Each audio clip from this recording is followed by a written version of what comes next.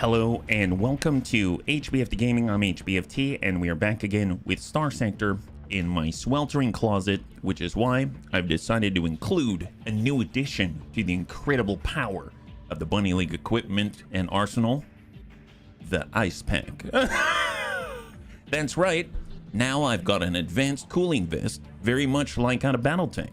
So as I understand it, there were even some Battletech mech warriors out there that would go into their cockpits naked. I refuse to do that because I'm not at that level of advancement just yet. But I figured I'd add a little bit of cooling so that we can perform in our optimal conditions. My God. So if you're wondering what this is, that's what it is. I don't have a boa constrictor or anything like that.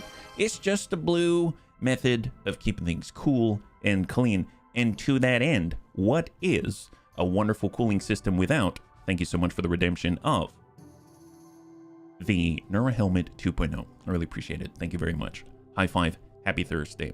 So, what are we up to today? We are focused on getting back out to the abyss because we have discovered some new things and some new toys to bring to the field.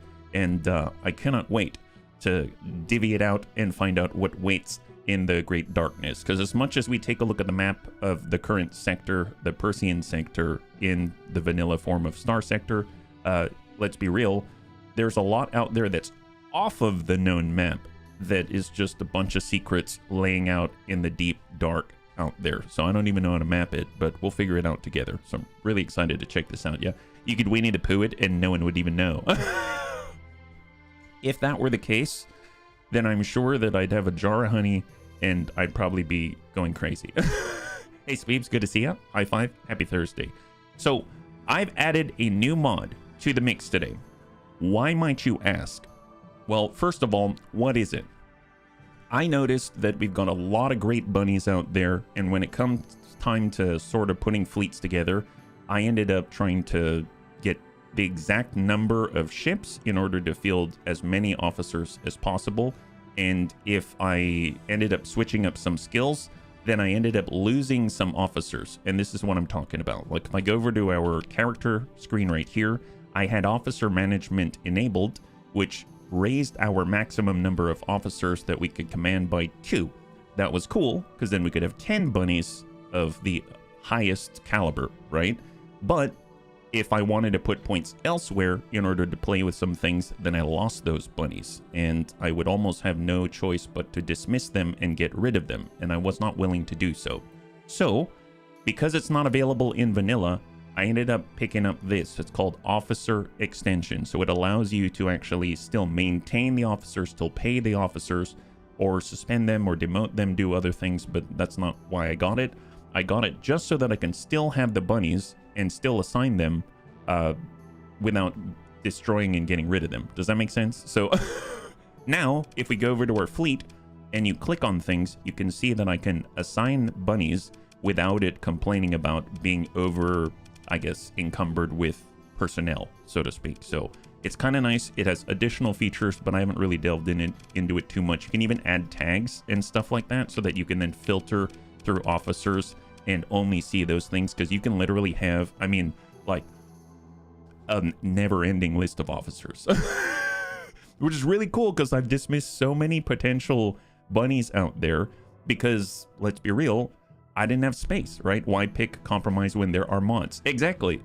I honestly think this is such a neat, almost vanilla feeling addition. This would have been a really, really good addition to the base game. So honestly, it hasn't really messed with anything. It just allows me to maneuver around the number of officers that we have. So why did I downsize our, I guess, Bunny League officer corps? Because yesterday we discovered that we can utilize the Hungering Rifts from our new setup on the Radiant. That's right here. So we've got 4 Hungering Rifts, and each of these missiles enable healing. So I then read up some more and I cheated. So this is what I'm talking about, okay? So previously I had triple S mods on the one and only Onslaught Mark 1. I literally, there's no other one. I can't even destroy it and pick it up again in order to try out the new Shrouded Mantle that we picked up.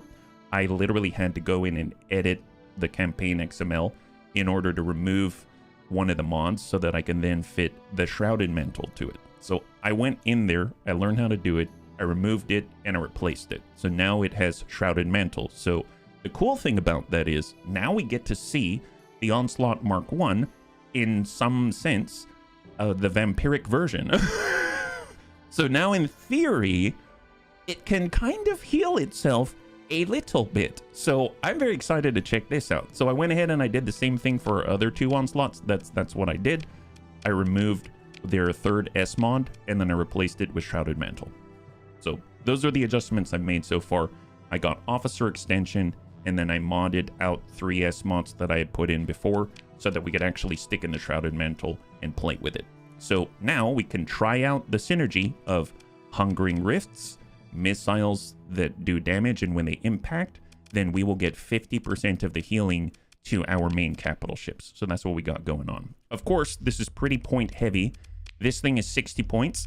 This is 50 points. This is 40, and that's 40. So these two together is 110, and then these two together are 80. That's 190 points out of 240. That's a ludicrous focus into just 4 ships. So if you think about it that way, that's why I've downsized our officer corps temporarily. And the nice thing is we definitely have enough story points. We can always spec back up, get our bunnies back. You know what I mean?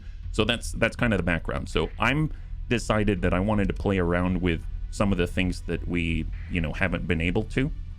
So if you're curious what this looks like, I'd like to show you. So if I run a sim with our good old friend, the Onslaught Mark 1, we'll take our other 2 caps. Heck, just take the whole fleet like this, and we'll lay them out. Here is the Ship of Legend.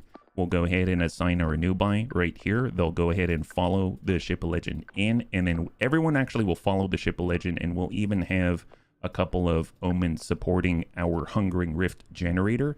And then I will say search and destroy. Now, whatever we put in front of it, let's put a Paragon, maybe an Onslaught. We'll put some fighters. We'll put some destroyers to kill us. We'll put more Hammerheads, one of my favorites to play with. Some Brawlers, a lot of Omens with their EMP, Tempests, all of that.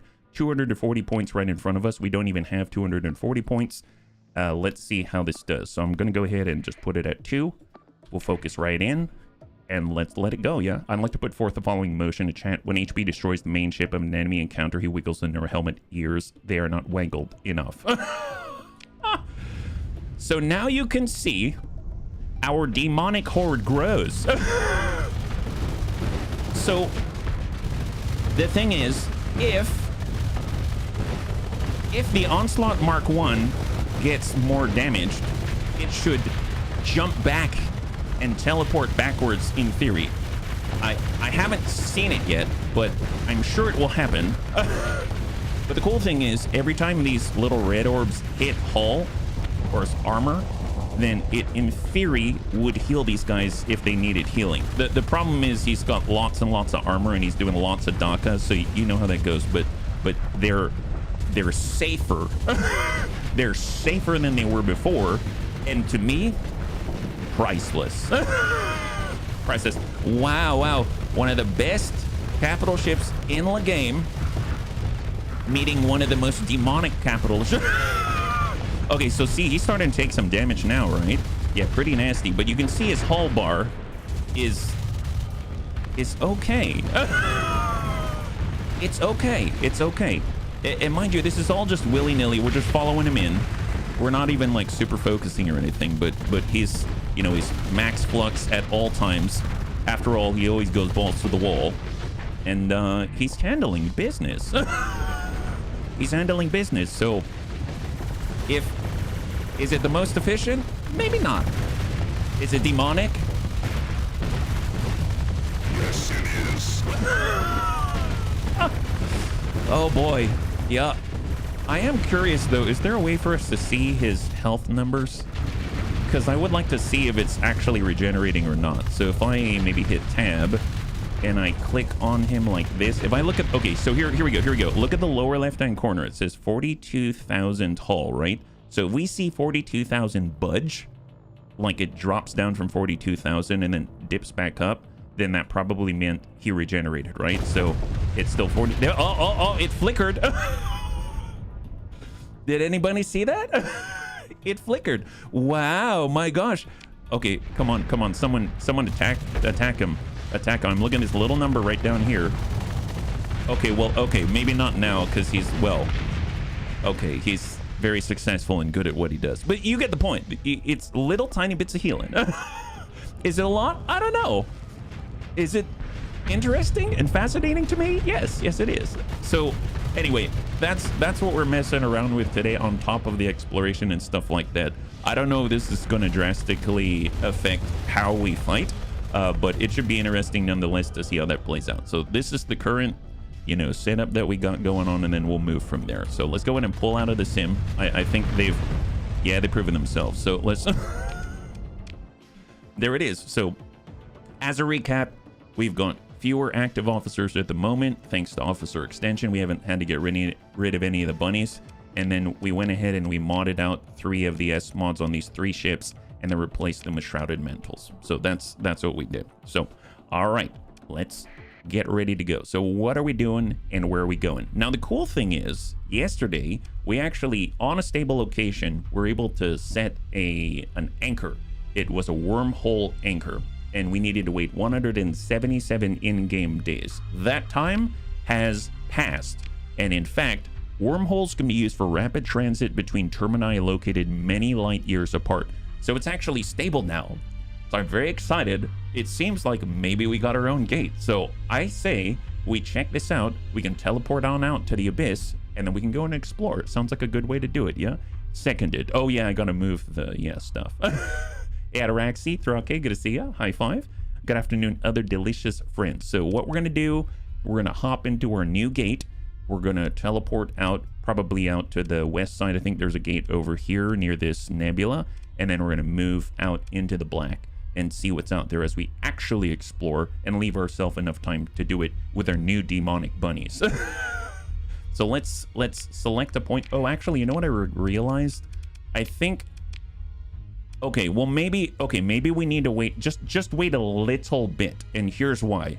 You remember the last time that I left our colony and the hegemony came over and they took our stuff? Well, I wasn't fast enough to get back. So maybe we'll just zip around a little bit and try not to blow people up with restraint. And then this will, trigger, and then we'll be able to do something. Well, actually, no. Can we do it? No. If they take our course, they may take our course, but they'll never take our freedom. It's fine. This is, honestly, we've got course. It's okay. I'm too impatient. I'm gonna go through the wormhole now, and I'm sure the bunnies will take care of themselves. It's all right.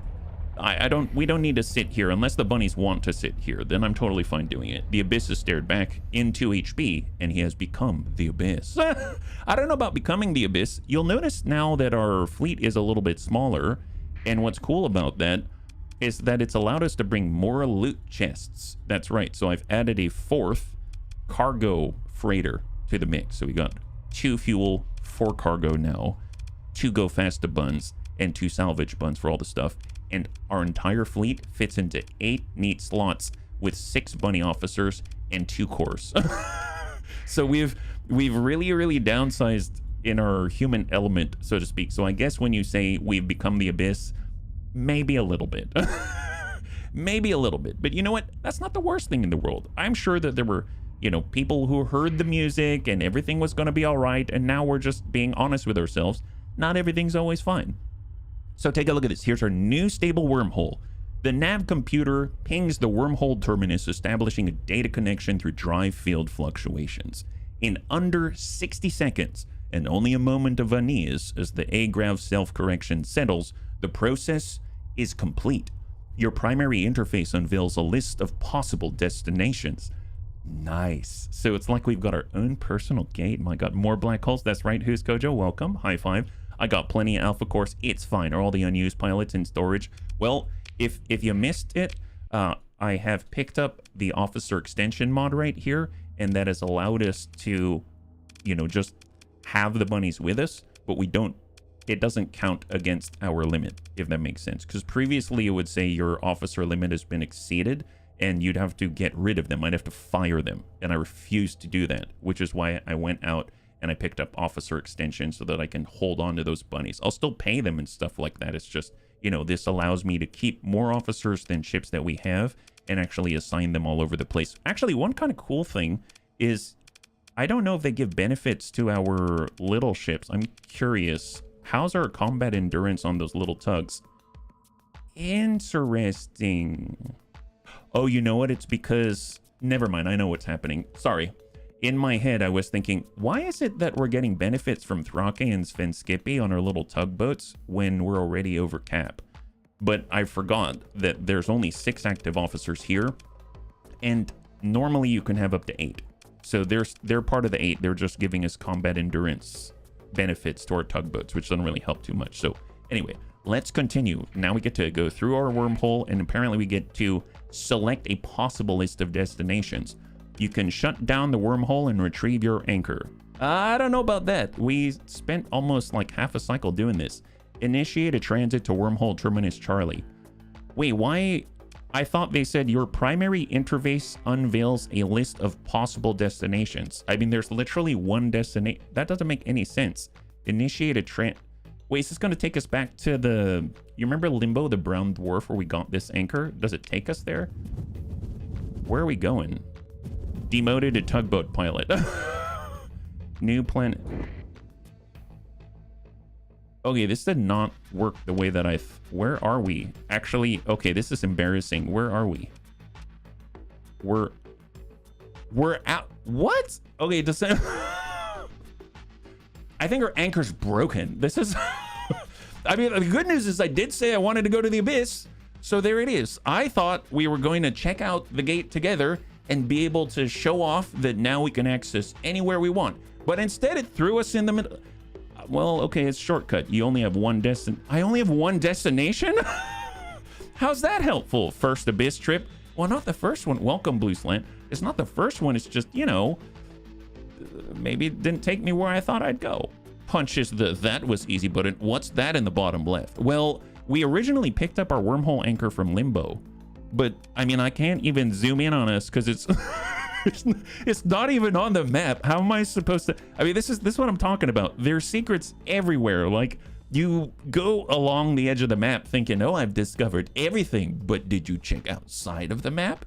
Well, no, I didn't. I didn't think it was possible. I can barely zoom in and maintain visibility of our current location on the not the map. This is very interesting. Is there anything even here? Well, there's a planet. I mean, I guess I got to go there. So let's turn off the transponder, turn off sustain burn. Let's turn on neutrino detector and take a gander. There's potentially something else here. Let's zip around. I'm looking for changes in orientation relative to our position on these small little blips, but they seem to be holding steady, so I assume they're false signals. I'll go ahead and send out an active sensor burst. Negative return on the lower right hand corner of the screen, so I guess it's just the planet. So we're going to Perseus 0 Charlie 35 60 Beta Gamma. Interesting, yeah. That's why it's called space. There's so much of it. Yes, wormholes are a separate travel system. They have major benefits to colonies, can only be used like once a year. Oh, gosh darn it. Okay, never mind. I thought, well, you know what? It's nice. We're a more feature-packed Jehannam system is what it is. It's not what I thought it was, but you know, just because something isn't what you think it is, doesn't mean it isn't better than I possibly could have imagined, right? So here we are going to a brand new place. Maybe we can even colonize this place despite the fact that it's in... Oh, that's new. That's compelling. Well, domain era gate hauler?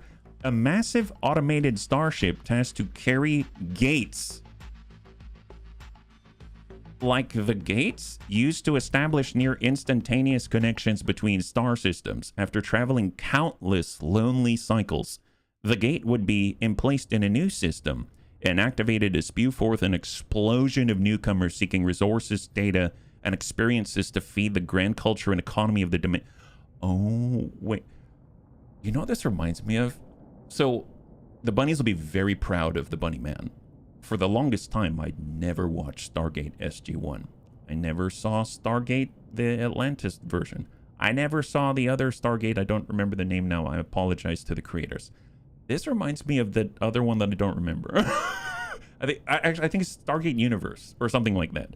So they had this concept. It's not really a spoiler too much because they had the concept very early on in one of the first episodes. It's like there's this thing that places stargates.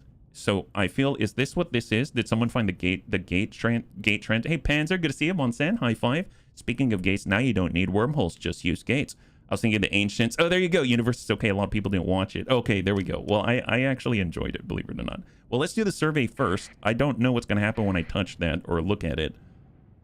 Your fleet approaches Perseus 0 Charlie 3560 Beta Gamma. The ice giant spins below your fleet, lit only by the barest light of the galaxy, warmed only by the internal pressure of gravity and the barest flicker of atomic decay. Unlikely to form naturally in interstellar space, this planet must have been thrown from its home system by some cataclysmic interaction in aeons past. Adrift, it is doomed to shrink and cool toward the interstellar medium over billions of cycles. Well, we're going to survey it for education. Preliminary survey has a hazard rating of 275%. Yeah, don't care. Trace volatiles. Not even nice to set something up so I don't feel bad. That's kind of the developers. They don't make me feel bad about wanting to colonize this place. The writer's on point with it. Amphis. Oh my god, Ataraxia. High five, yeah. Hey, Nunya, good to see you. Welcome. High five. Happy Thursday. Thank you very much. I appreciate the support. So we're going to go ahead and back on out. Your fleet enters low orbit, cannot establish a colony. Well, I mean, I guess we're going here now, so let me save, because God only knows what we're going to encounter. Never seen one of these before. Your fleet approaches the Domain Era Gate Hauler. It is a Leviathan from out of time. At once familiar from its many and varied depictions in the secondary culture of the post-collapse Persean sector. But to see it here, in the proverbial flesh, it is the alien force of the domain's power reified before you, looming like a blackened emperor slumped dead but dreaming still on a throne of stars. Dude, that description is badass. I wish I could meet this writer and, like, I don't know, give him a high five or something. That is badass. Reified. Now there's a $10 word. If it's funny because I'll be perfectly honest. I've read my share of words. I actually don't know what reified means. I don't know the definition, but I get a sense in context. Does that make sense? Like, I get a certain feeling from saying the word reified, and it fits. Now, obviously, if I knew the definition, then I'd be able to apply it, etc. But man, that is a cool descriptor. That's like one sentence. That is nasty. Your first time encountering the gate haulers, but no kidding. You feel the weight of history pressing upon your chest, a tone like a distant ringing. You're frozen for an unconscious moment, as if your mind was held in the gaze of a god, and in the next instant it is nothing but the buzz of power conduits and a low thrum of agrav within the drive bubble, usually relegated to a filter of unperception by your subconscious. You adjust your uniform and turn to your bridge officers. Oh my god. Reified is to treat something immaterial as if it were real. That's cool. Thank you for the education. My goodness. Always learning new things. The bunnies asked me today, how is your Thursday so far? And it's a good opportunity to learn new things today. And for those that are joining and you're wondering what this is, it's a nice pack. Anyway, order salvage teams to perform an assessment. It is no simple task to appraise a gate hauler, for the ship is truly massive. Your officers, however, have the tools, ancient data files, and a trained and ready crew. Known variants of gate hauler design are pulled up on a shared display to match to the example which looms over your fleet. Your operations chief oversees the deployment of salvors to key points in coordination with targeted sensor sweeps. Meanwhile, your tech officer and chief engineer review the deep archive containing flight statistics on thousands of recorded gate hauler deployments in order to anticipate the results of in-transit damage and subsequent self-repair protocols. There's our good old tech officer and engineer. I have to say, those two work really nicely together, and they're the reason why we get to play with cool toys. Gate hauler, location, deep space, status, dormant. Hey guys, tell me what happened here. This is special OST. You ain't hearing this anywhere else besides the gate hauler. Oh my god. Ops orders the Salvors to prioritize a data connection, and it's soon online via ancient protocols. Walls of amber error codes glow in your tech officer's interface. You have part of an answer soon enough. The functioning of the gate hauler's enormous but primitive Alcubierre drive system was massively disrupted mid-transit. The ship's automation could not ascertain the cause of the discontinuity, and so, to protect the literally astronomical value of its cargo, forced the ship into an automatic failsafe mode. Most of the remaining fuel was dumped, and the rest used to slow into an orbit of the most accessible nearby mass concentration, this lonely ice giant. The maneuver took the better part of a century. Standard procedure would have the domain send a well-supplied expedition of gate engineers to reset the primary systems and send the hauler back on its journey, albeit many hundreds of cycles behind schedule. But no one showed up. The ancient records note that gate haulers would carry a standard complement of automated survey, extraction, and refining drones in the case of lost contact. The documents seem to imply the ability to procure new sources of fuel and materials effectively at vast distances from the fail-safe point, though at the scale implied this process would be inefficient at superluminal speeds, even via hyperspace, assuming use of baseline domain frontier technology. You can only conclude that this particular self-recovery effort ended with a drone expedition sent to the Limbo system, and it was to use obscure explorarium wormhole technology to resupply the gate hauler so it could continue its mission. That's wild. So, mind you, the only way that I know of for us to get here is to have gone to Limbo, the brown dwarf star. And I didn't know much about brown dwarfs. I knew nothing about brown dwarfs. Bunnies told me about it. And what's kind of cool is that it seems like we are following this sort of, it's like playing Who Wants to Be a Millionaire at the game show, where they throw out a lifeline and they say, you know, I need some help, right? This guy's version of a distress signal is to throw a freaking wormhole anchor over to Limbo, and we happen to go to Limbo because, oh my god, look, it's a place we haven't been to before. Might have loot. And we got it. We set it up thinking that, well, I set it up thinking it's going to be some awesome gate. And boy, I couldn't have been more right and wrong. It's an awesome gate to new things. My god, this is crazy. In any event, your search has turned up no additional technological treasures. Oh, womp womp. Aside from... okay. From the undeployed gate itself. Oh, undeployed? Of course, held tight in the many-limbed face of the great starship. Maybe we can get a gate. Wow. Oh my goodness. Massively disrupted, my guy. You ended up in the abyss. The details accumulate. Each senior officer manipulating the shared display as reports are given. Finally, your chief engineer clears the holo back to a slowly rotating false-lit overview of the entire vast starship. They suppress a brief smile as they clear their throat. Wait, so, okay, so just the name of this, right? Is it pre-era, pre-domain era? I think it's pre-domain era gate hauler, right? So it says gate. I mean, it doesn't say gate. I don't know. What would be the plural gate? Gates? A gates hauler? That doesn't make any sense. Like, so does it only carry one gate? I mean, a gate's a massive thing, but does that mean they've got one of these haulers for each gate and this one just was not deployed? Or does it have the ability to carry many gates and it deployed all of them and it has one left? I don't know if it matters, but it's pretty interesting. Pre-collapse. Thank you, gate hauler. Risk? That's what red shirts are for. You only need a stable point in orbit. You filled all the slots. You have to oh, gotcha. Well, let's see. Sir? A pause for anticipation. A rare indulgence by your habitually practical chief engineer. I have the pleasure to report that it is possible to reactivate the gate hauler. It could be targeted to a known system within the Persean sector at your command. It just needs transplutonics. A lot of transplutonics. Oh, wonderful. Unlike familiar Starship engines, the gate hauler does not use the standard domain AM fuel package. Once a critical mass of transplutonics is achieved, The gate hauler will be able to operate for at least 1,000 cycles with functionally unlimited range within the bounds of the Persean sector. Well, what are the risks of reactivation, Chief? The gate haulers are built for reliability. Your chief engineer explains. Every failed state reverts to a lower energy safe mode. Backups of backups have backups. Even intentionally sabotaging a hauler would involve extreme effort. Your tech officer taps at a datapad with a vexed look but raises no objection. A silence descends. There is no need to put it into words. The arrival of a gate hauler in the Persean sector would be momentous.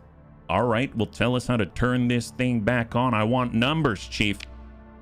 Your chief engineer starts nodding and tapping at their tripod, mumbling over technical figures. An interactive display appears in your executive interface, and with a few manipulations, the chief has a materials schedule prepared for your review. This will consume So, okay, so before the stream, I was going and I was farming stuffs, right? Because I wanted to outfit the ships so we could be here. I don't normally carry so many materials, so I had a bunch of random materials on me. And so instead of, because I was too lazy, I just threw another Atlas into our fleet because I didn't want to have to offload everything. It's like kismet. Wow, look at that. Why did you have 12? Exactly. Exactly. Why did I? Because I knew ahead of time. Who said the bunny man isn't a prophet? Some may even say Lud himself would probably bow before the Bunny League. Chekhov's gun, plot device. You can make new stable points, to be fair. Oh, you can? We made one, and then I tried to make another and it said no. Hey, Coblin, high five. I'm late because my coworker's the ultimate proof that God is real, because Satan has to be. No idea how you have 25 years of experience. Ask me for help with anything more complicated than sending a box in the mail. Well, to be fair, I'm sorry, but welcome, man. Welcome. All right, well then, proceed with activation. Your operations chief oversees the transfer of transplutonics. Streams of cargo drones feed the unimaginably huge bulk of the hauler. It seems strange that so little can move so much so far. With only a little bit of coaxing, the gate hauler's automation turns into something like machine awareness. Sensors reports power surges throughout the hull as ancient conduits and machines self-test, some failing. Long dormant self-repair drones begin to seethe like vermin, and slowly, your fleet's various sensors feel the growing power of the machine. Magnetic fields shudder. Neutrinos begin to spill forth in earnest from reactions deep in the mass of the beast. Gravitic fluctuations from the warp pylons flutter, and your own drive bubble compensates. It will take about a day, engineering reports, and then the gate hauler will be ready to receive navigational input. So I just want to point out, they've actually added this effect here as it's coming on. Like, that's so freaking cool. Peak laziness equals peak efficiency. Yeah, so just to answer your question, look at this. So this was my thought process. So I was farming, right? And before I left, I got as much fuel as I had in my storage because I was like, we're going to be going through the abyss today. I burned so much fuel. I noticed that I am now bringing, so I basically slapped on another Atlas. And because it's another ship, I was like, we're going to burn through more supply because we're going to be out here for a long time. Almost ran out last time. So instead of carrying the regular 5,000 to 6,000 I normally do, I was like, I'm going to bump it up a little bit, but leave room so that I can pick stuff up. So I had, well, in this case, 7,772, but I mean, like, I tried about 8,000, let's say. When it came to crew, I was like, well, if we're fighting, all the hungering stuff has 50% increased crew casualties. So I was like, let's max out the crew. Do you get the idea? So anything that I normally carried, I was just like, we'll just bring another Atlas. We're going into the abyss. Who knows how long we're going to be out there? I would hate for us to go all the way off the map, which we're at right now, and have to turn back, because that would suck. And guess what? Guess what? I mean, to be fair, if I found a coronal hypershunt, I'd still have to go back, because that stuff's ludicrous. It's like 20,000 metal, etc., etc. I was just like, let me get quad digits of stuff. See, quad digit, no longer quad digit. I don't need that many Marines. We had max. You get the idea. So Wow, that's awesome. Just to put it in perspective, small ships in the picture are the kind of ships you fly in your fleet, specifically capital ships. You got an Alpha Core Doomsday device, a ship capable of flying anywhere. I see a redemption arc here. Not casualties, sacrifices. Don't make me turn the ship around. Hey, Christy, I find. Just to emphasize it even more, this is a domain-era Titan, a relic of the past, a monument to the domain's might and technological prowess, something that has not been seen in the Persean sector for over 200 years. You know, that's kind of crazy. There's a lot the Persean sector hasn't seen that the Bunny League has access to. But I guess that's part of the player power fantasy, right? So, I mean, in this case, you know, driving around with this thing, yeah, that's probably not... We got a freaking reality disruptor, hungering demonic rifts, and giant regenerating torpedo launchers, you know what I mean? And then we've got the ship of legend, and back home we got good old Ziggy watching over the colony, and you know what I mean? So... And now we're going to bring this. So I would say the people of the Persean sector should be thankful and really just not be surprised at this point. So does that mean we got to wait a day? And then do we sort of ride it like Silver Surfer? So if I zip around for a day, let's say, we're burning some supply. Excellent. Monthly income sounds good. Now I go back. What happens? Here we go. Okay, excellent. The Titanic ship lays potent before you. Ancient but powerful drive fields thrumming through the membrane of space-time. You can almost feel it through the Agrav self-correction. The drone of a god machine. Almost. Oh. This is positively 40K in description right now. I feel like whoever the writer is just tapping into his inner Chaos Marine. Once provided with a destination, this gate hauler will travel through normal space. A gate cannot be moved through hyperspace. Oh god, that'll take forever. The hauler will travel faster than light speed, thankfully, due to its venerable Alcubierre drive. I apologize for pronunciation. Indeed, the hauler will quickly accelerate to an apparent normal space speed, which your fleet cannot hope to match with its relatively tiny, insignificant, infinitesimally small in-system drives. Wow, thanks, writer.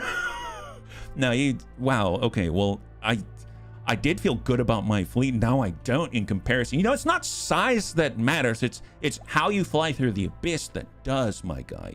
The journey will still take quite some time, due to traveling significantly slower than standard hyperspace permits. Ha! Take that, we go faster than you, gate hauler. After it has arrived at the target destination, you may give the order to deploy the gate to an unoccupied stable location. I guess the thing that kind of perplexes me and worries me is this thing is going to be moving unescorted, right?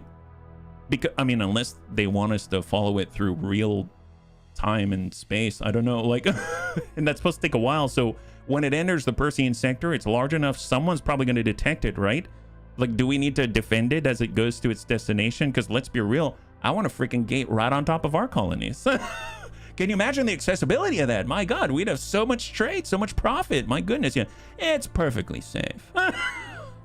The writer's definitely nailing the amount of awe comes with seeing such a thing, considering the rest of the history of this sector. It'd be cool if the power fantasy had backlash. People who are once allies trying to suss out how dangerous you are to their larger interests and so forth. Daniel, I am pleased to tell you. So as I was like farming and stuff like that, preparing for the stream today, I went over into Luddic Path space in order for me to, you know, get, you know, it's the regular like whack-a-mole. They come up with a Luddic Path base. They're trying to do terrorist things against you. And I went after the Luddic Pathers. Normally, they run away because our fleet is strong enough now, I think. So they'll just see us and they'll run away. They don't want anything to do with us. I go straight over to the base, smack them down, and then I go back home. There's disrupted active cells. This time, though, it didn't matter how small the fleet was. They swarmed the heck out of us. I mean, we kicked their butts, but they swarmed the heck out of us. I didn't really think too much about it, but now that you mention it would be neat to see the player get some backlash for all of the power. I have a feeling it has to do with all the demonic stuff we have on our ships. Do you remember? It's only dawning on me now, but if we were to, let me leave this for a second. Like, if we go to our fleet right now and we take a look at the, was it the Shrouded Mantle? Or I remember, or maybe it's the weapons. Maybe it's Hungering Rift. I think the description says somewhere I don't remember where it was, or maybe it's a substrate. I remember some description saying like the Luddic path or the Knights of Lud may consider you to be literally demonic. Does that ring a bell anywhere? I don't remember where it's listed. I swear I read that somewhere. Yeah, Luddites defeat the unholy altars ensconced in the dry base. That's exactly it. That's actually it in the game. All these weapons, all these hull modifications are considered demonic. I mean, let's be real. We did take them from demons. Did Lud know fear when he faced down the heralds of Moloch? Can his faithful be expected to do any less? Well, no, I'm sure they had a lot of fear once this thing was nomming on their face. Power consolidation is generally seen as dangerous in advanced civilizations and stuff. Oh no, they're definitely chafing on our success, let me tell you. But anyway, let's see if we can't direct this gate hauler to a more profitable location. My God. Select a destination for the gate hauler. Well, now. Well, now. So I get to choose one place. Is that right? Now, if I'm perfectly honest, there is already a gate right here. It's kind of close to where we are. There is a gate right here in Dantalion. It's kind of close to where we are. So it wouldn't necessarily be the most efficient or advantageous to place it right on top of our colony. But accessibility equals profit. Do we need the money? No. No, we don't. But my God, would it be convenient? Then all roads lead to the Bunny League store. So you know what? Head out to Jehannam, my guy. The estimated gate hauler travel time is 375 in-game days. Oh my God, what? Yuck. Okay, well, you better get started now, my guy. Holy Jesus, wow. Yeah, they did say it'd take a while. I guess there's that. HB's a Chaos Worshipper in this game. Knights of Lud mod adds a lot of fun stuff like suicide ship abilities, pull the lever, and unleash the light of Lud. Any plans on a second colony system? At this point, I'm not entirely sure. So, Bunnies, just to remind you and give you a heads up, I said yesterday that by the end of this stream, we'll go in and we'll take a poll. I always enjoy myself here. Like, I could play this game for forever. That's how I was with X4, how I was with SWI, etc. So I'm going to take a poll at the end of the stream. I don't want the game to overstay its welcome. So if you want to see more, if you want to move to mods, I don't even know how much content's left. I haven't done some of the main quests. I will be polling at the end of the stream, and then we'll see if you want to move on to something else or if you want to dig in a little bit more or try something. So I just want to throw that out there. Cool? All right, so I guess since we are now here, it's not like I can just go into a gate and fly somewhere. Now, if I go into a wormhole Terminus Charlie, is that going to take me back home? Because in theory, it's a stable wormhole, right? So, I mean, like, you know, it'd be crazy if the hauler, if only could take the gate through the wormhole. But I guess they did say it can't go through hyperspace. I'm assuming it's the equivalent of hyperspace. Yeah, average first time, 9 to lot experience. Stars, they don't look right. Go, there it is. Initiate a transit to wormhole Terminus Foxtrot, and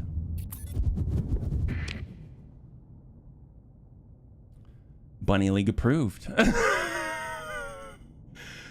That is cool. That is cool. Wow. Okay, so okay, hang on. So if we go to new, do they track wormhole Terminus Charlie? Can be used for rapid transit. I mean, that's all well and good. Do they track the 375-day travel time anywhere? Story, can I mark that as important? Because it seems important to me. I guess not. Oh, well, yeah. Watch the hauler disappear. That would... Oh, you mean travel back and watch it disappear? Is that what you mean? Should I have gone back? I apologize. Okay, we can go back. It's going to burn some fuel, but I don't care. We'll transit back. I think it'd be in the exploration or fleet log. Okay. I'll double check. I may have missed it leaving, but nope, it's still there. It's still there. Does it actually move?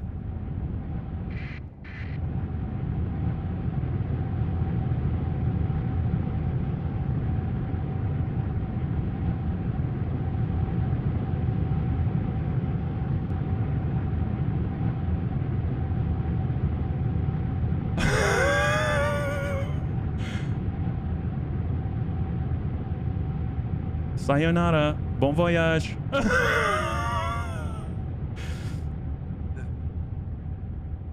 Okay, so that is really cool. I know that might seem dumb, But that's really cool. So far, we've gone to all of these like dead derelicts, stuff like that. None of them move, let alone power up, all that kind of stuff. That thing is legit leaving and going and doing its thing and going to our home. That's awesome. Have a drink, my good sir. Slow and steady wins the race. Oh my God. So if you said a red line, is that right? So if I zoom all the way out, is there... Okay, maybe not there. What about, you said exploration, maybe distress call Luddic path. Oh, well, let me mark that up because we should go and smack the Luddic pathers just so that the bunnies can see what happens when we see the Luddic pathers or new demonic machines.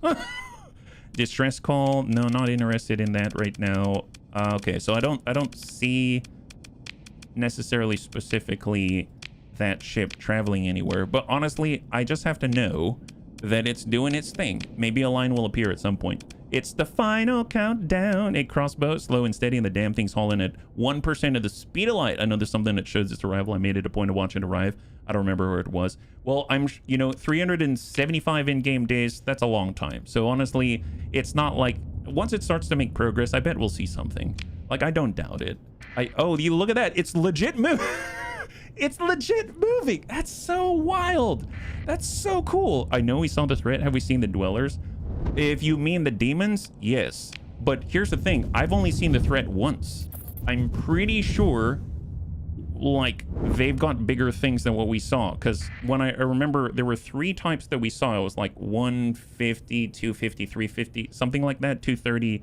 I don't know. It was like version numbers for an NVIDIA GPU. Does that make sense? So I'm assuming the fact that they've got that means that there's bigger ones. You know what I mean? So while we've seen them, it's kind of like with the demons. We saw little tendrils and we saw the eye, but we didn't see other things. And then we went a little deeper and then we saw Maelstrom and we saw Maw, etc. With the Remnant, we just fought a few of them that were dormant. And the next thing you know, we see, well, we have it now, the Radiant, etc. So, I mean, I'd like to see some more. You missed the Hydrate. Oh, I did? Thank you very much for the redemption, Jonathan. Yeah. So, okay. Well, let's take a moment. And I should probably... I don't know if it matters, but I should probably stock up on transplutonics again, because who knows what we'll find, yeah? Anakitas. So far, so good. So far, so good. How we doing? Apparently, we activated some giant, super crazy rare gate hauler that is now literally hauling a gate to get it installed by, foreign engineers here at our star system. So, okay, so let's go to the colony. We're gonna go to storage. We are now a little bit lighter in material. I want to get into that low quad digit just to be safe. I guess if I'm micromanaging right now, since I'm actually taking the time to do it, instead of just throwing more atlases at the problem. Let's 1271. Okay, we'll just bring that down to, yep, there we go. Low 4 digit, and I suppose I'll completely top up on fuel. Voila, there it is. Buy that. And we have 76. I kind of liked being at 8,000. I wasn't sure how much I'd need to go through the abyss. There we go. 8,000. Perfect. All right. So this is basically what I did before I left. So there it is. Yeah. Been way too hot. Thankfully, the client offered coffee. That's awesome. Cold water bottle, chocolate, chairs in the shade while we did the guard. That sounds beautiful. That sounds beautiful. All right. Are we going to unlock something, some new galaxy with it or something? Well, apparently, I think it's just going to bring a gate to us and we're going to be able to have a gate in our system, which is amazing. Yeah. So it's going to be really great. So let's zip on out. I know there's this Luddic Path base. How far out is it? Well, here's the thing. Even though it's not in the direction that we were looking for, well, actually, I don't know. Or when are they attacking us? Okay, so it's literally 5 points before they initiate whatever this assault is. You've received intelligence the Sindri and Dictat is planning an attack to saturation bombard your fuel production facilities. Why, though? If the attack is defeated, the Dictat will likely abandon further efforts against you and your ability to export fuel will be improved. This crisis will be averted if event progress is reduced to 425 points or below. You go to Sindri or yourself and make an agreement with the Dictat. Sindri is tactically bombarded. Oh, that's compelling. I mean, we do have a planet killer. Does that count? But that probably won't. Oh, anyway, fuel production on Sindri is significantly disrupted. I mean, to be fair, a planet killer probably would significantly disrupt their operations. If you play with mods, first thing first, try OS, a game manager. I'm not quite ready to do the mod thing yet, but, you know, I'll ask the bunnies. Space OPEC, they hate us because they ain't us. Oh, gotcha. Okay, so they do their fuel thing, and they're jealous of our success. My goodness, yeah. Beat the snot out of them, you get huge bonuses. Oh, if we attack them? Well, I mean, let's put it this way. It's literally 5 points until they attack, so I guess I can wait 5 points. If I just speed up time like this, there we go, 4 times speed with a speed up mod. And I go around. Eventually, we'll get a notification on the left side of the screen. It should appear that they're here. There it is. So now the Syndrian Diktat is targeting your system. Estimated 16 days until departure. Estimated 51 days until arrival at Jehannam system. So the last time that this happened, the Hegemony investigators were coming to us. It said 66 days until they arrive. All I did was go to the core worlds and scan some gates I hadn't scanned. I think it was like 3 of them or something like that. And in that time, which felt like nothing, they had already come to our system and taken our stuff. That sucked. So what that tells me is in real time, that's not that long. So in a weird sort of way, I feel like I should just sort of, you know, zip around in place and then beat the crap out of them, yeah? Because that barely took any time at all. So let's just go in circles or something, yeah? It's a long way off, but if they manage to make it to that point, it'd be pretty incredible. A mod, the fleet, beat their fleet, you get a huge bonus to your fuel profits. Got it. So we gotta beat them up. Gate hauler entered open space. Oh, there we go. Gate hauler. Now we can mark it. There it is. Look at that. Oh my goodness. And then we've also are gonna mark up the wormholes as well. That's pretty cool. So the gate hauler is where? It is there. Wow, that's crazy. So it's finally moving through deep space, sort of close to the edge of the map, and thus it is trackable now. A massive automated starship tasked to carry the gates used to establish near instantaneous connection between star systems. That's awesome that a fleet exists right now. You can go find them in orbit. Oh, really? So we go and bully them? Okay, let's do it then. We need Syndria, right? I'm looking for hot pink. There's Syndria, Asconia. Okay, so we'll just head in the general direction, and we'll go in and beat them in the face. Although I do want to keep an eye on estimated 11 days until departure. Well, we can utilize our newfound catapult capabilities. It leaves soon, so it might depart before you get there. Just be okay. Fair enough.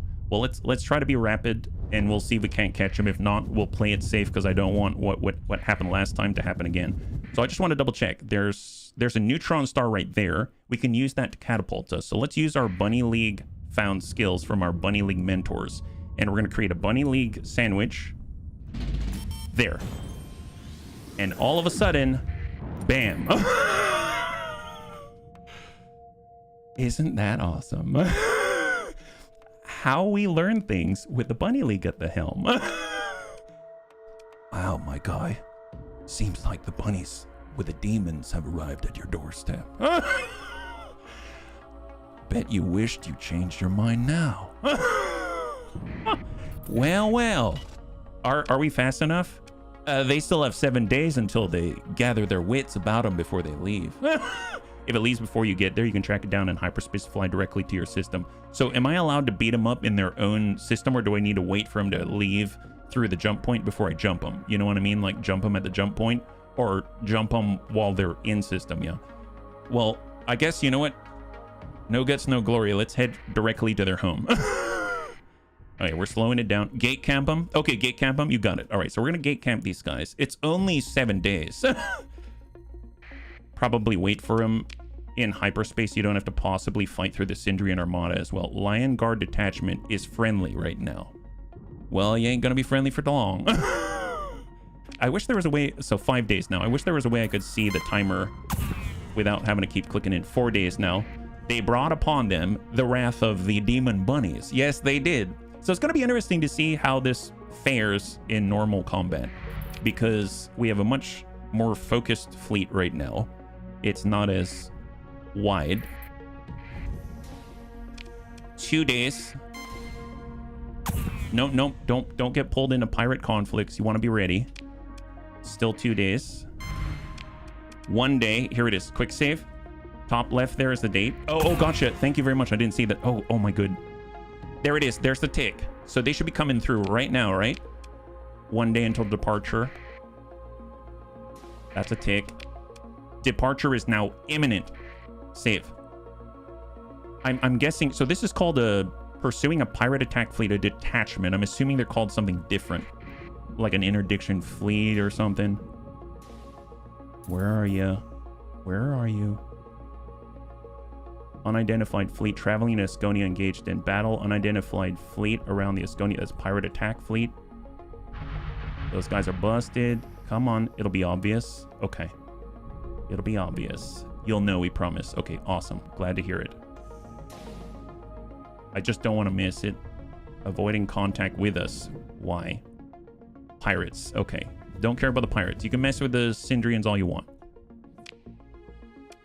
So did they already leave, though? Look at that. Estimated 30 days until arrival. Here, ping out. Active sensor burst. I don't see any hot pink... There. Is that it? Mercantile convoy delivering supplies, fuel, ship hull, and heavy armaments to your colony. No, that's not it. What about this? Defense Armada pursuing the pirate attack fleet. I mean, that says defense, not attack. And then we've got waiting at rendezvous point. Which one is it? Okay, let them split. Okay, now what do we got? Lion Guard detachment waiting at rendezvous point. System Defense Armada. Lion Guard detachment waiting at rendezvous point. Lion Guard detachment waiting at rendezvous point. Lion Guard detachment standing down. And a mercantile convoy trying to give us stuff, yeah? Will they... Well, I guess if they separate and start to move towards us, more are coming out. Defense Armada, interdict. That's a lot of guys. Oh, these are them? Oh, okay. Never mind. It just said, okay, now traveling to Jehannam system. All right, let's hope we only tackle one of them at a time. Here we come. What do we got? The Sindrian Diktat forces assume a neutral posture. Despite your fleet's transponder being turned off, it appears to be aware of your identity, likely due to the presence of notable ships in your fleet. After a crackle of static, the comms come to shuddering stability. The Sindrian Diktat fleet commander looks upon you imperiously. Hailing independent fleet? We are... He is interrupted by a subordinate officer leaning into view and whispering something. He puts on a knowing look, simmering with hostility. Of course. Captain HBFT. We know full well of you and your methods. My what? My methods? Yes, your methods, he says. The natural respite of the degenerate spacer. Underhanded deception? Poison? Lies.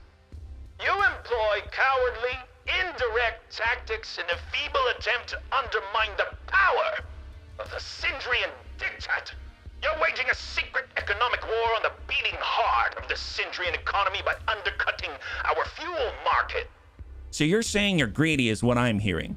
Don't think we can't see your aims. Well, no, I never hit it. You said cowardly. Well, I'm here right at your doorstep. What are you talking about, you weirdo? Now, he stands up more stiffly. I have been tasked by the authority of the Supreme Executive to put your meddling to an end. Yeah, well, yeah, I'm sure. It probably would have been much easier if it weren't for those pesky bunnies.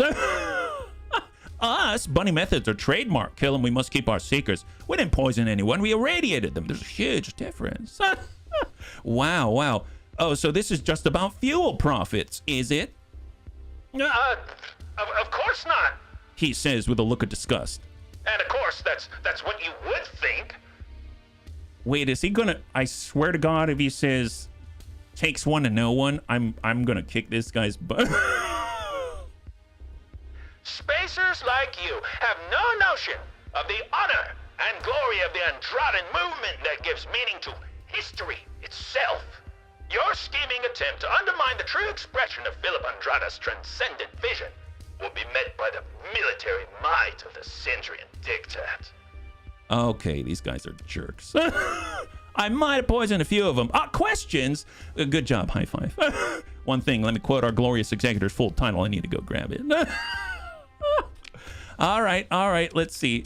They have a sizable force with 5 executors. Are these a bunch of Lion Guard Eagles, Sunders? So 5 Sunders, 5 Eagles, 5 executors, and a whole bunch of little brawlers. Okay, this should be interesting. So let's send our much smaller, more elite force, I might add, and let's go get them. Okay, bunnies, what we gotta do, it's been a while. It's been a long time. Shouldn't have left him. Left him without a dull beat to step to. And I'm talking, of course, about the Onslaught Mark 1. So it's been a while, so we're just gonna follow him. And we're gonna enable him with demonic energy.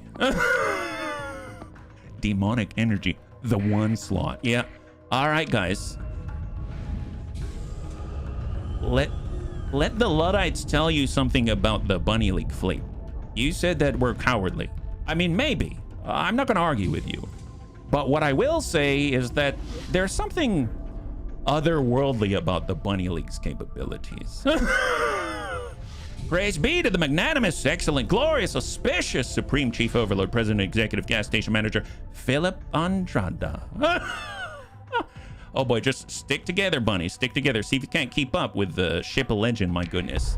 All right, here comes all the hunger. Lots of hunger. There. Oh my goodness. Good thing we're healing this vicious demon.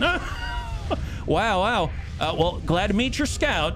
Definitely wasn't from House Steiner, that's for sure. We found the spy. Yeah, you did find the spy. And this. Well, you stared in the eye of the abyss, and the abyss stared right back.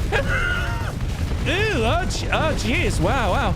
You realize that you are hurting it, but it's also healing and just becoming more and more hungry. Wow.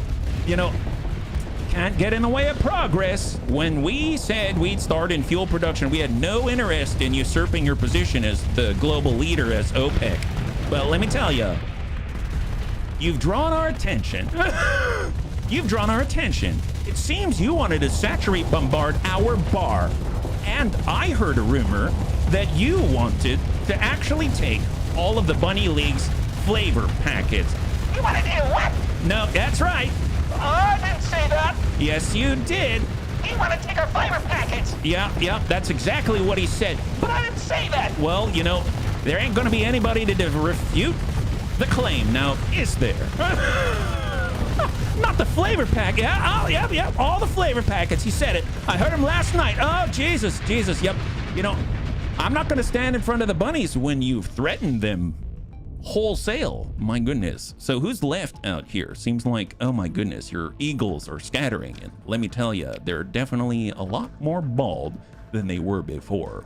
Some may call that a patriotic symbol, but in the Sindrian Dictat, I hear that you admire pomp, circumstance, feathers, peacocking, because you guys are a bunch of cowards. And right now, you don't have any feathers, so you're all bald eagles. I had to stretch that one a little bit, but you know, it felt right at the time. They came after the packets. Death to him. He wished for death. Let's send him to whatever god he wishes, and with all due haste. All I'm saying is there's only one faction gets to crap talk the bunnies, and that's us. Darn straight. All right, so who got away? Oh, it looks like They hurt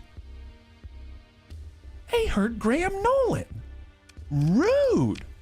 Not allowed. Not allowed. Don't worry, Graham. We'll get him for you. Graham, we'll get him for you. Trust us. Go get him, bunnies. Go get him. So you thought to take our flavor packets and you hurt one of our own. Is that what? You thought you'd try to take our fuel. You thought you'd try to take our profits, huh? You realize they're miners on some distant rock that actually came, all 138 of them. I apologize, actually 108, because the rest of them actually joined our crew. They chose us over you. Disabled ships from your fleet are available for recovery. Why, yes. Should we take their... Yeah, sure, why not? Sure, why not? Your relationship with the Sindrian Dictat has been reduced by 5, and now you're at a cooperative 80 out of 100. I mean, that's expected at this point. Tell you what, so first thing we're going to do is mothball these things, but I just want them to see. It's kind of like our standard banner. We're going to have these things just mothball drag behind us so they can see what happens to all their friends. They're like scarecrows. And we're going to carry as many of these things and trail them around their star system so their entire populace knows what happens when they mess with the Bunny League. Did I mention that? Okay, well, anyway, this is... Does he know about the jellyfish? Well, I'm sure he'll be educated soon enough. Is this that's a mercantile convoy? Don't mess them up. They mean profit. What about that guy? That's a detachment. That's fine. That's fine. Who's actually injured here? I do want to give him a little bit of time. So maybe we'll just kind of do this slow maneuver, and we're just kind of moving around the intercept, but trying to get a little bit of repairs underway. Yeah, I have a couple that follow my capital around. Literally nothing gets even close to it. Who's this? Unidentified going. Oh, there they are. There they are. 2 days, 1 day. All right, let's go in and pick at them.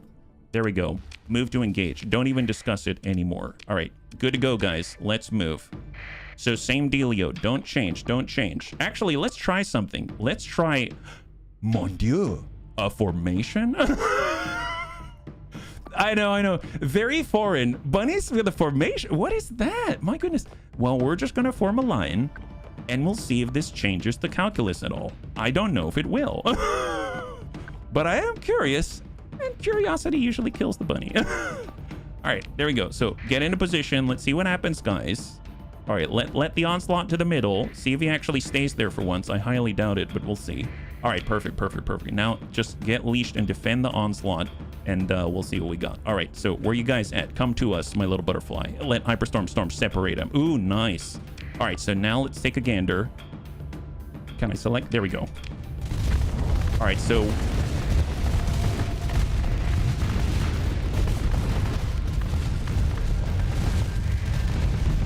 You know, that's...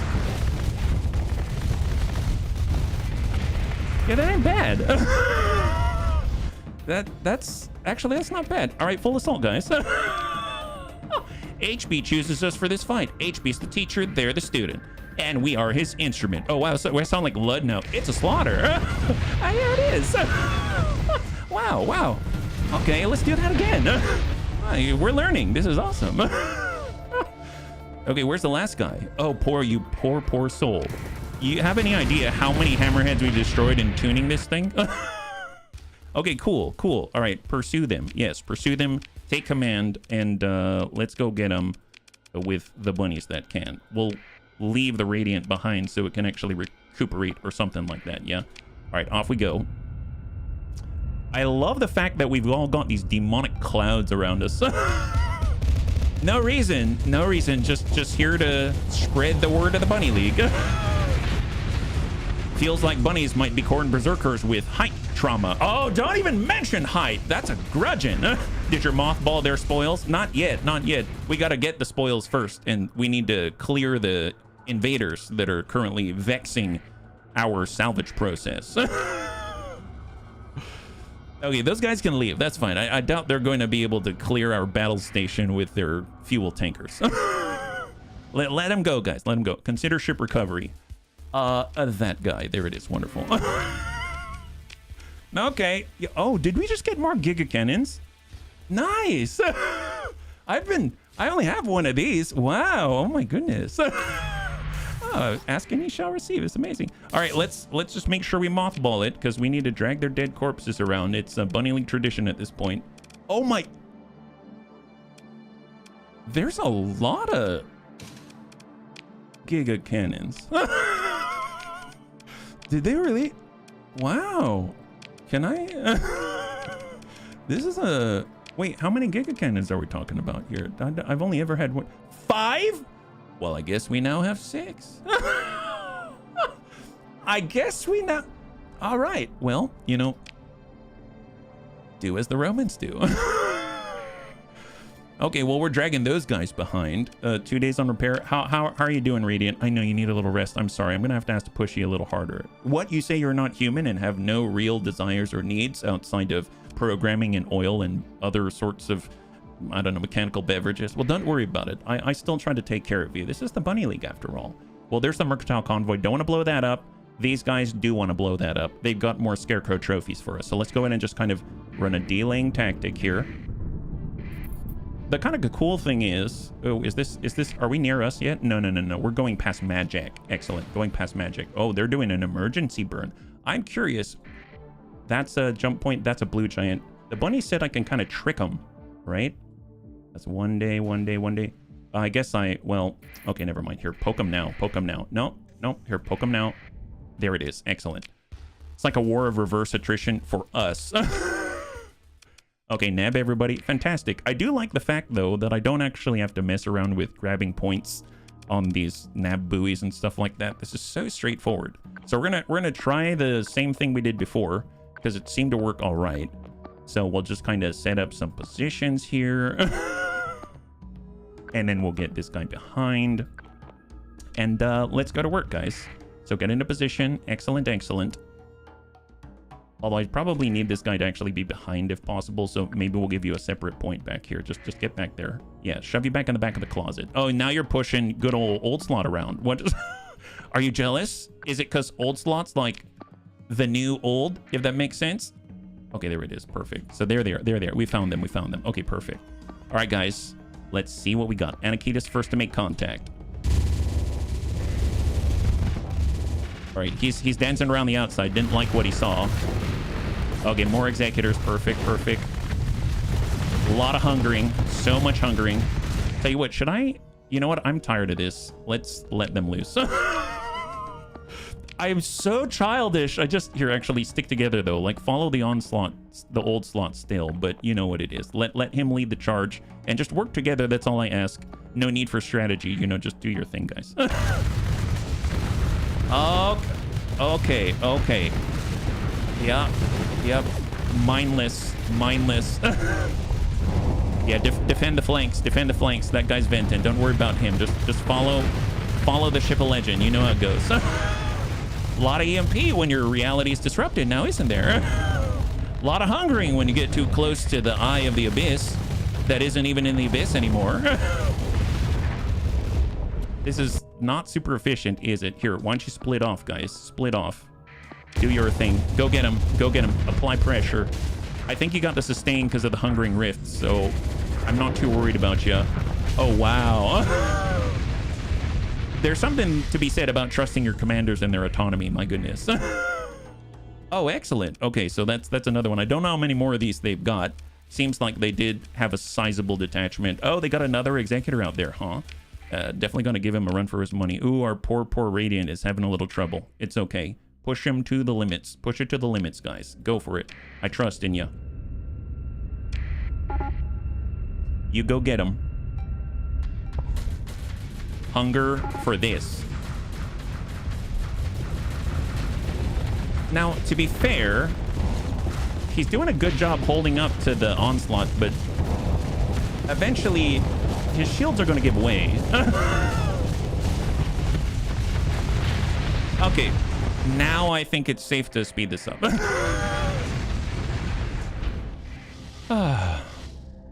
This is a good idea, bunnies. Thanks for telling me to intercept their fleet. It's so much nicer when I don't have to worry about them ruining our infrastructure, you know what I mean? Consider ship recovery. Take that guy. Yup, that's right. I don't even plan on doing anything with these. It's pure spite. Pure spite, that's right. Strip them of all their stuff, strap them up naked, and drag them around behind us. My goodness. Although, to be fair... Oh, look at this. The Syndrian Dictat... Oh, what? The Syndrian Dictat attack against the Jehanum system has been defeated, and any remaining ships are retreating in disarray with their tail between their legs. Nice! Nice. I saw something about some kind of a buff appear. Is that right? Oh, wow. Nice! High five, buddies. Good job. So apparently it worked. I saw something about you get like a buff to fuel or something. Is that right? Does that appear over here or something? Piracy Respite, free port. Maybe it'll appear when we go back. Let's turn around, guys. We did what we came here to do, and we did a good freaking job. And now we can explore the abyss in peace. My goodness.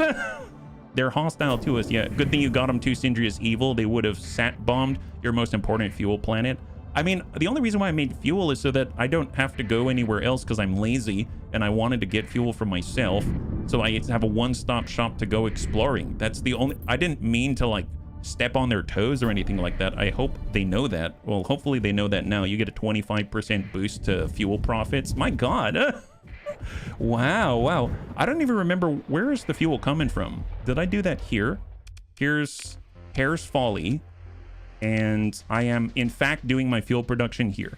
So in theory, there's a 25% boost, but I don't know if it lists that anywhere or something like that. I mean, either way, I'm just glad they're not attacking and taking our stuff. Saturation bombing is not my favorite thing in the world, so glad we did it. Although, I believe I should probably drop off the mothballed stuff now, right? So one thing I can do is take these 576. Yeah, sure, why not? Let's see, this is what happens when you've got fuel profits. You can reinvest it in the fleet. Wow, pristine. Oh my goodness. You're essentially the space Vlad Tepes with all the body on spikes that you're collecting. I don't know what that is, but that sounds awesome. Okay, well, let's just drop these off at Harris Hollow. It's so close by because I don't want to drag these around any more than I have to. So here, store that, and that. Okay, excellent. Yeah, we stole your ships and made them better. Yes, we did. Congratulations to us. Good job. Okay, let's go ahead and drop off all the weapons. Yeah, Vlad is Dracula. Oh, gotcha. So we now have 8 giga cannons. We only had one before. Now we can be symmetrical. Okay, so let's bring ourselves down. Let's actually spend the time. I was lazy last time. It paid off, I know, but it won't always pay off. We just want to be in the low quad digits for this stuff. Yeah, that's fine. That's fine. It's crew. Do we have too much? Nope, we're 5 short of max. We have some fuel, but not max fuel. I want to max out on the fuel. Let's go and buy that from ourselves. We have 7,300. I wanted 8,000 because I'm not sure. I guess I'll head over the resource stockpiles and gank them from our own people. Bring us up to 8,000 because we're going to be coasting around the abyss. There it is. Perfect. Excellent. All right, we're ready to go exploring. Vlad the Impaler, the basis of Count Dracula. He is the inspiration for... Gotcha. There are 2 ways to end the Syndrian Dictat threat. Defeat their major attack, which results in a 25% increase to income. Talking to an official and accepting a deal gives them 50% of your income? Oh, I don't know about that. Well, I'm glad we did what we did. Raiding Syndria disrupt their fuel production, taking their synchrotron core, and lowering their fuel production to below 7 will pause the threat. I mean, that's acceptable as well, but... that is acceptable. I like that solution as well. So that's plan B is what I'm hearing. Excellent. Well, okay, my ice pack is no longer icy, so I'm going to take that off now. And we're going to get ready to go. So, all right, let's just double check on our good old pal here. He seems to be traveling out Gate Hauler, and he is making some progress. He's almost at the edge of the map. That's right. So where do we need to go? Do I want to go to the Ludic Path base? No. We've already, quote-unquote, wasted too much time. So I want to head out. Last time we came down on the south and headed over to the Limbo Gate. Is there a way for us... You know what we can do? We can actually jump through the Terminus wormhole or whatever. Go to Terminus Charlie and approach from that side. I guess that's one way to get out there, right? It only costs like 378 fuel or something like that. Let's do that. Then we're going to be starting way out where the Gate Hauler is. And we can explore our way towards Limbo and then branch off from there. That might be a nice reference point anyway, right? Because Limbo is actually fixed in a fixed location. And then we can sort of try to navigate through this blackness that I have no idea how to navigate. So that'll be pretty cool, I think, yeah. Dealing all the colony threats now. Not on purpose. Not on purpose. So we're going to go over to our wormhole Terminus Foxtrot. So out we go. And we're going to head to the land of La Demons. Demons beget demons. That's us. Your fleet approaches 350 fuel. Easy. Go to Terminus Charlie. Fantastic. So I know that there was the wormhole to get out, but I bet I can transverse jump, right? So let's transverse jump. And in theory, we should be in the abyss, right? Nice. So one thing I probably want to do is mark this if I can, right? Like if I... Yes, it's right there. So Perseus gravity well. I'm going to say create intel map marker, and we'll just say green check and say wormhole here. Actually, I'll use this one because it looks like wormhole here. How about that? Yeah, there we go. Wormhole is there. So we need to go there when we're going to go home. Okay. Now we're going to travel towards Limbo, scanning as we go. That's the idea. So we're going to head to Limbo and just be on the move. So we're finally in the abyss. This is very exciting and also scary. So as we approach, we'll send out pings every once in a while. Let's just go ahead and ping out. You can already see in the lower right-hand corner, Limbo's very close by. Ooh, we got a pickup there. What the heck was that? Let's move in that direction. It could be something, could be nothing. I don't have a return anymore, so maybe it was nothing. You're willing to surrender your morals? The League crisis can technically deal with 2 crises at once. The League crisis? Oh, you mean the Persean League? All right, ping out. Negative contact. And here is Limbo. Okay, well, I mean, that's all well and good. I suppose if we used Limbo as a starting point, we found that there were a lot of places for us to check out in this direction here. And I know that when we went up this way, this is where we found around-ish over here is where we found the old slot.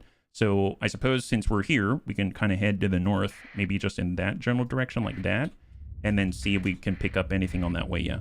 You can join the Persean League. They'll pause their hegemony crisis, but like I said, screw the League. Looks like there's contact here. Unidentified sensor contact. And it seems to be fixed, so there's probably something there. Oh, I know that color. So we found out yesterday, if it's not pure white, then it's not a good light. But, I mean, screw it. Might as well get a warm-up here. Let's... Cold light fills the primary display stark against the abyss. The subtle pulse begs for your attention, yet offers no promise of comfort. And there it is. So, last time we did order a sensor sweep, and that was exciting. But I think I'll just do wait. Because it's right in the middle. We get 1 eye, 1 maw, 1 maelstrom, bunch of tendrils, right? Yeah, not pure white equals lit. All right, let's do it. Here we go. So we have very few machines now.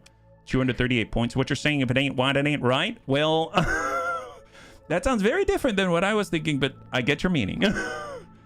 Okay, so I guess let's form a loose-ish line. And we'll do what we did. So we'll sort of just like practice what we did before. Give coverage, and let's go. So I just need this thing to get into place. Am I getting into place? Unfortunately, maybe I should... I think based on how the fleet is ordered on the fleet screen, I would like it if the all old slot were in the front, if that makes sense. So I should probably change the order, although I guess it was in the front. I don't know how that works. Either way, we're getting in the way is the problem. So if I actually pull out this way, is that going to work? Pull him back. Come on, get him in the middle. Oh, he's jumping ahead now.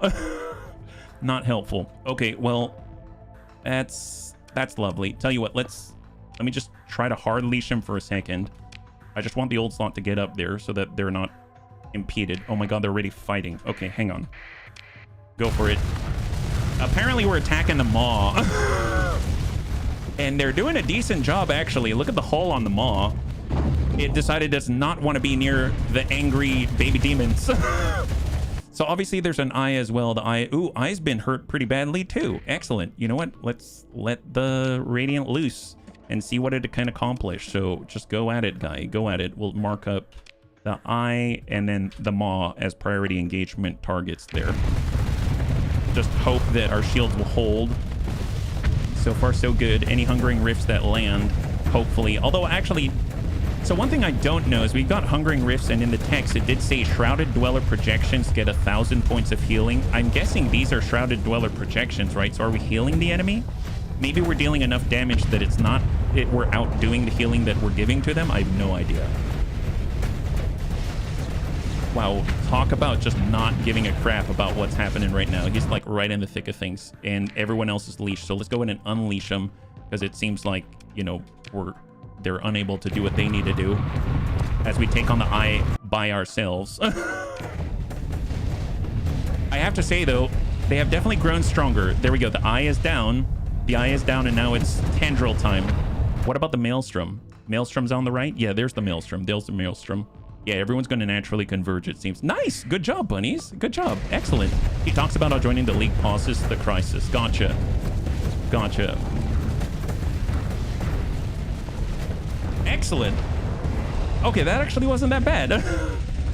I won't say we're invincible, but we're actually a lot better off than we were the first time. That's amazing. So, I mean, that's a plus. And wow, we got more Shrouded Mantles, 2 of them. We got 5 more Substrate. That's enough to make 1 Abyssal Glare, or 2.5 of the Hungering Rifts, which we've been using. So it'd be interesting to have that option. Now, there's apparently another sensor contact back here that I apparently missed. I don't know what that is. This is it a ghost? Oh, see, that's a real light. So this is a whiter light. And this should allow us to do a buff, I think. Yeah, so this is the buff. We've been choosing the burn level. So if we do an interdiction pulse, that'll give us another, it'll double our burn temporarily. And now we can actually move up at 10 in a different direction. So, I mean, I guess head back northernly direction here. We have another white light, so we can probably do another interdiction pulse right here. Refresh the buff and head on up. We got another potential point here. I can't tell, but I think this is another, like, not pure white light. Does that make sense? So while that's compelling, I don't think I'll get very far if I keep going to all the non-white-ish lights. So I'm just going to keep going north. I heard another ping. You're gradually getting the hang of it. Oh, you mean the sort of not pure white light stuff? And then we're going to head to the next one. Now, obviously, we're within the grid of the map. We're not actually outside of the grid, where it seems like there's definitely other stuff. That one looks whiter. It's so subtle, though. So I'm pretty sure I can use this to get a buff. That has a buff. So let's go ahead and do a max burn. It helps to combat the slowdown that we're experiencing in this space. And we'll go ahead and plot another course. I actually might say let's go northwest and go off the beaten path, so to speak. Yeah. It ain't right. It's not a right light. And send out a ping. Contact. New contact. Oh, that actually says abyssal light. Interesting. It must be close enough. So what kind of a light is it? That does not look white. Should we... I'm... Okay. No, that's definitely not white. I'm not going to do that one. There's a different contact. I'm looking for, I don't know, like a planet. The bunny said that there's like a Vambrace out here for the onslaught or something like that. That one looks white. So I'm going to go ahead and just do the pulse. I see two potential contacts, east and northwards. We'll just manually control the first one north. That does not look super white. And this one looks whiter. So I'm going to go ahead and pulse out. And then we're going to move north. God, the sounds in the abyss are really good. All right, full speed on 10. We just bypassed that last contact. There's potentially something following us, but who knows if that's actually real. And keep boosting. We're at normal speeds now. Yeah, there's potentially a sensor ghost or something behind us, I think. So, oh, wow, we've moved quite a ways. I'm going to probably terminate the search and then turn around once we head, like, maybe like out here, because you can see we're kind of starting to come in line laterally with Zabala Nebula. Potentially another contact there. Ping out. Then it disappeared. Ping again. Potentially contact just south of us, but again, I don't trust that, but let's go check it out. That might be the one that we saw before. What is this one? Another light. And it's the... Yeah, okay. Fair enough. Let's... I'm going to go here. And then I'm going to consider this the most northerly point of this search. Because I know for a fact there was a lot of stuff out this way. And then that leaves just sort of this triangle here that we haven't really filled in. So we're kind of doing the border of the puzzle before we head to the meaty middle is the idea. Ooh, what was that? Just caught a glimpse of something, but now it's disappeared under ping. All right, full speed, full speed. There we... Ooh, saw a flash there. What the heck was that? Ping again. That's all to the east, out this way. Heading the very border of the grid. Is actually coming closer. I think it's resolved.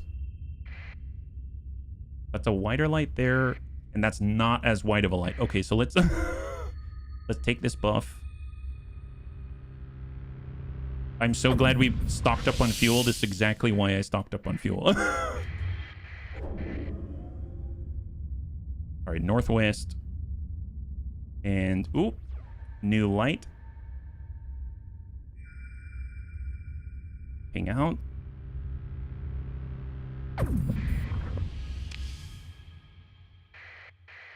Just a little further.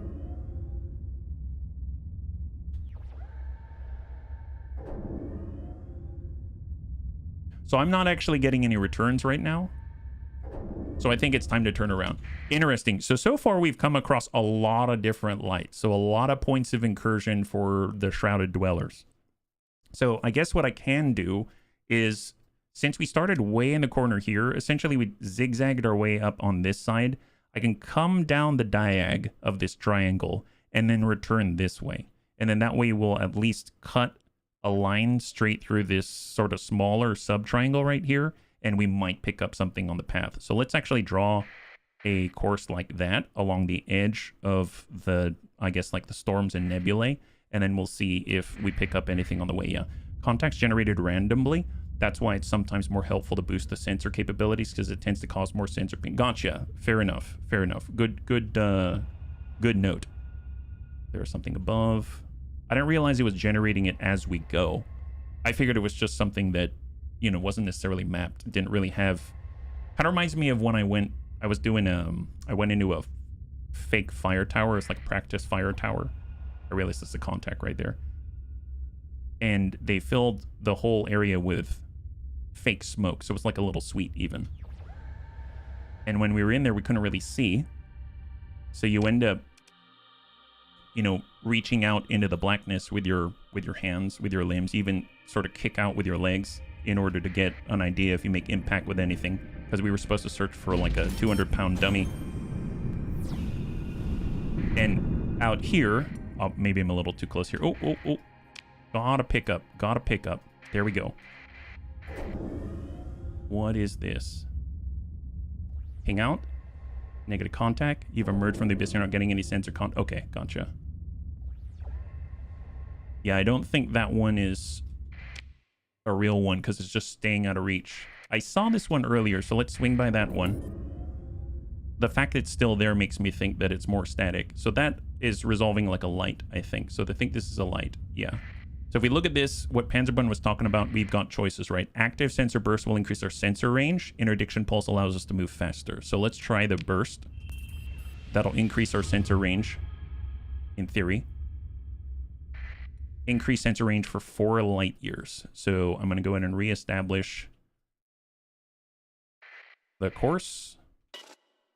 And let's go. Map background must always remain black. Gotcha. We just picked up something here. It looks like another light, so I'm just going to avoid it. I'm looking for like those nascent gravity wells that lead us to planets. And we picked up something here, but I highly doubt that's anything. Yeah, it's keeping an exact distance from us, so that does not ring to be something real.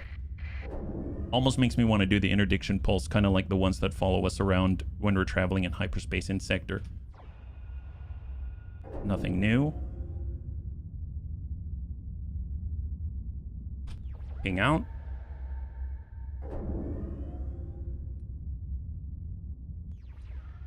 Potentially new contact. I know we passed one back there, but I don't know if it just appeared. What is this? Nothing? Yeah, that's nothing. It's like swatting at ghosts is what this is. Potentially new contact here. Have we done this one? Perseus Ice Giant. I don't remember this one. Order a jump to Perseus 0 Charlie Alpha 8 Charlie 19 Gamma. That does not ring a bell. This is unsurveyed. Nice. A giant planet composed primarily of water, ammonia, and methane. All right, so survey diffuse volatiles. I mean, that's not really the reason why we're here. Let's go ahead and save. Wow, we found a place. Is there anything here? Let's go ahead and ping out.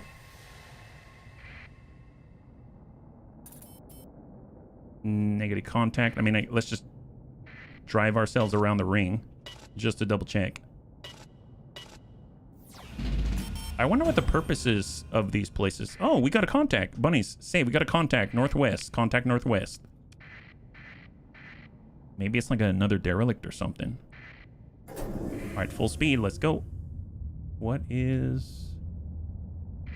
It's... Oh, that's big. What is that?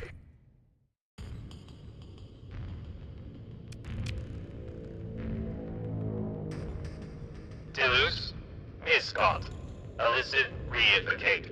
Interditorate proactive. Unfabricate. Okay, well, that was not very useful. Let's get them. What? Those guys look different. This is exciting. Okay, well, same deal. Don't change anything. Don't change anything yet. Unfabricate. Yeah, lots of unfabrication is what I'm hearing from them. I suppose let's form up on Gamma, and then we'll follow in our old slot. Make sure we have our Anubai. We'll have our Omens cover, and let's move. So he should start to angle to the right. And we actually have demonic energy, so hopefully we're a little stronger than we were the last time. If you're far enough away from the planets in the abyss, they'll despawn. Oh, you mean the threat will despawn? Well, this seems to be like a starter fleet or something, I'm assuming. It did say the difficulty strength was like 4-star though, so that does not sound starter-ish. But it didn't seem like numerically there were that many, so that's kind of a plus, I think, yeah. Planets themselves will go away. Oh, what? That's crazy. Okay, let's stop the conglomeration here. We are going to, yep, just keep following our boy. Keep following our boy. We'll eventually see some more. So we got these little guys. So what are these little guys? These we've seen these before. Type 100 skirmish unit. We fought against these when we found the old slot. So they should be just pretty easy to take out. Look at that. We didn't have the Anubises last time. Oh boy. Oh, they're on us. What is this? This is the Type 250. We've seen this as well. We've seen the Type 250. Type 201. That I don't know what that is. That's slightly different. So I do recall we saw the skirmish unit. We saw this thing. We saw a longer thing. It was like an oblong thing that absolutely decimated me when I was in Hammerhead. I have not seen this, though. Yeah, 7,000 hull seems to be relatively inane, but we'll see. I just keep dishing out the hurt. Keep pushing. Just keep following the old slot. He was designed for this. Oh, what are these? Wow, there's so many types. Type 301, the unnamed. Yeah, I don't know. And unnamed, Type 250 Overseer. So those we did see. Unnamed, Type 200. So this one's new. That one's new. I swear there was like a bigger one somewhere. I don't like that we're leaving our boys behind, though. So maybe what I'm going to do, I'm going to go ahead and temporarily unleash our guys here. And then maybe we'll just establish a point in space and then try to catch up with the old slot. So let's go. So we're just going to go ahead and try to screen the wrap. All the Type 101s or whatever are trying to come around the outside. Engaging with... Dude, those guys look crazy. They kind of remind me of Drovers or Dominators.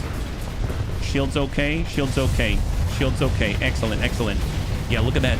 Bloodthirsty. Drop him out. Drop him out. There it is. Beautiful. Okay, so what do we got on the field now? Anything else? They got a nice concave. We're in the middle of it, unfortunately, but we just got to keep pushing. I don't know where that other thing is, so just keep following it forward. So we're going to go and cancel this point, and we're just going to keep moving with our boy. So just, I don't know, if we punch through, maybe we'll naturally create like a V, like a flying V, and we'll just be shooting at everybody, and we're sticking together. So now I'm going to go ahead and form up on our boy. Follow the old slot into battle here, yeah? The fleets can become extremely powerful. They start out with very few ships. How many fabricators? Fabricators? I have... The what? You mean the long ones? I think I saw one long one on the preview. Yeah, just keep following our boy. Keep following our boy. I like... It's kind of like a beacon, like an IR beacon. You can see where our troops are because they've got this demonic energy. It's like we're from a C-130 tracking our movement here. Yeah, stay on top. Oh, I am seeing a lot of bombardment now. Where's that coming from? Do they have the... Aha! This guy. This is the guy who killed me last time. I've got a bone to pick with you, my guy. So I'm going to say engage order, but not exterminate. Because exterminate, we're just going to start pushing all through. I want to say let's move towards that guy, if possible, right? So let's do that. Yeah, something completely different if you haven't seen it. Oh, no. Oh, no. Oh, no. Okay. We'll stick with it. Come on, let's fight our way to the guy who killed HB last time. We will not suffer the insult any longer. Stay on it. Stay on target. Yeah, just keep pushing in. Nice. Give him the hunger. Give him the hunger. Shoot out all of the metal swarm. Nice. Good job. But look at all the assault units just dropping like crazy. Amazing. All right, keep moving forward, guy. Keep moving. Don't get hung up here. We don't want to get bogged down. We have very few numbers. Just keep pushing towards that guy. Yeah, dumpster fire, dumpster fire, dumpster fire. We're not going anywhere, are we? I may need to give him more explicit orders because we're not actually getting closer. See, where did he go? Man, that guy's good at kiting. This guy's going to be really annoying, isn't he? I can already tell. Okay, well, he probably went this way outside of our range. So maybe we'll just sort of say explicitly, please go here. Now, there is a bit of leashing on this, so I'm going to go in and do a civilian rally to reduce the leashing potential, and they'll move into place ideally so that they can support each other. And then I'll go ahead and have our boy maybe like roam from the midpoint right here. I'm going to have that be a little bit looser for him to go. So let's go in and follow the progress. Hopefully our guy's going to make it. Great thing about the Hungry Rift is you get slots into energy weapon slots, all the mediums. Keep moving. Don't get bogged down. Don't get bogged down. Looking good, guys. I'm seeing nice 100% all over the place. Excellent. Yep, Graham Nolan's looking clean. Very nice. We are actually... Well, no. Our guy's not moving. Is he... Yeah, he's not getting there. I guess he's fight. What is that? Site 450 Fabricator. Okay, so that's... You did mention Fabricator. With this faction, how many Fabricators do they have in their fleet? Okay, well, it seems like they're sitting far, far back. So let me guess. His name is Fabricator. My guess... So when I originally saw the size of the fleet, it seemed much smaller. I feel like this is a lot bigger now. My guess is he's making them. Is that right? Because if that's the case, then we really need to kill that guy. Looks like it's making more. Yeah, well, the thing is, if I start pushing forward the Radiant while he can make it, although I am noticing something, his combat readiness is at 19. Oh! Unnamed type 450. Closest match found to archive entry for Ilmari class mobile fabricator hull, 60.33% confidence. Querying. Despite the Megadeth incident at Hipparchos during the third cycle of the 204th Assembly, this author argues it was an act of human error, bordering on malfeasance, rather than automation, which accounts for... Domain InfoSec violation threshold warning. Construction swarm. This fabricator will launch construction swarm. That will build a new threat unit. Oh, gosh darn it. Reduce ship's combat ready.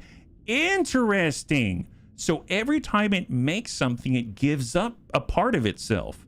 So the reason why its combat readiness is so low is because all of these are coming off of it. So it's not infinite, but still, that's good information to have. The ship trades combat readiness. That's crazy. I mean, that's an interesting concept. What about this guy? Can I mouse over him? Unnamed type 350 hive unit. Identification error. Target matches no known class of ship in the domain registry or historical reference. Submit data for temporary entry. Processing. Error. Domain InfoSec violation threshold warning. Fragment volley extends the range of non-point defense fragment weapons and rapidly fires them. This system's only activated when the ship is hit by an energy lash and has a long cooldown. Okay, we're gonna have to look into that, because who's giving it the energy lash? You know what I mean? Is the fabricator kind of going out there and like whipping it with an energy lash and thus allowing it to do all of this crazy fragment volleying or something? Because it definitely sending a lot at us, that's for sure. Yeah, you can starve it out, but it takes a long time. Energy lashes from the overseers. Oh, assault. These are overseers, 250s. So these are the overseers. So if we clear the overseers, then it might reduce the output of these guys. Very interesting. Actually, what does it say about the overseers? So I forgot. So I've got some quality of life mods turned on. So one of them, I believe, is called TMI, too much information, and it gives you more information when you do pop-ups. I'm assuming that's why I can read these things, because I didn't even remember. I didn't even know I could mouse over this down here and get a really nice readout mid-battle. It's pretty cool. Oh, there it is. Energy Lash. Thank you very much. There it is. Closest match found to archive entry for Fulgurite class frontier support cruiser. 53.03% confidence. Querying database. A standout of Orion Shipyard's design in the past. Emerald Age Exodus, this frontier-rated utility platform featured a spinal mount microwave emitter. Modulated for orbit to... Domain infosec violation threshold warning. Energy Lash activates certain ship systems on targeted friendly ships. When targeting an enemy, it will deal EMP damage, can hit and briefly overload phase target. That's crazy. Oh, that's base. Man, that's so cool. That is so cool. Well, you know what? I mean, I definitely want to mark those guys up because they're relatively fragile for what it seems like they can accomplish. And then I may say search and destroy on Amagi, etc. And then I already have an engagement order on the unnamed hive unit. I guess I'll put one here too. Although I have to say that it does worry me that I have so many engagement orders. We'll just see how this susses out. So we'll just make them priorities when they're targets of opportunity, because we still want to ideally stick together. If anything, what I could do, I have an idea. You know how we have a fearless AI in the old slot? I could give him an eliminate order, which is usually a no-no. But with all of the cover that the bunnies are providing, maybe that's doable, right? So if I actually say go ahead and focus primarily and just march endlessly towards the fabricator unit, the other bunnies are going to do targets of opportunity, try to drive out the overseers and stuff like that as they pop their head in.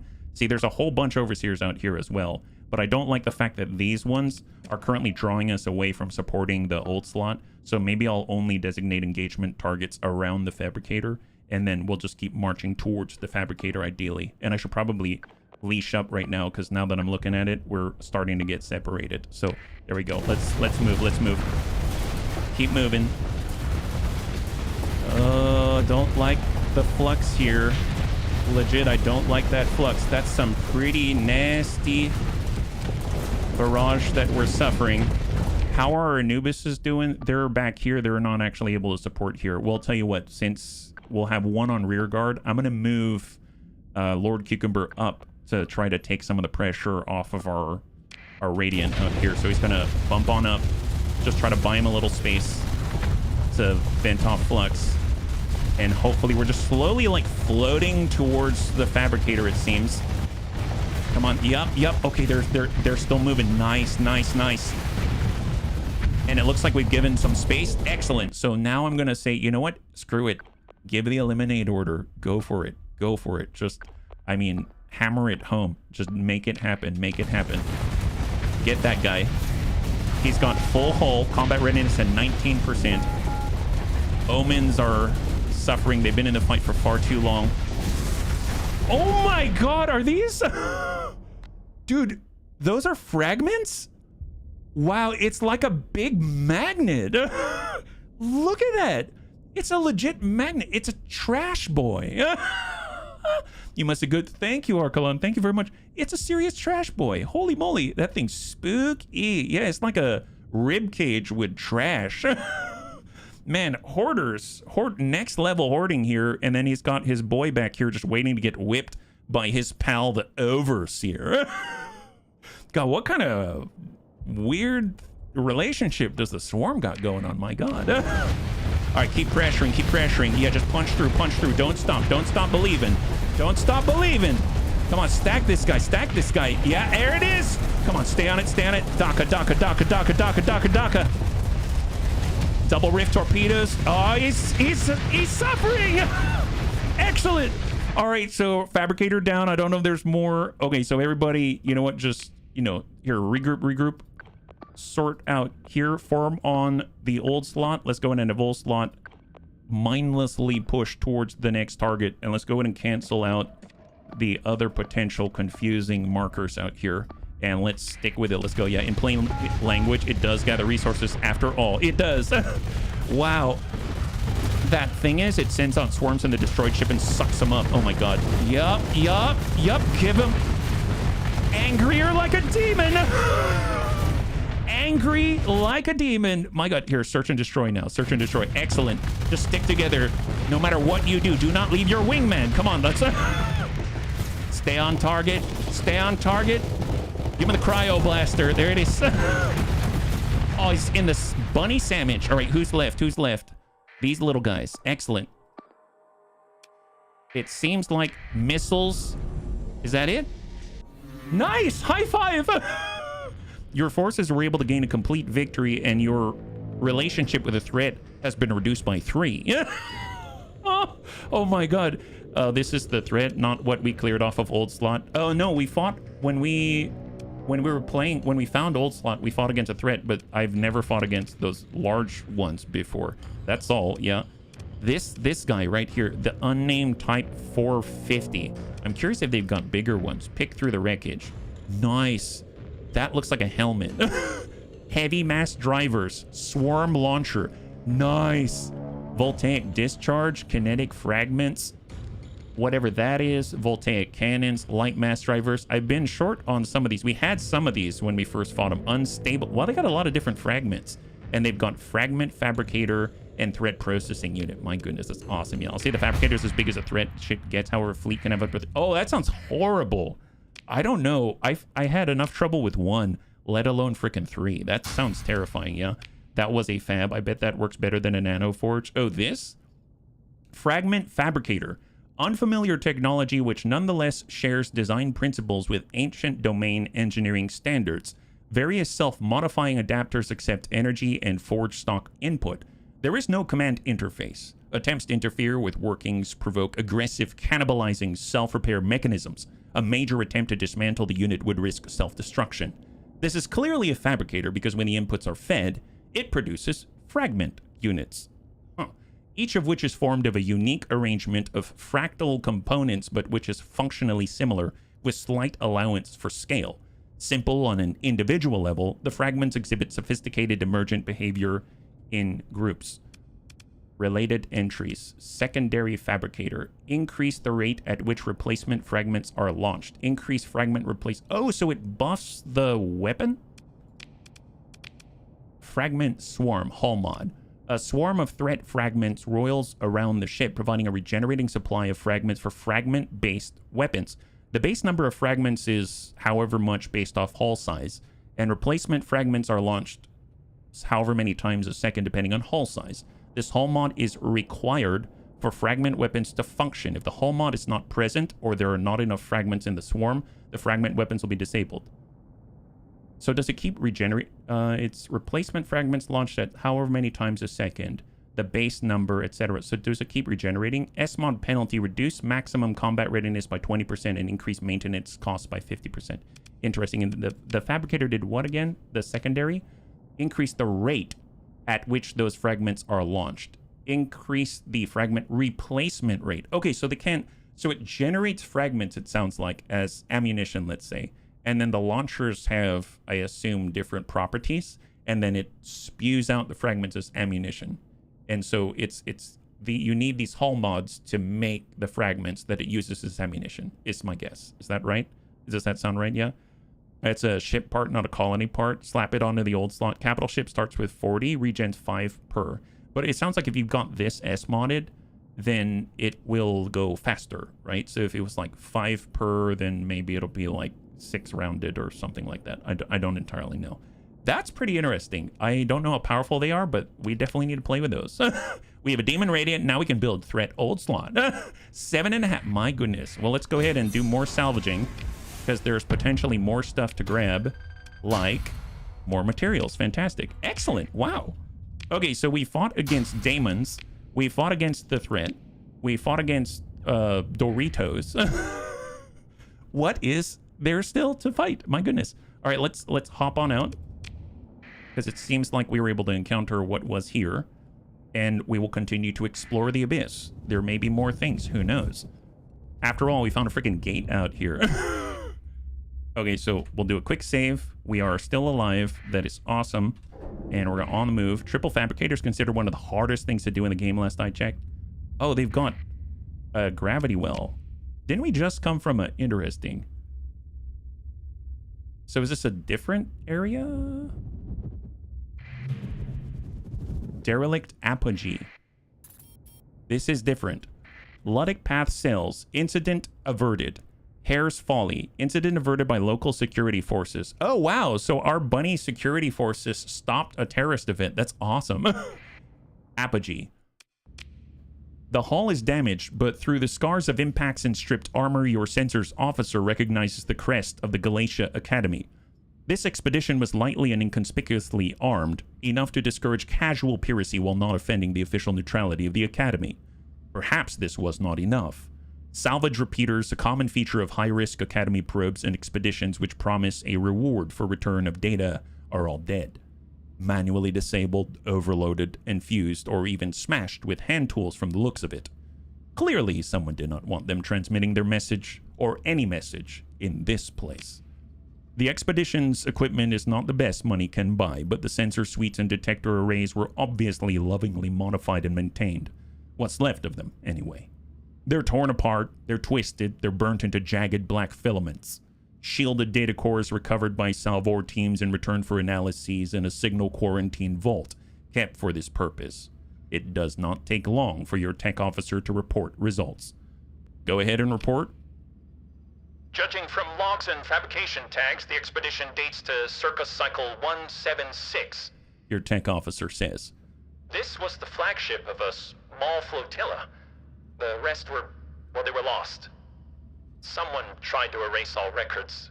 Forge reset. Forge reset? The heck's that mean? Like factory reset? So there's nothing then? Not quite. Your tech officer suppresses a sly grin. There's simple deletion, and there's systematic erasure, done to ensure the data recovery is effectively impossible. Whoever did this was not proficient enough to do the latter. Find out what happened to this expedition. Data streams are painstakingly recovered, the high-interest combat logs prioritized by your techs. The data is lossy, and the gaps must be filled by algorithms which, used improperly, have a reputation for confidently asserting false results. Nonetheless, you see the black of the abyss, and the cluster of lights, and icons signifying the Galatia Expedition's flotilla. The view is highly abstract, a reconstruction of a visualization necessary in not only hyperspace but the uncertain depths of the abyss. You speed the stream forward to the point where everything goes wrong. That's us, only interested in the drama. Funny event I had, I went down to a dockside bar, bartender give me a round, give me the option, don't I own the house? Oh, that's true, that's cool, that's nice. The fleet approaches an abyssal light. Oh, I know where this is going.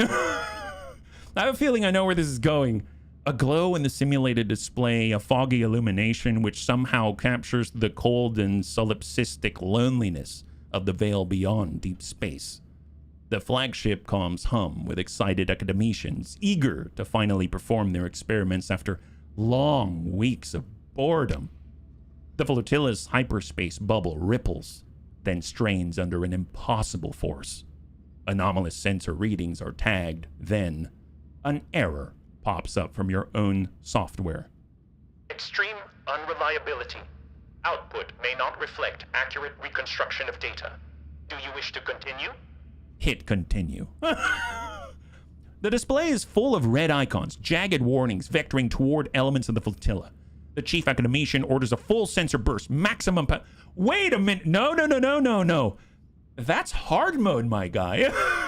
The bunnies, so you know when you go into the non-pure white light and you end up seeing all of the big pretty maws and eyeballs coming at you, and there's 3 different options. The bunny said if you go silent, then... Wait. The bunny said when you go silent, MCON 00 something, I don't remember what it was. So you basically dull your sensor signature. It's easy mode. If you do nothing and just stay as you are, you wait, then it's medium. If you burst out a big pulse of sensor energy, you piss them the heck off and they go full demon mode. So, I mean, that's like a gradient, right? I mean, outside of easy, medium, hard, that's its own gradient along a, it's a linear path, right? But the sensor signature is somehow antagonizing the things, maybe? So are they related to, like, are the demons related to the electromagnetic interference or something like that? Like, I guess they're coming from another realm. I don't understand hyperspace at all. I really don't. I don't understand any of the concepts there, but I don't know, that seems to be what they're kind of implying here, because he went full burst and then everything went wrong, right? Yeah. They went hard mode. Hard mode with just an apogee as their flagship. You turn the sensors all the way up. You set them to maximum strength and mission control, silent running. Gotcha. The Chief Academician orders a full sensor burst, maximum power, using the integrated suite of the entire flotilla. There's a flash as EM surges, gravimetrics pulse, hyperwave Doppler, Atherton resonators. Another error. Interrupt. Insufficient data. Continue to next viable reconstruction. Hit continue. The feed is degraded. It is patchy. The flotilla is just gone. Only the flagship remains. Panicked voices on ship comms, in retreat from its previous course.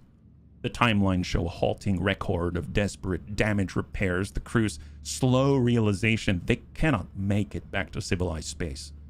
It is a death spiral, known and feared by all spacer crews. Systems break down, fuel and supplies dwindle, morale breaks down, then discipline. It unravels faster than usual, with so many civilians. You just shut it off. Assess the ship's salvage value. Holy crap, that's sad. Man, I'm glad the bunnies were here to tell me, no, don't do that. I may have ended up like this guy, you know what I mean? Like, when I first thought, I was like, yeah, I want to find out more. Send a ping. But he said, no, that's hard mode. Back off. Back. And I was like, oh, okay, I guess I'll just wait then. But, oh my God. So this is almost like if I saw this before I met the demons, then this might have been a weird sort of warning that I would have just stumbled upon in order to prevent me pain and suffering. I know it seems silly and I know it seems mild, but it's a very intuitive way of immersing you in the universe. Does that make sense? I think it's really cool what they've done here. Yeah. They're simply being from another dimension, not really demons. If you crank the sensors up to full power, you're basically giving them an electric shock. They're here in our dimension temporarily. If you start messing with them using the sensor, they run into issues regarding their dimensional alignment. Doesn't actually do them any good. Oh, so we're hurting them. Doesn't do them any good. Crank the sensors up to tase the extra dimensional invaders. Got it. Since we've encountered some Ricks and I want to LARP some lore, threat did not originally have shields. Interrupt proposition recovered technology from unfabricated vessels. So they're sort of borging it up, it sounds like. Well, let's go in and grab what we can. Really neat lore and a neat warning almost, right? So let's go in and perform a survey of the frozen world. Doesn't really matter what we find because we can't really colonize this at all. And then I'll go ahead and let's ping out in place, active sensor burst. Not seeing any contact immediately. I guess we'll just kind of pull away a little bit. Ping one more time. Ping. And negative contact. All right, let's return to the abyss. So we got to keep an eye out on our fuel. Good news is we have actually a lot of fuel still. I'm very impressed. This is pretty crazy. So that's I think a decent light. This is a normal-ish light. So let's head in that direction and we can do the sensor ping perhaps. Oh, look. So do we get double the sensor range if we ping close to 2 of them? Like, can we get super sensor range? Usually it's like, okay, increase sensor range 4.6 light years. So negative. It's not double, but it would be really cool if we had double mint gum. All right, on the move, guys, on the move. We still need to complete 1 triangle, and then I'm going to consider this to be at least sort of explored-ish, yeah? Common interpretation of what we actually know. Community doesn't know for sure. It's kind of typical theory about things that just happen to crop up as part of the story. But what is this out here? Is it going to stray from us? Ping out. What is this? Oh, Centurion. There's a Centurion? Interesting. There's an actual, like, ship. It's so small. Is it just a good old Centurion? I think, okay, so it's just a little unfortunate, but interesting. I thought maybe it's like a, you know, a little more lore dive or something like that. That's kind of crazy. Like a warning. Oh, another gravity well. This is Hotel Charlie Alpha 9, 113 Gamma. And we have not been to that one as far as I'm aware. What do we got here? I'm really interested. I guess these are like random events. Oh, we got 2. Interesting. So far, it's just been one-offs. God, look at, that's a cool looking world right there. All right, well, come on down this way. Perform a survey. Can't establish a colony. Come up to the secondary frozen world. Sparse rare ore, etc. Can't colonize that. Fine. Do a quick save, and then we're going to go ahead and ping out. Toss out a... Oops, not... Oh, no, not transverse jump. I meant to do neutrino detector. Neutrino detector. Okay, I didn't see anything, but when I was here, supply starvation was way scarier than the entities. Well, that's why I ended up grabbing so many supplies. I feel you, though. I almost ran out before. It was not good. And welcome. Well, here, let me hop back in. I don't think there was anything, but I hit the wrong button. I wanted to do the neutrino detector just to do a quick pause. We're just going to make a little circle around here. Oops, I didn't mean to do... Yeah, I'm hitting all the wrong buttons right here. All right, ping out. Signs of a Ludic path targeting Hare's Hollow. Okay, so they're not on their way yet, but they'll be coming for us. Okay, so I'll need to keep that in mind. We need to head back, basically, and use the wormhole terminus to get back quickly. Yeah. Sometimes ships just hang around in the abyss. They're from excursions went wrong or from navigation errors. Seems like this whole place is an error. All right, let's keep moving because I do want to see more of the abyss, but the Ludic Pathers are coming for us. Game is now essentially decided what the next crisis will be. What do you mean? I don't know if I necessarily follow you. Might be faster to fly back since you're close to the edge of the sector. Good point. Good point. I hear you on that. So maybe we'll head out this way, go over to the nearest blue giant, and then propel ourselves towards our home. That sounds like a good plan. So they got another light that is definitely not the good light, I think. Oh, we got another gravity well. I find these to be the most exciting because you go somewhere. It's not just straight fighting. And maybe you find some lore, which I really find interesting, actually. I don't know, the bunnies feel the same. New barren world, Perseus, 0 Charlie, Alpha 9, 119 Papa. Double check, zoom out, negative contact, hang out. No contact. Incident averted, dig dug bun, averted by local security forces from the Ludic Pathers. So still nothing here. Okay, fair enough. Well, keep moving, keep moving. Doesn't necessarily mean the crisis is about to start. It depends on your point production, but the thing is, the notification always appears before the big crisis begins. It means the decision's been made regarding what comes next. Gotcha, gotcha. All right, let's keep moving. I hope they'll develop the story about the gates further in the next version. I mean, someone, Provost, I guess, said we can use coronal... Yes. Well, it's kind of interesting, because if you think about it, we find the quote-unquote Doritos, as the bunnies have told me. We find the Doritos at those coronal hypershunts, right? That looks like a decent light. I'm going to go ahead and do the active probe ping. Oh, actually, no, that is not a clean light. I got no return and no benefit. I got no benefit from that. That's a not good light. Okay, fair enough. I'm like half paying attention. All right, head to the nearest contact since we did that ping. Got another potential light out there. That one looks cleaner. And maybe it's something next door. There's another light here. Double lights. Active sensor burst. 5.2 light years. Nice. We're getting many benefits. I guess I'll just keep following the closest pings. And... oh, that's not a good light. Oh, got something over here. What's this? Nice! Deep Space Perseus Echo Charlie Alpha 9218 Gamma. I don't know if those mean anything. Unsurveyed ice giant. Okay, hold. We'll go ahead and do a save. And then let's go ahead and ping out. Ping out. We have a return. We have a return. Southwest. I think it was out this way, right?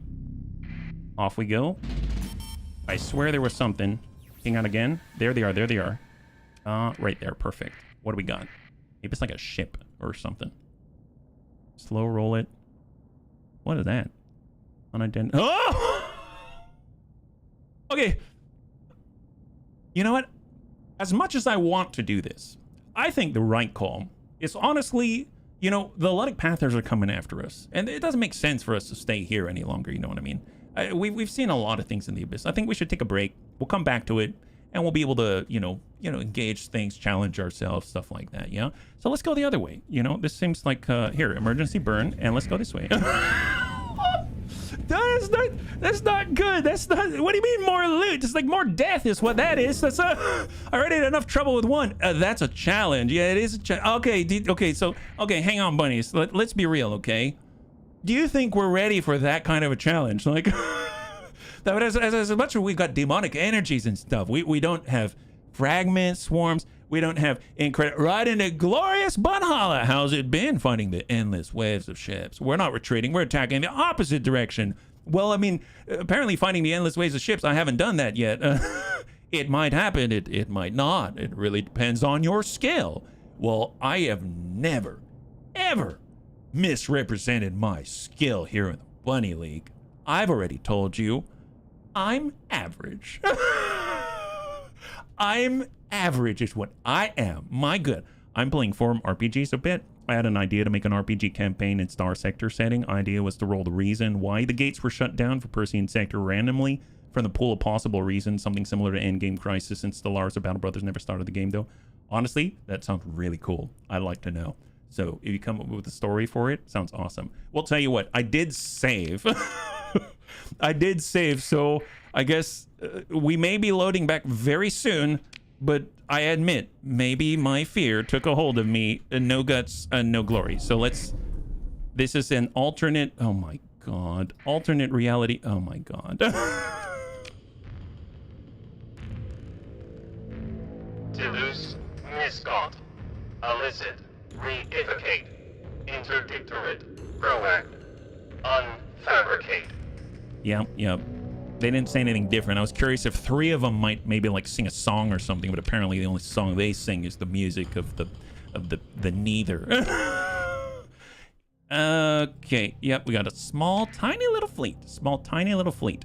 Okay, well, so what did we learn? Let's think about this. What did we learn? When it comes to the fabricators, which there are now 3 of, I had a lot of trouble taking down one. It stays far back and it keeps pumping out endless swarms of detritus, just absolutely wearing us down. And in order to fight it, we have to push to it. We can't stay in one place because otherwise all we see are the 110s, the 250 overseers, the lower numbers. It's like, the lower generations of NVIDIA GPUs. We're not getting into the 4s and the 5 series, is basically what I'm saying. Like, it's all the low stuff. So we have to push to them. Now, pushing, unfortunately, we're not super fast. We don't have great numbers. We can't form a large, broad line. And if we get isolated, we get swarmed. And because we're using capital ships and we don't have a lot of PD coverage outside of the Anubises, it seems like, hard pushing is not recommended. So you can't push too hard. You can't stay still. You have to move slowly and deliberately and make sure you stick together. It's your only chance to survive. And then when you get close enough to the fabricators now, you need a hard focus, barely make it through, and then move to the next, as those guys are depleting 100% combat readiness and turning them into additional enemies. Do I have that right? Do I have that right? Is that what I'm talking about? Yeah. Thank you, Non Yakumo. Yeah. We ride into glorious Bunhalla, fluffy and soft. Thank you, Bahato. High five. All right. So what we're gonna do? One thing I learned. I previously had a new buy on both of the onslaughts, not the old slot or our boy right here. But I noticed that the Radiant, as tough and as fancy as it is, it gets pressured really hard because it gets himself into difficult positions. So I'm actually gonna have Lord Cucumber cover him, because he's going to be out there, and if we stick together, then Who's Kojo Bear is going to be able to hopefully screen some of what's coming after the onslaughts, and then all of the Hungering Rifts hopefully will be able to heal them just a little bit on top of the combat endurance elite skills that they have. That's the idea. So everyone initially is going to follow the old slot forward, and then I guess as far as our boys go with the omens, we should probably screen our outer element here, or we could stick with the old slot. No, old slot's too aggressive. So let's search and destroy, and let's see what we got. Here we go. Did you see the ending of Ender's Game? I read the ending of the book. You mean of the movie? I think so. I never was good in fleet management, piloted my flagship as good as I can, and reloaded every fight tons of times. Well, I don't feel so alone then. Thank you for telling me. right, stick with it. Here we go. Have you read the book? I'm thinking about that tactic. Ah, you mean blow through? I think I know what you're talking about, Pato. I think I know what you're talking about. All right, first contact. That's not the Overseer, is it? Oh, that is an Overseer. So definitely get rid of this. We get rid of one of the energy lashes. That's going to be awesome. So let's try to clear that contact just naturally. There goes the Hungering Rifts. EMP emitters from the Omen. Locust SRM Swarm from the Radiant. And all the impacts on hull and armor are turning into potential healing for onslaughts. So now we have skirmish units around us, and then we've got an assault unit behind, which actually I don't know anything about that. What's that guy? The closest match found archive entry for Erebid class destroyer, recategorized, 43.87% confidence, querying database. Armada leadership, most of whom escaped direct prosecution via the Grey Wave, which saw nearly 400 senior officers resign from. Domain InfoSec violation threshold warning. Incursion mode. Increase this ship's top speed, its flux dissipation, its charge regeneration rate, as well as overall aggressiveness. The system's activated when the ship is hit by an energy lash. Very, very interesting that the Overseers supercharge the ships around them. I'm curious if the energy lash is like an AoE or something, or is it like a directed thing, like a lightning arc? That's crazy. So it supercharges them. I don't know how you can get more aggressive than a fearless AI, but that is somewhat compelling. Somewhat compelling. Incursion mode, I'm coming for you. Energy lash hits one ship. That's good to know and kind of scary. All right, on the move, guys, on the move. Keep it up, keep it up. Just keep searching and destroying. We need to expose some of the wider elements. Get him, get him. Mark 1, there's nothing more aggressive than the Mark 1. Well, that's why we brought him. He was designed for this job. Okay, do we see any of the... There we go, there we go. These are the really nasty ones that can get lashed into sending massive swarms at us. And then the unnamed line unit. Have we read about these guys? I have not read about these guys. What are these? Type 301 line unit. Closest match found archive entry for Kardakis class hull, 32.11% confidence. Querying database. Firstly intended to replace the Hathoda class orbital siege capable heavy ballistic weapons platform. That did... That doesn't sound good. That does not sound good. Holy God. Okay, are these more of a threat than I thought? Then considered a capital class warship in its own right before the 4th Domain Armada revised scheme of classification order. The Kardakis was first deployed to battle conditions during the retaking of the Eridani Insurrect. Domain InfoSec violation threshold warning. Extraction protocol. Increase this ship's top speed and force it to back off while basically alpha striking every weapon that it possesses. The ship will vent at the end of the maneuver, and all ammo and charges using those weapons, including missiles, will be immediately reloaded.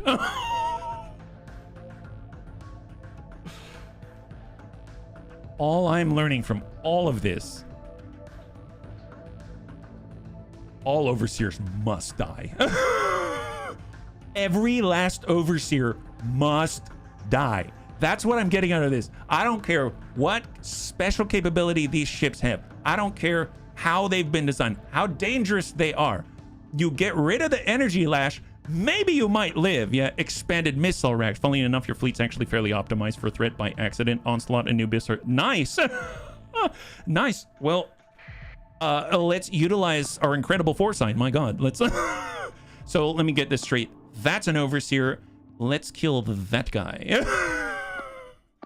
You know what? Why don't you pop on out, Radiant? Go smack that guy in the face, and we'll start single-mindedly charging and leading the rest of our troops right into the face of some of these other 350s or whatever they're called. All right, here we go. All right, push, push, push. Hit that Overseer. Hit that guy right there. Oh, there's another guy out there, apparently. They got more Overseers. So I'm not going to get them all. We can definitely thin out who's getting supercharged, though, I suppose. There's another Overseer, another Overseer. Gosh darn it. And then this is the assault unit, and that's the baby skirmisher. Okay, fair enough. Well, I will say then focus here. We're unfortunately going to start jumping ahead. I gave it an eliminate order to try to splash and reject this guy, but they're just going to focus on us. That's quite a lot of punishment. Quite a lot of punishment. How we doing? Give it a... Yes, yes. Stay on target. Okay, we're well overextended. Unless... How close are we to the... Okay, old slot's kind of nearby. Maybe we're not as overextended as I thought, but old slot's pushing so hard. He's pulling... Okay, we found him. We found him. I feel like we just ran into like 5 T-1000s right now.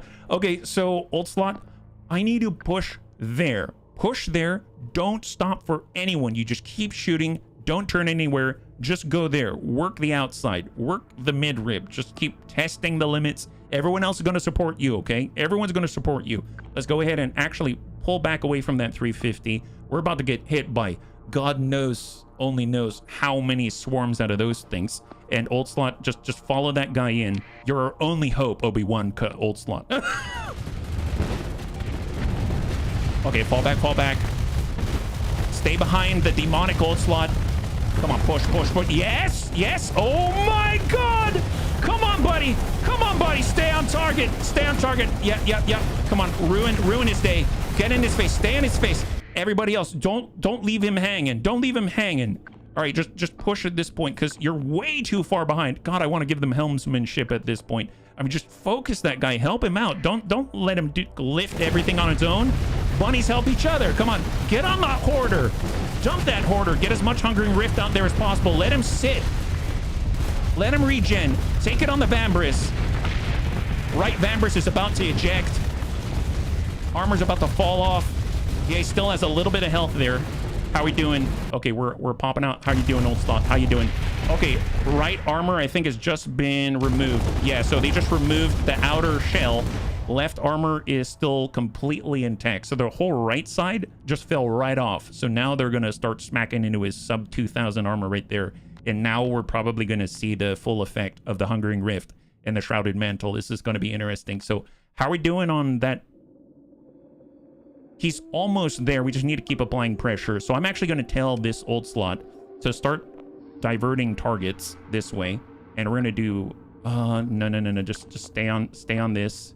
Hopefully finish it off with the Radiant. And he'll just stick his nose right on the enemy. That's naturally going to put his left Vambrace towards some of their forces. Hopefully spread out the damage and allow him to control and regenerate past the point of his depletion. So I just push tempo, stay on him. There it is. Okay, one is down. Full collapse. I'm gonna say defend specifically the old slot. Everyone just stay on target, stay on him. Work together. Focus on the fabricators. Stick with it. Okay, this is controllable-ish. God, he's just kiting us. His hull is down. It's almost out, but God, oh my God, he's doing some kind of weird venting. Okay, so who's the closest one? I mean, is this guy. Here's the thing. If we push this fabricator right here naturally, we are going to shift the battle line. So we're going to shift the battlefield. As we started, the battle line was lateral like this, right? So this is our front line, enemies above us. So as we push, we're getting surrounded. For us to stop in place and actually try to engage this guy right here, we may get surrounded and mired in all of this bog and mess. By pushing towards the top corner, my hope is we'll aggressively keep pushing through and naturally engage the top here, create a safe zone, and all of a sudden the battlefront is here now and the enemy is below us so that we can keep them on one side of us so that we can actually control some of the input coming our way, right? And then we'll have time and hopefully resources in order to regenerate our shields or, maintain our armor, etc., etc. So I think the right call is to get baited through here because we need to punch through the ambush, punch through the concave, and come out the other side. We can't get mired in all of the detritus in front of us. That I'm hoping is going to be the key. I don't know. It's a feeling I got. So just keep the pressure. Get that gun off the field. Excellent. How are we doing now? A little bit more safety up here. That's what we're talking about. Let's go ahead and do search and destroy for the Radiant. All onslaughts. Let's go ahead and actually, as much as I want to say, push your... You know what? No, screw it. All onslaughts. Force your way through. Show them Bunny League dominance. Hit that last fabricator. Right now, the Radiant's got to clear the top.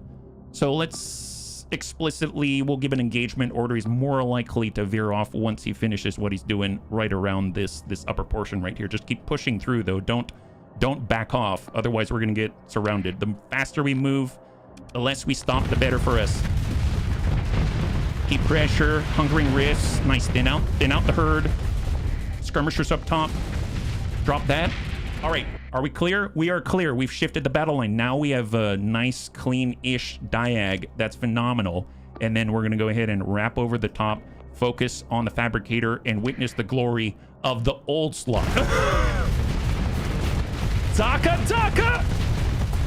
There it is! All right. Form up. All right, form on the old slot. Stick together. There's no point in overextending now. Don't overextend. Old slot, go ahead and we'll go ahead and mark up the last 350s right here. Stick with it. Just let him cook. Just give him a breather. Let him cook. Hold it. Get him out of our battle line. Get out of here. Let Anakitas vent. Let him breathe. There it is. All right. Push it. That's the guy without the Overseer. He can't do his super alpha strike. Yeah, dump these guys. Just let him breathe. Okay, we don't have to push that. We have to push the right side now. So even though these guys will trail along, they'll naturally kill themselves on our spears. So, all right, everybody, let's go. Explicit focus. Now, those are our fabricators. Try to push through. I guess maybe I won't give the orders on these onslaughts yet, just because they're not fast enough to take advantage. These guys are maybe a little more fragile without all of the swarm around them. Just hang tight, Radiant. Hang tight. Yeah. There it is. Reality disruption's a hell of a thing. Stick with it. That's one down. Splash one. Get two. Hunger this. Splash two. There we go. Okay. Everyone still alive? Okay, I think it's just cleanup time now. Okay, so everyone form on old slot. Stick with the old slot. He's already on search and destroy. And let's just ride this one home. Okay, I think we did it. Hang tight. All right. Good to go. Just stick together. Don't get cocky. Come on. Stay together. Don't extend. Don't get separated. Localized overmatch. Just this space. That's all you got to concentrate on. Just focus on what's around you. Don't get overwhelmed. One piece at a time. Take a chunk. Right now, you have an overmatch of like hundreds of points. Who's left? We good? Bunny's alive? Nice! High five! Oh my god. Pick through the wreckage. It seems like the threat doesn't like the Bunny League anymore, and your relationship is suffered by 3. I love the fact we have a relationship with a freaking threat. That's hilarious. Wow, we got 5 fabricators. We got 1 threat processing unit, 5 heavy mass drivers. We got voltaic discharge, light mass driver, voltaic cannon, neutron torpedoes. Returning results abbreviated TRUE from Special Review of Research and Development of Ultra Dense Matter Exotic Munition Delivery System. My god. 200% versus shields. What's the ordnance points on this? 3? Oh, I guess it only has 2 ammo, though. This is pretty hilarious. Unstable fragment. Wow, they got so many fragments. I can't even, like, piece that together. Look at this. We're, like, forming an arsenal. This is incredible. Oh, my God. So much fuel. So much. Oh, my goodness. So much fuel. Wow, we can't even hold on to all the metals. Here, have some. Wow, we have 13,000 supply. Are you kidding me? I do want some metal. My goodness, maybe at least like 100. That'd be maybe a few hundred. Here, get the rest of the supply. There we go. Confirm. Perfect. Excellent. And then we can actually salvage potentially more and grab some stuff. Nice. Excellent. I'll take it.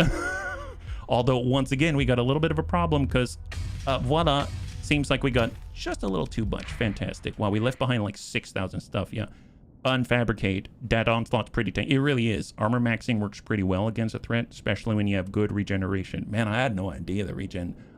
Here's the thing, that Hungering Rift, like Shrouded Mantle thing, I don't know how well it was working or if it was working at all.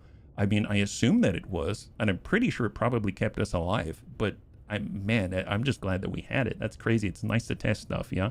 Thank you, not Yakumo. Our host here accidentally built a perfect threat counter. But cool ships. Get going home. Yeah, we probably need to go home. All right, Bunny, so let's get out of here. How's our supply? 8,000. That's exactly where we wanted to be. Where are we at right now? We got to get out of here, right? So let's leave. Yeah, dropping 6,000 supply in open space. I know. I know, but there's so many weapons, though. I know you were just talking about how you're really scared about losing supply, and here I am dropping like 6,000. We had like almost 14,000 supply at one point. Man, there's another contact there I want to go to, but let's be real, it is time to go home. So what's the closest? Honestly, I feel like it may actually be... Oh, where did our beacon go? Do you know what I'm talking about, bunnies? Gate hauler. No, that's not it. Terminus Charlie, maybe? Okay, Terminus Charlie. Yes, go to Terminus Charlie. Head out there. I think we can actually force our way through that direction. We'll be fine. So off we go. So we're heading on back, and then we'll teleport right into the middle of our colonies. Yeah, I drop a bit less. I mean, you'll spend some fast soon to recover CR anyway. That's true. That's true. You are not wrong. You're not wrong. Yeah, you're not wrong. You probably have the right of it. Yeah, if you ever find yourself playing with the UAF mod, they have a really huge hauler that will solve all of your cargo needs. Man, that sounds like fun. All right, let's get the... I'm going to get the burn. That's interdiction pulse gets us the extra max burn. All right, max burn. Let's go. Come on, come on, come on. We're going to get there faster. So 5.2 in game days, 5.1. And we are slowly decelerating once again to the standard reduction. We're like 6.8. I am curious, how's the colony crisis? Okay, so they didn't send it yet. So we still have time. We still have time. Man, that was exciting. I can't wait. We should, I don't know, what should we put our new stuff on? Have we been here yet?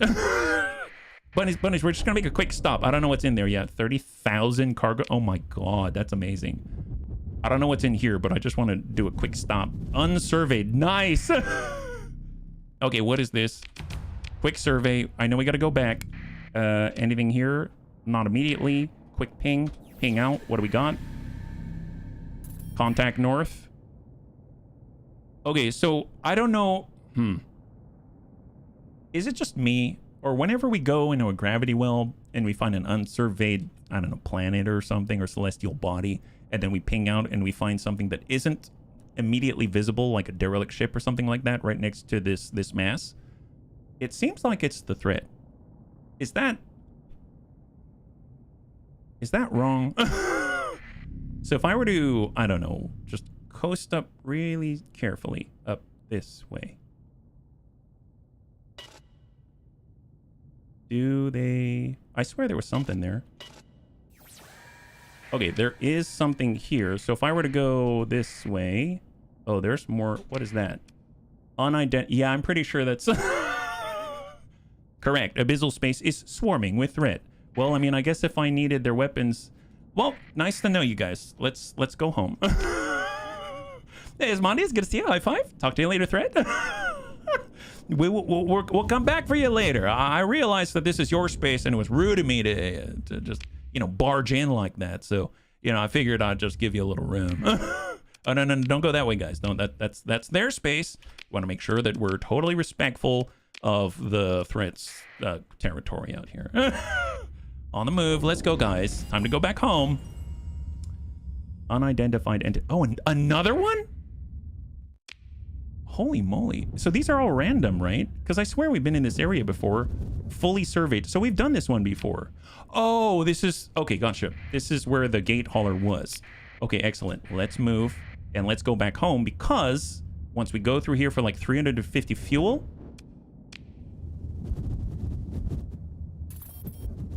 Nice.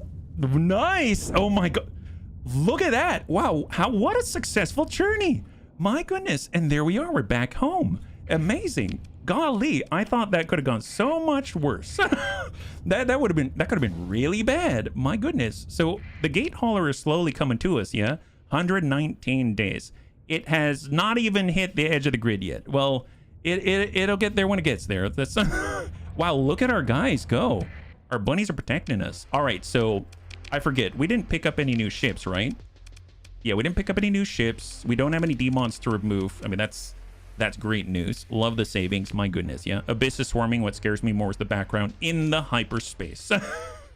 All the stuff coming on out here to, you know, share what they feel with you. My goodness. Here, we'll dump all that off and just get sorted. So we got a good amount of fuel. I don't plan on dumping that off. I guess if we're just traveling around the area where we're at, maybe 6K is okay.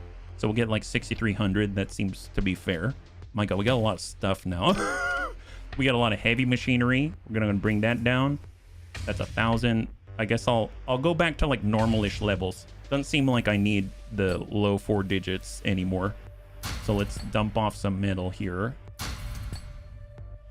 so we can save a little space. Some volatiles, some transplutonics, and I think that's okay-ish. I'll take that. And we still have a little room. We don't have much room for if we pick up some rando crew. So I'll just dump off 80 bunnies and we're looking good. All right, fantastic. Excellent. Wow, look at this.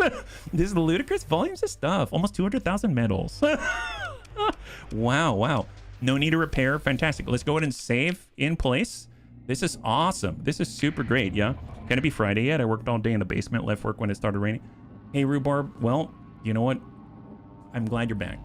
But yes, Friday's tomorrow, so you don't have much further to go, my guys. This is awesome. Well, my God, it is so hot in this closet right now. I apologize. Yeah. Do we ever need more than 100 to 120 heavy machinery? I don't know. Great question. Great question. Okay, so I guess the question is, how do we test the swarm stuffs? Like, I don't want to mess with what we have now.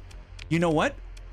What if we put it on remnant ships? We have some remnant ships, right? Is there... Oh, I know. What about this? I never stuck stuff on these things. Right? These big old blocks. I mean, what's the deal with these guys? Actually, legit. Oh my God, crew under... All I did was pick up... How many crew do they need? That's a lot of crew. You know, I haven't even messed with these yet. What's the... What do they even do, actually, legit? Can they fit... I just wanted to find a... Bunnies, do you have any recommendation for platforms to swarm things? It was 77 and sunny with a nice... That sounds nice, yeah. Gate hauler. Yeah, they're shipping a gate out to us. You know, I called Amazon and I said, you know, I'd really like it if you had a fancy adamantine gate in the Bunny League system, and they acquiesced to the request. Read the story of that ship. Oh, this thing? So what's this guy then? The CGR Keter Invictus class standard dreadnought. A design dating to the first explosive expansion of the domain. This gargantuan mass of armor and all big guns was the gauntleted fist that smashed all opposition, spreading hegemony by fear and force over all of spacefaring humanity that was worth conquering. Man, I like the sound of that. I like the sound of that. You'll know why the ship needs such a huge crew. The steady march of military technology left this hull outdated, however. Its armor design was incompatible with early shield generators. Its minimum crew complement staggering, and targeting systems unsophisticated. Modernized replacements were soon developed, and the Onslaught class, among others, was churned out by the Great Domain Forges. An age passed, and as if by providence, an expedition sent by the Knights of Lud discovered an uncorrupted museum archive on a murdered world. A council of inquisitors weighed whether to destroy the domain-era knowledge, holding a fiery and secret debate over the line between sin and virtue, between righteous craft and corrupting technology. An unusually open-minded senior Knight Inquisitor examined the contents in detail and persuaded the council to defer the destruction order indefinitely. This hull was christened Invictus, a testament to the impossibly heavy armor and vast mass of this absurd cathedral of war. No proper navy would field this monstrosity, but the church and its knights can count on a bounty of faithful volunteer militants to crew the huge munition feeders and crude targeting stations. So basically, it's a Death Star. What are we reading the story on? This big block of metal. It's a Death Star. That's what it is. LiDAR array. Greatly increases your range, your rate of fire, and accuracy of hardpoint weapons while temporarily standing down turrets and all beam weapons. When not in use, provides a smaller passive boost to the range of all of your weapons. Ooh, what's this special? Canister flak. fires a large number of flat canisters with variable timed proximity fuses all around your ship. Each canister deals 200 high explosive damage in an area and is targeted to avoid friendly fire. Why aren't we using this ship? Why aren't we not using this ship? I don't understand. Oh, crew complement 4,000? Okay, well, that's scary. Maximum crew 7,500. Skeleton crew 4,000. It's a dreadnought, needlessly large ship with a courting crew. So we need to fully crew it and place it in an objectionable place. I guess let's be objectionable then. My goodness, I haven't even played with this thing. Oh my god, wow. So what are its passives here? Ablative armor. An ancient design intended to stop micrometeorites. Wait. So when they were designing this ship, they said, we're gonna need a lot of crew. Okay, fine. You know, in order to protect that crew, we're gonna need a lot of armor. Oh, okay, that makes sense. In order to project firepower, because we probably can't move now that we're the size of a small moon, just like the Death Star, we're gonna need a lot of guns with a lot of range. Okay, that sounds fine. But who thought, you know what? I think we should probably be able to protect ourselves from meteorites. I like that engineer. At least it reminds me about my beloved Victory class from Weapons and Ship Pack. Oh, are you talking about like for Star Wars, the Victory class Star Destroyer? Man, that's awesome in Star Wars Interworlds.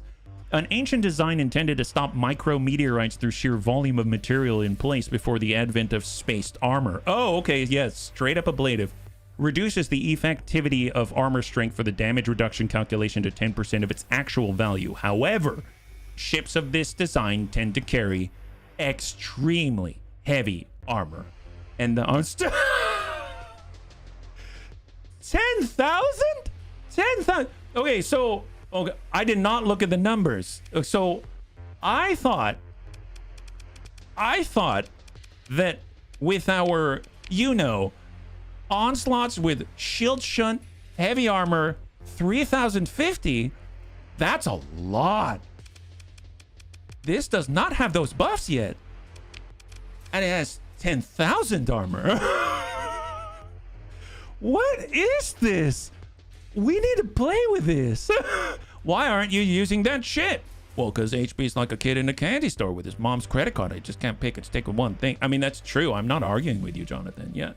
It'll just soak up resources for a while until you might need to reinforce it.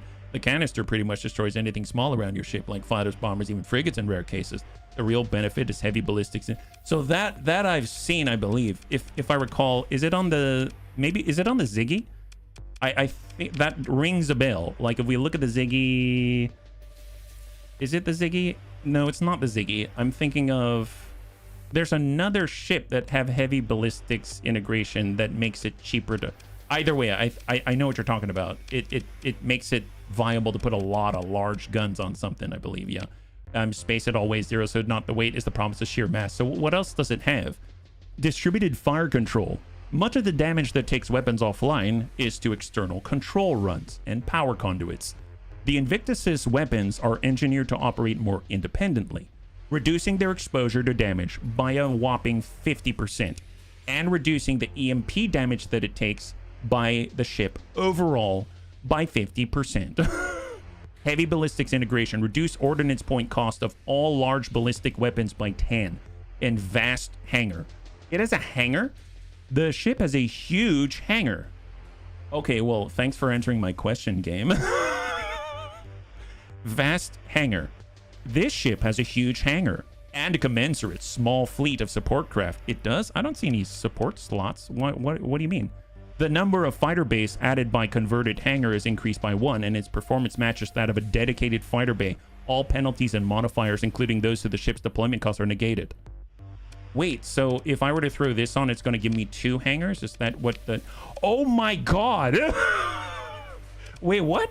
So normally, converted... Oh my god, why is this... I'm sorry, bunnies. I'm gonna need probably another stream to outfit this thing. I'm pretty sure that this there's no way I do this thing justice at all. I mean, I suppose I could auto fit it and see what happens. I haven't even messed around with the swarm launcher. The whole point was to find something that can hold the swarm launcher and the swarm mods, because I wanted to see what the swarm can do with the fragments. I mean, yeah. I love my Invictus. No shield management, armor, structure. I can just keep firing. I mean, remember how big it is. My God, yeah. I want it, but my current doctrine is fighter spam. Yeah, but if you had 2 of these, I mean, it's like, it's got fighters on board. HB needs a private moment with his new toy. Well, I mean, I need a private moment with all kinds of toys, but there's all kind of stuff. Yeah, I guess it does have a hammer. Look at that. It's got an actual hanger right there. That is crazy. I mean, to be fair, the reason why I didn't mess around with it is because I was overwhelmed with the number of ships that there were. I didn't think that there could be something more hulking and massive with 10,000 armor. God, that's wonderful. So what do we have here? We've got large ballistic ×4. We've got large ballistic ×4. Wait, let me guess. Are these large ballistic? Oh my God, those are large. It has 10 large ballistic hardpoints. What are these? Large missile. It's got 12 large hardpoints. It doesn't even have small or medium. I mean, let's be real. Nobody got time for small or medium. Nobody got time for small or medium hard points. It's go big, go home, baby. It's easy to fit. There are only large ballistic slots and large missile slots. You know, I think you're right. I just got back in time for a new ship.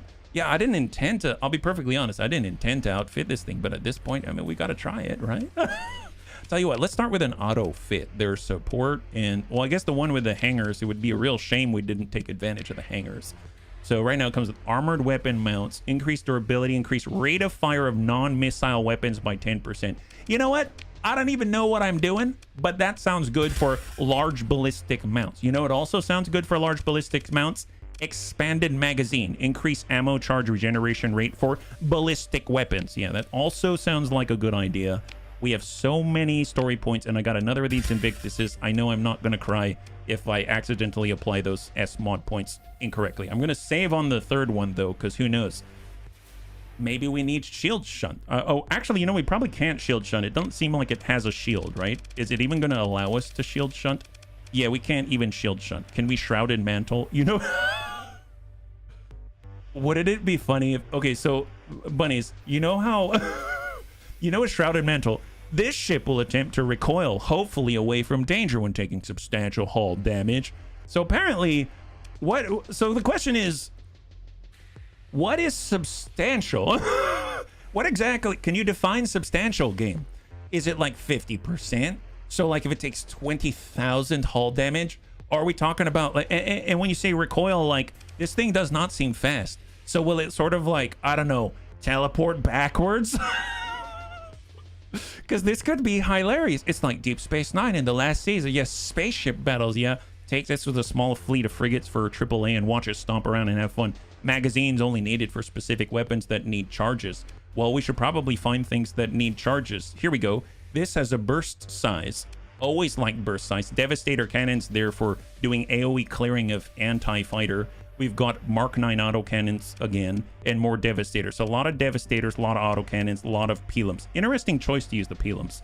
I am curious, though, what about Cyclone Reapers? Or, like, you know what? I haven't really messed around with the Hurricane Murphs. I have done the You know what I do like? Well, I was going to say I really like the Locust SRM launchers because they shoot out so many freaking missiles. They have so much ammunition, expanded magazines, or expanded missile racks and stuff like that. But...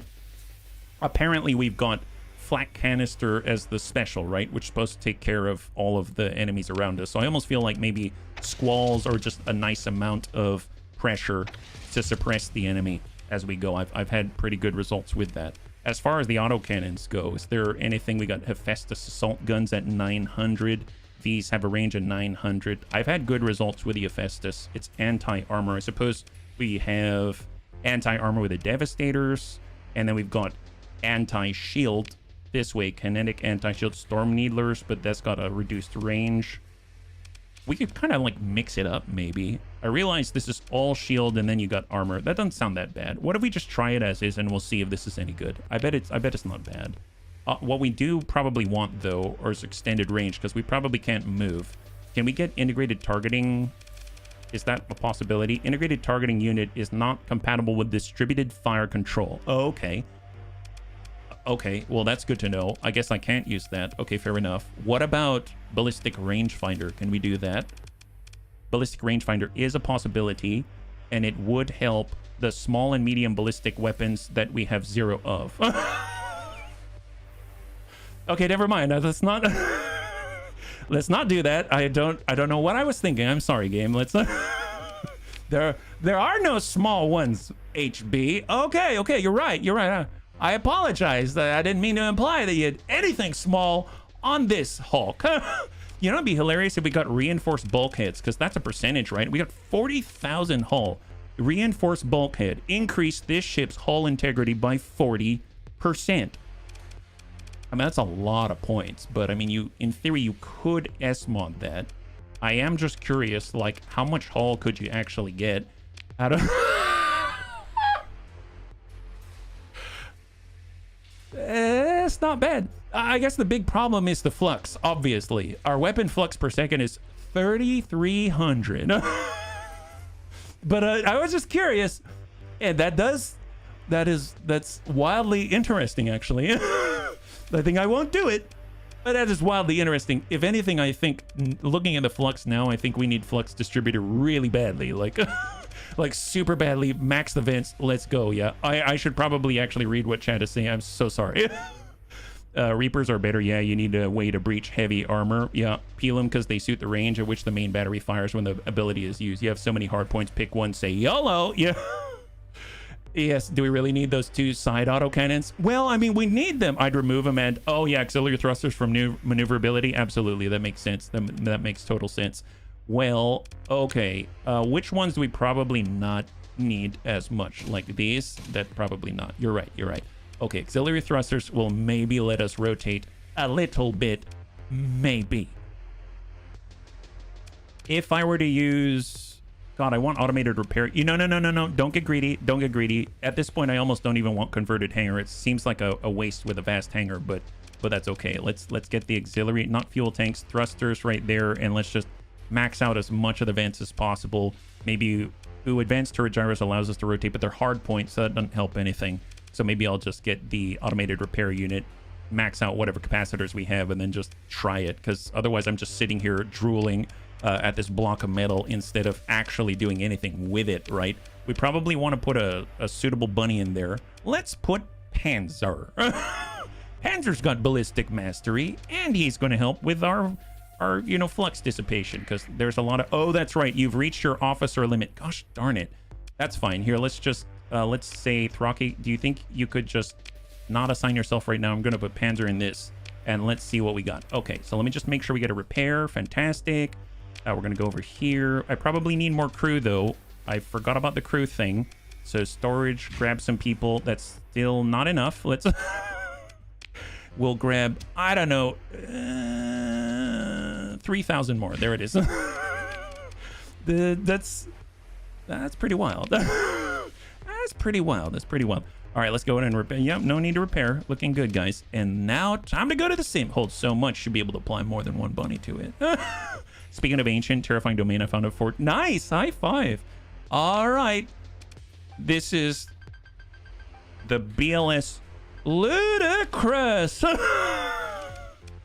Run Simulation. My goodness. Let's put it up against an Onslaught and a couple of Hammerheads. All right, Panzer. You know what you gotta do. Okay, so it is kind of majestic when it... What's it doing?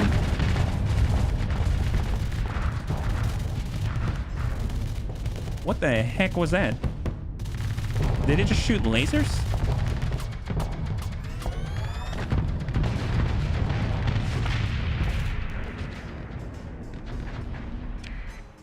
Wait a minute. Was that the LiDAR, whatever that was?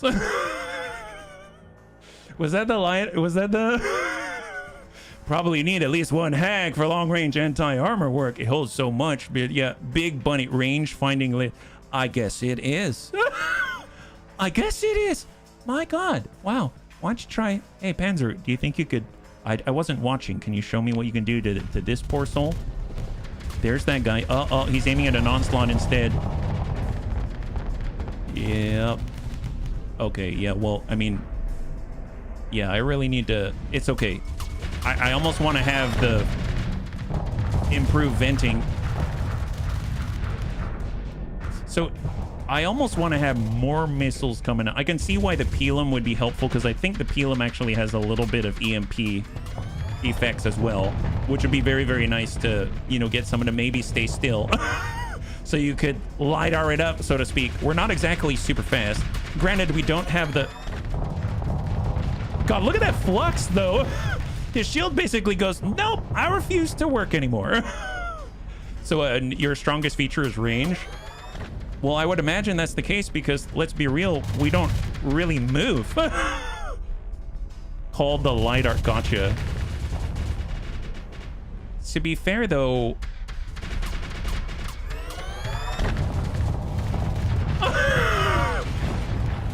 I must admit, it's simple in design.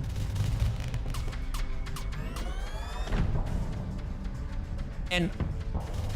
interestingly enough, quite inspired. Quite inspired. It's kind of like trying to drive a, I don't know, an asteroid or something. Oh, Jesus. Jesus. Man, if we had improved, I almost find that maybe the expanded magazine is not helping because we just can't keep up with the incredible flux needs of this hungry beast. Scroll up a bit. Look what I do with the Invictus. I go maximum cooling and structure, go over slam for Mjolnir, 2 to 4 anti-aircraft, flux vending. I use the ability to smack the enemy right in the face from extreme range, pump everything into a flux capacitor. How it performs against swarms of phase ships? Oh, I don't even know. I don't even know. I mean, like, it seems like it's got staying power is what it sounds like. I mean, very, very interesting. I had intended to do swarm launcher stuff. I did not intend to play with a moon. But you know what? Moon's not bad. Gotta love Brutalist simplicity. Take a brick, slap guns, engines, say go forward. Cruise overrated, just costs you retirement money. Well, I was wondering what to do with all the cash. I mean, look at this next to my head. We got 14 million and it just keeps piling up. I'm at a loss of what to do with it. So you know what? If we got to put it in a crew, seems to make sense. Now, Panzer said you can do Mjolnir, which I actually have not messed with. There is also the more aggressive auto-fit goal, the standard variant. I've been doing the support variant. So what makes this more, I don't know, aggressive? Like if I just take it, just auto-fit out the gate, we do the same exact thing, go for it. I am curious what the difference is. So if I zip this forward a little faster, it now, this is the standard setup here. Wow, even the side guns are... To be fair, it doesn't chew through the shields as efficiently, but it's probably because it's got a mixture of kinetic types. Who are you attacking now? The poor hammerhead? I love the... It reminds me of RoboCop. It's like... And then it dumpster fires somebody. Look at it go, though. Rotate, rotate. He's going after the hammerhead, it seems. Yeah, this is why you need a little bit of help. Everybody needs help once in a while. Definitely need a little help here. Very interesting. I mean, this thing is... I can see so much potential in this thing. It's so cool. Try to mix 2 autocannons, 2 Hephaestus guns for faster armor breach. This has the Mark 9 autocannon and Hellbores, which I haven't even used either. Love the Mervs, the Hurricane Mervs. Yeah, they go and then they split, right? Yeah. If it focused on something, it might do better. Oh, yeah, absolutely. For sure. I mean, if you put it in a player's hands, obviously you're going to do much, much better. Well, okay, so we have 1 hour left. And I did want to do some kind of... I just want to see what the swarms are like. I have... Or the fragments. I don't even know what that's like. And this is... I love big ships. This is so cool. And I cannot lie. So, okay, I'm thinking, what kind of hard points do we need in order to utilize these things, right? I need to go to storage. We need to look at all this. Oh my God. Oh, I think this is swarm launcher as an example, okay? Medium missile hardpoints. As far as who has the most medium missile hardpoints, I know we had the Pirate Falcon. I had that set up for missiles. So let me take a look at that thing. I at least know that it has hard points that can take it, right? So if I squint my eyes and specifically look for that Falcon. Nope, that's the Eagle 14. That's the Mora. Wow, I'm actually starting to recognize the names. This is awesome. Well, I've never messed with this either. It's the Griffin Bunny Missile Cruiser. This is large missile, medium ballistic, 2 medium missile. No, that's only 2. I want more out of the... I'm greedy. I want more. BLS munitions. This has 2 small, 2 medium composite. So we might be able to get 4, maybe. So if I get the BLS munitions bun as an example, like that, yeah. How many points is it? Have you found the Griffin or the Pegasus yet? I do have both. I do have both, but obviously I haven't done anything with them at the moment. BLS munitions bun. If I were to take the Bunny League setup here and do a swap out, so we've got medium missile hard points at the front. Resonator, yeah, I mean, let's see. So we got Swarm Launcher. This is a medium missile mount, limited ammunition of 30, requires the Fragment Swarm Hull mod. Uses 50 fragments per swarm launched, can control up to 4 swarms concurrently, but will wait to launch new swarms until the existing ones are depleted. Kind of reminds me of, there was like a limitation on the Hungering Rift, and when you hit that limit, you can't shoot anymore until it's gone. So you probably want to, you know, be able to dumpster fire that into the enemy as efficiently as possible. It sounds something like that. I know they had other types of swarms and fragments, but that's the only one I see right now. Oh, here we go. Kinetic Fragment. Small missile hardpoint requires the Fragment Swarm hull mod. So I'm seeing the same thing every time. So maybe we can actually get this is all swarm stuffs. So I have the converted hangar to give us more bombs and missiles and stuff like that. ECM's on there. Expanded missile rack. That's great. I might actually, you know what? Screw it. We've got story points. Just build them in. Like, fully negate weapon range reduction. Makeshift missiles always ignore flares. Yes, do that. We've got expanded missile racks, but if you do that, reduce rate of fire of missile weapons by 20%. Let's not do that. So we'll at least get the ECCM package story pointed on there. Small, composite, and medium missile hardpoint. So let's go with 2 swarms. We need to make sure we do that. What's it called? Fragment Swarm Hull mod. Here we go. Fragment Swarm Hull mod right here. If we S-mod it, we get a penalty. Reduce maximum combat readiness, increase maintenance costs. So we'll just pay the amount right there. I think there was another mod. I recall I think there was some other mod that increased the regeneration rate. Is that right? So what I'll need to do is go to the codex, I believe. So let's go searching. Fragment Fabricator is related to Secondary Fabricator.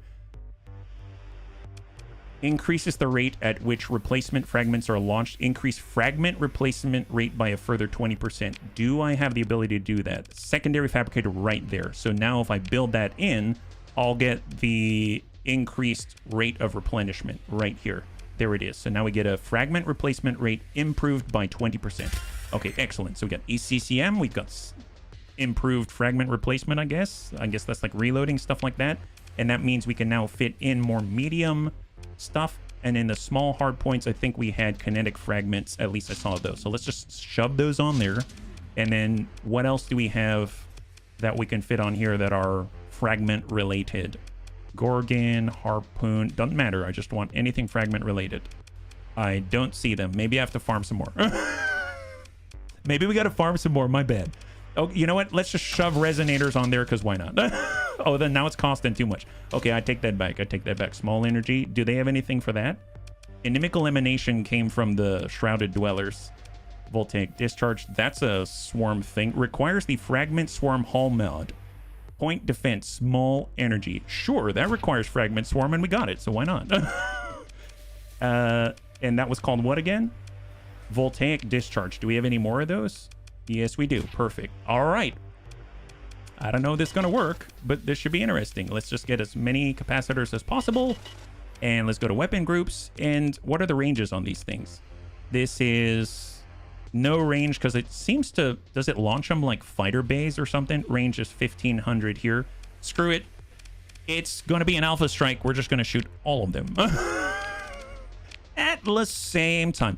That's right. Here, Voltaic discharge, and then this will be on 2. There we go. Excellent, excellent. Yeah, Voltaic cannon is from the swarm as well. I didn't stick anything on the medium composite at the moment because I'm running out of stuff. Hardened shield. Oh, well, actually, you know what? Who needs shields? Who needs shields when we can have more missiles?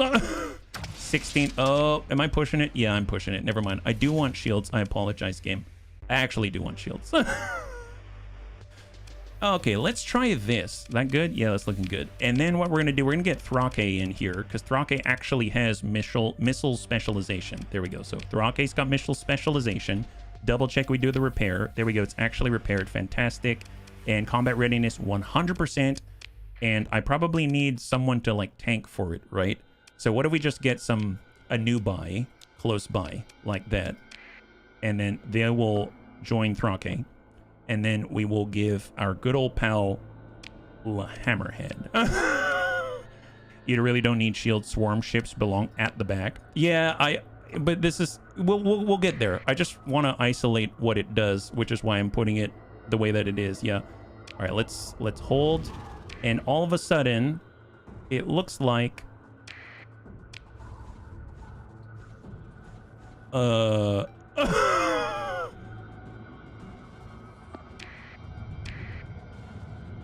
so what do they do?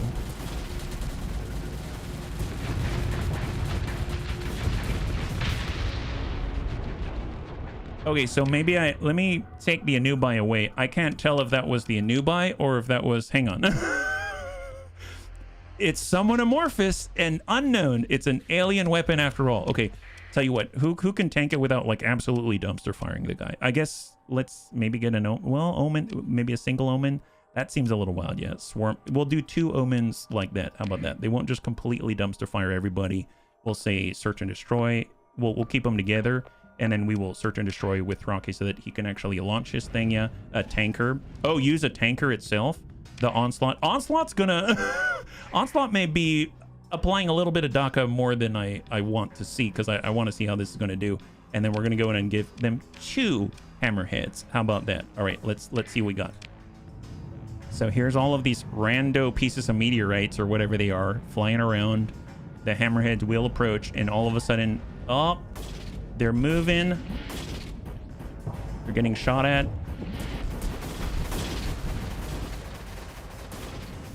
Do they track? Oh, yeah, they're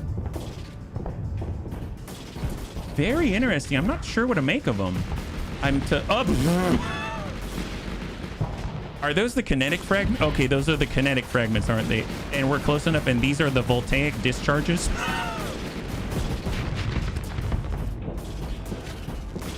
Something tells me I need a few Falcons. If I had a few Falcons, this would probably be... It's like Emperor Palpatine is what... It looks like a swarm of drones. Is it? Yeah, it's vanilla. I'm not too sure what to make of this yet, though, but it's very interesting. Okay, so these glowy ones are coming from the kinetic fragment. The swarm launchers are these sort of like, I don't know, flying crushed toaster looking things. Does that make sense? So the glowy ones are the small hard points, those right there. And then those big metal matte black toasters, those are the swarm fragments. And I'm not sure what they're doing, though. It seems like they just have a mind of their own. Do they ever... Oh, they made glowy ones. Oh, it's like they supercharged glowy ones. Okay. I'm not sure what to make of it. It's wildly interesting to me. I would imagine if you had a few of these, this could really suck. You can get more swarm stuff if you dive again. What do you mean dive again? You mean like go back and get more swarm stuff so that we can try to apply like a couple of these at the same time? Yeah, that sounds like a good plan. All right. Okay, so bunnies. I realize, so this is kind of like the point of no return, right? I'm about to go back in the abyss to get us more toys to play with, all right? So before I completely lose myself in that endeavor, I want to give you the opportunity. I did promise the bunnies that I would pull out and see what the bunnies would like to do, because I don't want Starsector to overstay its welcome. I enjoy the heck out of this. I don't know if you can tell. So I'm going to go ahead and put up a poll, and that way when we're actually moving out into the abyss, you have an opportunity to voice off, and then we can do our thing. Okay, so let me just go ahead and pull up the poll here for you guys. Yeah, community just calls it abyss diving. Oh, it's got a name to it. Wasn't the day supposed to be a mission day or something? The mission was to explore the abyss and apparently get us a gate, because the gate's coming our way too in like 100 and whatever days, and I think then we'll have a gate and then we can travel wherever. But I don't know yet, because it hasn't arrived yet. The big old hauler is making its way across the universe. So I got to do... Here, let me actually get the poll up first. So we got our poll, and we're going to say, game-wise, what would you like to see? And we can say more... Oops. We'll say more Starsector. I'll say with mods. You know, we'll check that out. I'm always game for that. We can say, I am interested in trying out Space Haven. You know, the bunnies have been talking about that, so that's something that we can take a look at. So there's Space Haven or other. So we'll go ahead and put that up there and start the poll. So if you'd like to participate in chat, all you got to do is type in 1, 2, or 3 in YouTube or Twitch chat. It'll tally up on the left side. If you're in YouTube chat, I'll manually tally it up. I'm going to leave that up on the left side for a little bit as we travel into the abyss and go and find us more swarm stuff to find, so we can actually see what happens when you got a couple of these ships filled with toasters. Filled with so many toasters, my goodness. So let's head on out of the sim. We're not going to bring this with us. If I had to make any sort of adjustments, though, I'm going to go ahead and take this. Let's drop it off. We need to leave this behind. I think this has worked for us, so maybe we won't change it. So, I mean, what's broke, don't fix it. Although I am really, really tempted. So let me tell you what I'm thinking. Right now, I'm really tempted to get a third onslaught instead of the Radiant. And then actually, we have 20 more points to play with, where we can, you know, have more omens, more, I guess, spread and screen on the screen at the same time. But this worked, and I think we'll stick with it right now, yeah? So let's go ahead and hang tight. And mind you, on the poll, if you choose something, it doesn't mean we're not going to do that in the future. It just means that, you know, we'll wrap this up and then we'll switch to that like next week or something like that. That's all it means. So let me just go ahead and apply the excess, because we got rid of the Invictus, so we have so many crew. we literally are overflowing with crew right now. That's so ridiculous. Super ridiculous. That's crazy.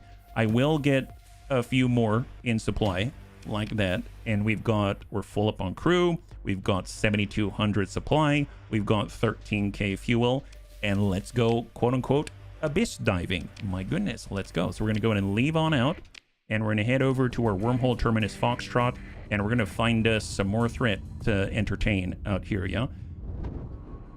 Initiate a transit to wormhole terminus Charlie.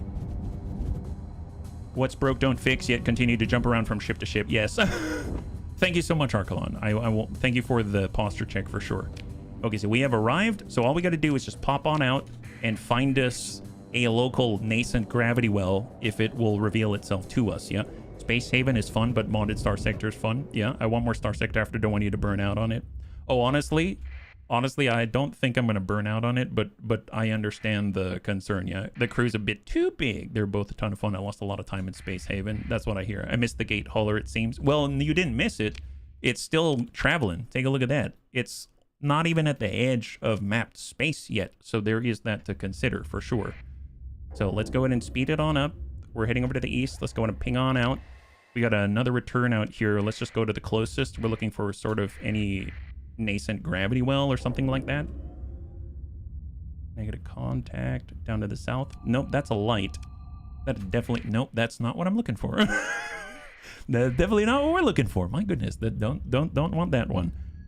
That's the not good light. Let's put it that way. If I had to abbreviate it, I guess it would be NGL. Not good light. Don't want to go to the NGL. Thank you very much. Got another momentary return and negative contact now. So full speed, full speed. There we go. New potential contact straight north.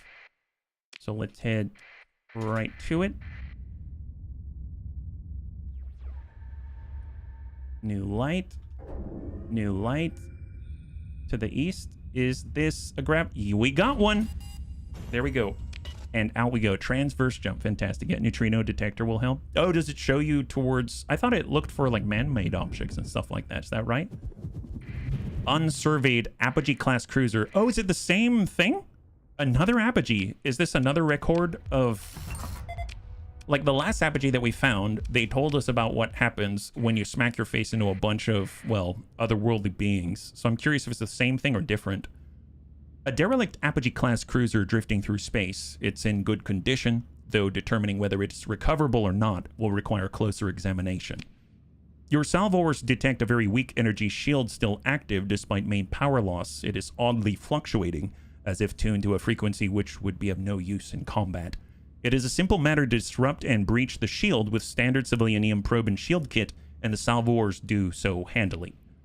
A search reveals this is, or rather was, a Tritakian flagged vessel. This is different. Last one was Galatia Academy. The crew is dead. What's left of the young executive with lead authority over the operation is still in his luxuriously outfitted personal cabin. Such incidents involving the untimely discharge of an engineering-grade plasma cutter are not unknown in poorly managed repair docks, but when they occur in a ship's executive suite, pointed questions are raised. The last survivor, suited against the apparent life support failure, is found near the jury-rigged power generator that was spliced into the ship's shield grid. The suit's safeties were overridden and its atmo mix of oxygen reduced to 0. It would have been a painless slide into unconsciousness and soon enough, death. They follow was scraped onto the decking with a multi-tool. Low oxygen psychosis is not unheard of under such catastrophic conditions. What exactly it was this shield was supposed to keep out or in is unclear. Well, that doesn't help. It's just somewhat creepy. My goodness, yeah. Neutrino's kind of like a background radiation detector, which is why it's loud if it's pointing to a star. Gotcha. So, okay, so we just got multiple returns in multiple directions. So far, it has seemed that this has led us towards, well, the threat. So I'm going to head out this way where we're not closer to other returns. And this is, in fact... Oh, it's a baby one! Look, it's a baby threat. Oh, my goodness. Look at these guys. Okay, yes, you want to unfabricate. Understood. Okay, little guys. You're so cute. My goodness. You don't even have a mama fabricator or anything like that. All right, bunnies. Let's see what happens if big old Papa Onslaught just drives forward and says Daka Daka. I don't know if it's going to be successful, but we're about to find out. So just search and destroy, follow Big Papa Daka, and we'll see if he can tend to our needs out here. All right, contacts are appearing. We're looking for the big guys.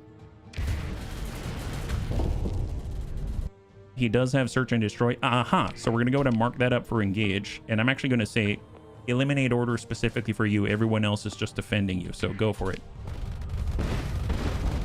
He's popping cryo blasters, giving heavy machine guns, doing his thing, hungering rifts everywhere. Fantastic. Pop the skirmisher units.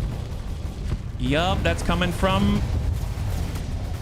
He does have overseers around him, so he's getting lots of lashes right now. All right, come on, guy. You gonna get in there? Yeah, get in there. Get in there. I know you know where to go. I know you know where to go. Here, follow him in. You're looking the wrong way, buddy. Here, I'm gonna speed this up a little bit. All right, get back on course. Get back on course. Where are you going? He's super aggressive, but he's aggressive in the wrong direction. Okay, that's it. All targets, explicit eliminate order. And I should probably change this to an actual eliminate order like that. There we go. Explicit right there. Now let's see what you do. Get involved. Wonderful. High five. Hive unit destroyed. Excellent. Awesome. Pick through the wreckage. They don't like us. Reduced reputation. We get a fragment fabricator. Void blaster. Ooh, nice. Voltaic cannon. Kinetic fragment. Those are the smaller ones that we outfitted. I'm kind of looking for swarm launchers in particular. Unstable fragment. Small missile. Anti-fighter area. Interesting. So they're like flak AoE, like baby devastators or something like that. That's kind of interesting. Well, let's see if we can't find any more. We got a little voltaic discharge. Okay, fair enough. Yeah, sprinkle a little voltaic discharge right off the top. That's how we got it going. Okay, so they seem to have grouped up a little bit. I think for the most part, it's not going to take us too long to get back up in working order. There's a skirmish unit out here. Oh, can I get these things? Probably after I clear this. Okay, double fabricator. Double fab. Little more time. Little more time. Oh, nice. Up. I thought, gosh darn it. I thought I was dodging the double fabricator, and I ran right into the open arms of the triple fabricator. Well, we've been through this song and dance before, but oh no. Okay. Well, let's see if we can't do this twice. So the last time that we did this, we stayed on the onslaught. Onslaught let us in. So everyone stay on the onslaught. We're going to have Huskojo, actually Lord Cucumber on the most extended portion, and then we're going to bring up the rear with Huskojo Bear with the Anubis, and then we'll have mid-ground omen coverage on Anakitas, and we will say search and destroy for our onslaught. Here we go. Yeah, I was about to say, you may want to bring more cap ships when you want to abyss dive more. Oh, you mean like have more so that you can have backups and you can rotate them in and out? Is that what you mean? I guess for crew training, that may have a slight degradation in the amount of, I guess, combat readiness that it provides, but it would be nice if you can do back-to-back fighting, because you don't have to worry about attrition as much. All right, advance. Come on. All right, there's the first interlopers. Here we go. Just to handle the fab units easier. Oh, like bully our way right through. All right, stick together, stick together. Give them the pain train. That's an assault unit. Here's the overseer. Here's the overseer. So we got assault, assault, skirmish, skirmish, skirmish, double overseer. Let's go engage, engage like this, and let's move. All right, keep moving, keep moving. This guy is about to get lashed, isn't he? Oh, that's a lot of... Thank you, Paladins. Thank you, Paladins. Stick with it. Stick with it. Come on, come on. Push through, push through. We already hit some of the backline units. The 350, the hive unit. Yep, yep, yep. Locust swarm. Stick together, stick together. Just keep pushing. Drop the overseer if you can. That's target of opportunity, really. Who's up in front of us? We still have no contact on fabricators yet, but we do know that they've got at least a couple of those hives out there, so we should start to camp to the north soon enough, right? So actually, let's go and give an explicit order to move to waypoint for the onslaught to leave us forward. Yet your ships look, oh, I should say demonic. Yes, they've got a little bit of influence. A little bit of otherworldly influence at the moment. Okay, there we go. We're pushing into it. There it is. There it is. Stick with it. Stick with it. Aha! First spotted. I'm going to go ahead and give an eliminate order. Everyone else is leashed to the onslaught. Onslaught, let's go ahead and mobilize and just push our way in. Relentlessly, relentlessly. Plans for running like a finely tuned Swiss watch. Did I just jinx it? I don't know. We'll find out. But so far, so good. This guy is right in front of us. That's what we want to see. Wow. Yes. Come on, come on, come on. Oh, come on, come on. Yes, yes. Stay on it, stay on it, stay on it. Stay on it. Don't give in. Don't give in. Just a little more. Just a little more. Push that. Oh my God, he's on like 1%. There it is. High five. One fabricator down. Wow, that is good. All right, new eliminate order right here. Stay on it. Let's go ahead and focus in with the 2. They've got defensive orders. Should we? No. I'm just going to hard bum rush it, and then we'll actually do a search and destroy here with our supporter who's given us healing with all the Hungering Rift. All right, come on, come on, come on.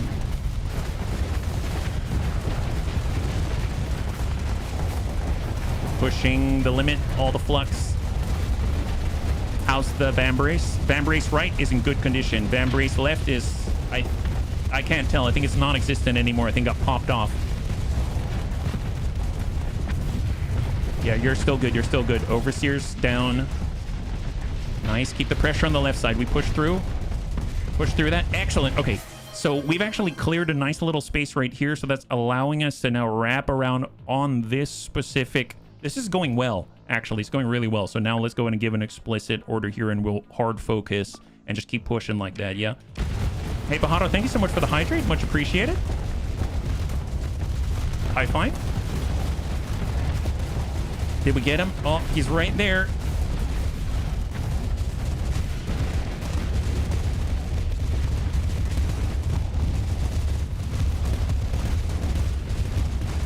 The amount of punishment these onslaughts can take is very impressive. Come on. Yes, yes. Don't give in. Don't give in. There it is. Beautiful. And then we've got third fabricator right here. New elimination target. But I'm actually going to go ahead and leash again, because I have a feeling, you know, we're getting a little surrounded. So I will just tell our boy to search and destroy here for now. Just kind of regroup. Dumpster fire targets of opportunity around us. Every single unit that this fabricator pops out is ruining his combat readiness. Okay, so Hull's actually getting worse for the Onslaught Mark 1. It lost the left Vambrace, but it healed to full. Did anyone else see that? Its hull was not full. It is now. So the more... Wow. You know what? Screw it. Elimination order. Let's go, guys. Get rid of the source. Wow, that is very impressive. You just need a little help sometimes. Need a little help. There we go. Rotate. Focus. Focus. Control the chaos. Maintain pressure. Get rid of the assault unit. Get out of here. Get out of the battle line. Shield's okay. Nice! High five! All right, triple fabricators down. Regroup on Onslaught and just follow him to victory. That's the way it's done. That's beautiful. Damage control skill is a bit fun bit when it is upgraded. Yeah, it does. Got maneuverability. Oh, actually, no, damage control. That's the one where I think you can continue to repair your weapons and your engines while they're under fire. Is that right? I think impact mitigation improves for capital ships and cruisers, the maneuverability by 50%, I think. I think all of our onslaughts have that in order to compensate for the fact that the pilots didn't roll with helmsmanship yet. It's a hunger rift with the mantle. Yeah, the shrouded mantle and the hungering rift from our good old Radiant buddy. Yeah, that's the repair hull mod. That's incredible.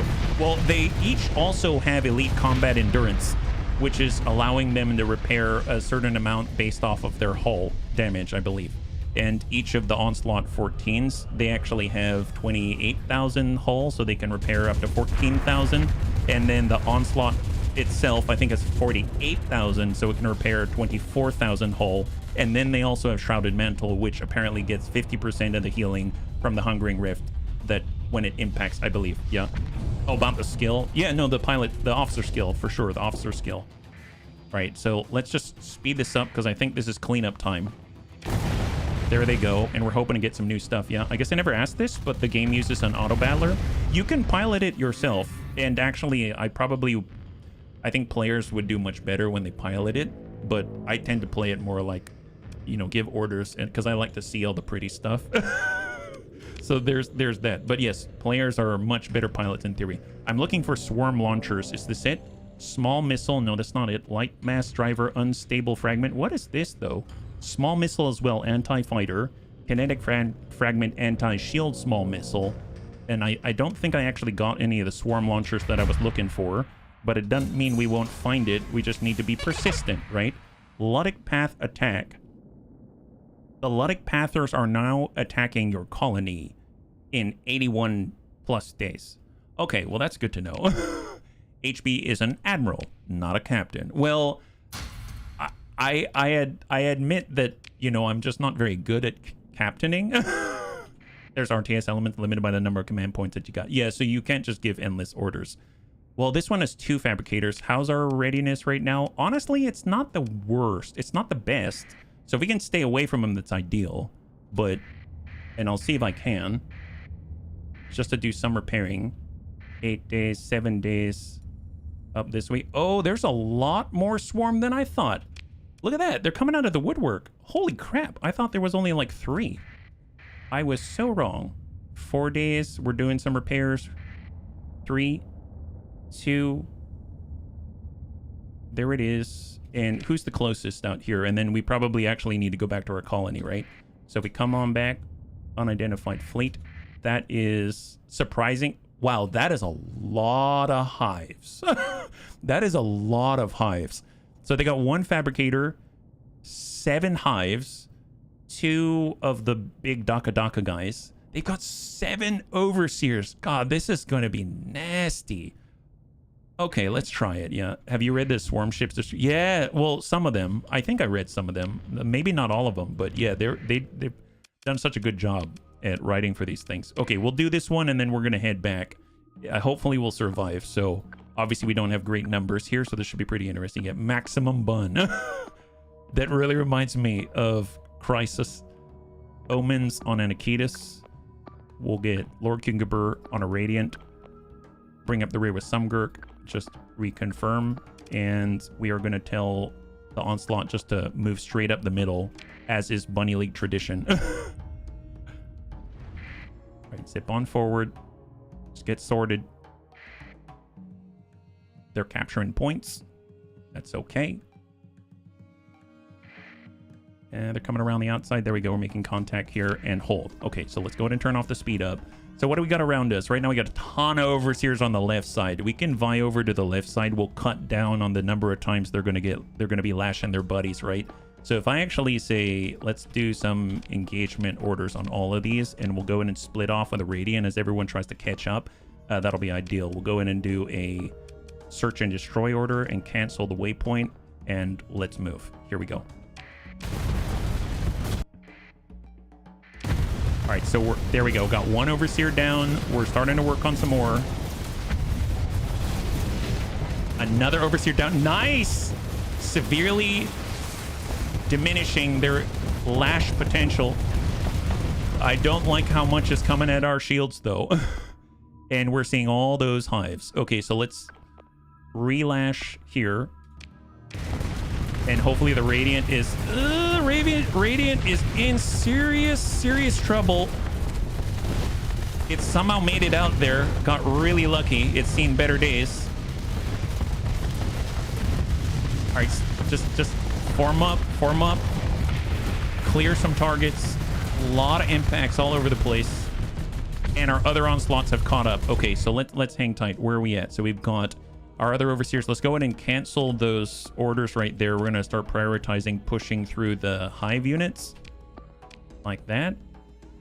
And let's actually give an explicit eliminate command and try to keep driving north. That's the key. That is the key. Just stay together. Spartans! Stick together. Block the shields. All of that. There's that lash. That guy's backing up, dumping his guns, getting fully reloaded.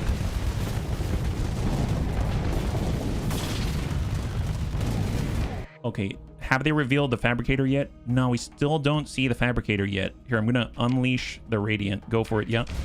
Let us chat with Old Slot. The Old Slot's definitely automated. That means it chose to go with you. It's why, for all we know, it could have registered us as a threat initially, especially when the salvo's broken. I mean, potentially. All I know is I'm glad to have it with us. That's a great question, though. Man, we have seen some better days on our poor Radiant. EMP saving our butts, I think, relieving a little bit of pressure. Old Slot found the fabricator. Okay, so the Old Slot found the fabricator. So that is the new priority. Let's clear all potential targets. Old Slot focus primarily on this guy. I didn't mean to target the guy right behind it. There we go. So that's him. That's what we want. So let's focus right on that guy. Hard focus, triple onslaught right on him. And then I'm actually going to go ahead and leash to the Old Slot and move into a defensive posture with a Radiant who's already damaged. So let's see if we can't eliminate this guy while we have the opportunity. Yeah, get in his face. Get in his face. Oh my god. Come on. Don't be distracted. Don't be distracted. Stick with him. Stick with them. We got to get back to the Luddic Pathers. Look at this. They're like locking arms like brothers from another mother. Locking shields. Oh my god. Close orders battle. Just stay on it. Forget about those hives. Forget about the hives.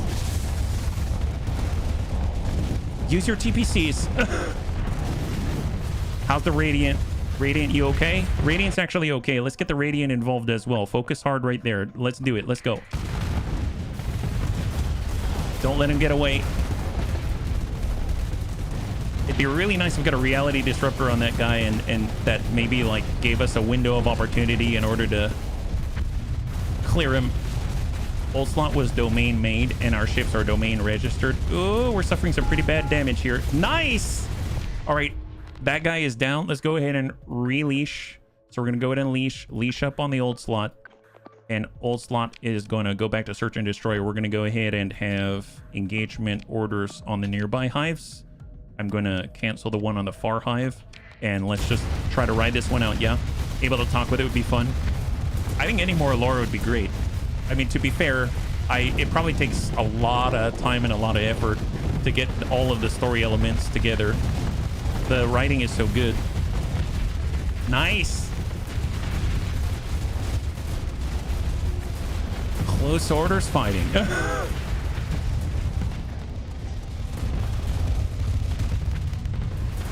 This is the kind of like low effort fleets that I enjoy. Excellent. Wow, my goodness.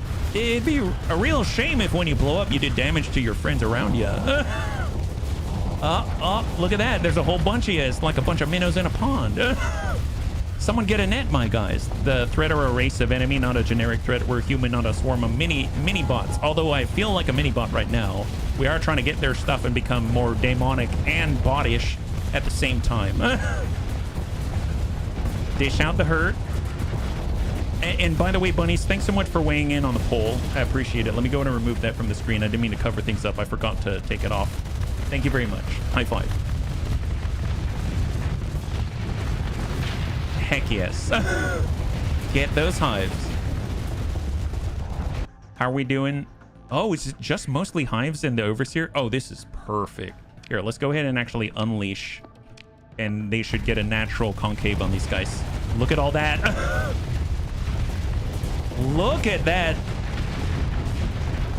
Snowball. High five. Oh, God. This is working. I really like it. My goodness. A lot of kills there. I'm hoping for some swarm launchers. Ooh, we got a... What is this? A new hull mod. Fragment Coordinator. A collection of notes, guidelines, and practical examples. This mod will increase the maximum number of fragments in the ship fragment swarm by 60%. Increase the size of the fragment swarm by another 40%. It's a 100% increase to the magazine size of the swarm. We also picked up Neoferric Quad. What is this? Best match. Quad coil weapon system obsolete. Abbreviated. True. Show partial match. True. Warning. Variant contains unlicensed modification. Variant displays unregistered production ID. Variant may be in violation of domain technological safety standards. I already like the sound of that. And we got swarm launchers. All right. Okay, so let's head back. We got some stuff to play with now. Let's see. Grab whatever we can because we are the gingerbread bunny. Ooh, we got some more stuff. Oh, my God. And then let's dump off not the supply because we have 15,000 supply. Okay, now we actually have to dump out supply. I'm sorry, bunnies. There we go. Now we get 13,000. Let's get out of here. Wow, that's crazy. We actually got new stuff. Oh my God, it does not stop. All of a sudden, oh gosh. Now I'm unsure. Bunnies, I don't know. You've played this game. Most of you have played this game before. So I guess I'm not sure. Like, should I move to mods now? Or should I keep playing? Because I am still getting new stuff. Do you know what I mean? I'm not sure. Well, I'll tell you what. I mean, in the meantime, let's just head back to Terminus Charlie. After all, we got new stuff to try. Apparently, a new hull mod going to increase our, what is that, fragment swarm, whatever size by like 100% when we S-mod it. So we can get a couple of Falcon Piece and see what that can do. Yeah, many stuff to play with. Here I am with only 2 hands. Yeah, still could have been registered as a threat. Point is old slot. Let us approach. Break in. Just stick with us. Are we? I mean, the domain doesn't exist in the Persian sector. 90% of my ships are salvaged. I legit have only bought 3 ships so far. I mean, that's the wonder of this game. You don't have to buy stuff to play with it. My goodness. All right, and here we go. Excellent. So we're going to appear right back at our base, and we've got some new stuff to use now. Apparently, we've got a, what's it, a coordinator? So we got a coordinator mod, and that's going to give us a huge magazine size improvement, I believe. Yeah, did you find the hyper shunt enemy? Yes. So far, I don't know if there's any more, but I marked them down on note. So if you go to Intel right here, we found a coronal hyper shunt here in Gualiku. And then I found the original one on stream in Paratartaris. So I haven't found any other ones yet, but you know, if I do, then that would be potentially more of the special stuffs, which is going to be awesome. So let's head over to Hare's Hollow, and we're going to install the new mod. Not only that, but we got a couple of more of those swarm launchers, and we've got more kinetic fragments, etc. So go over to Manage Colonies, double check the fleet, no demods to clear. Everyone's in good condition. I like the sound of that. That's awesome. And then we're going to go over and grab 2 Falcon Peas this time so that we can have 2 launchers of varying degrees of civility.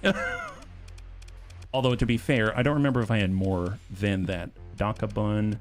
We have the BLS missile bun, but I'd have to S-mod, and unfortunately that one... Here's the BLS munitions bun. Do I have another one? I don't.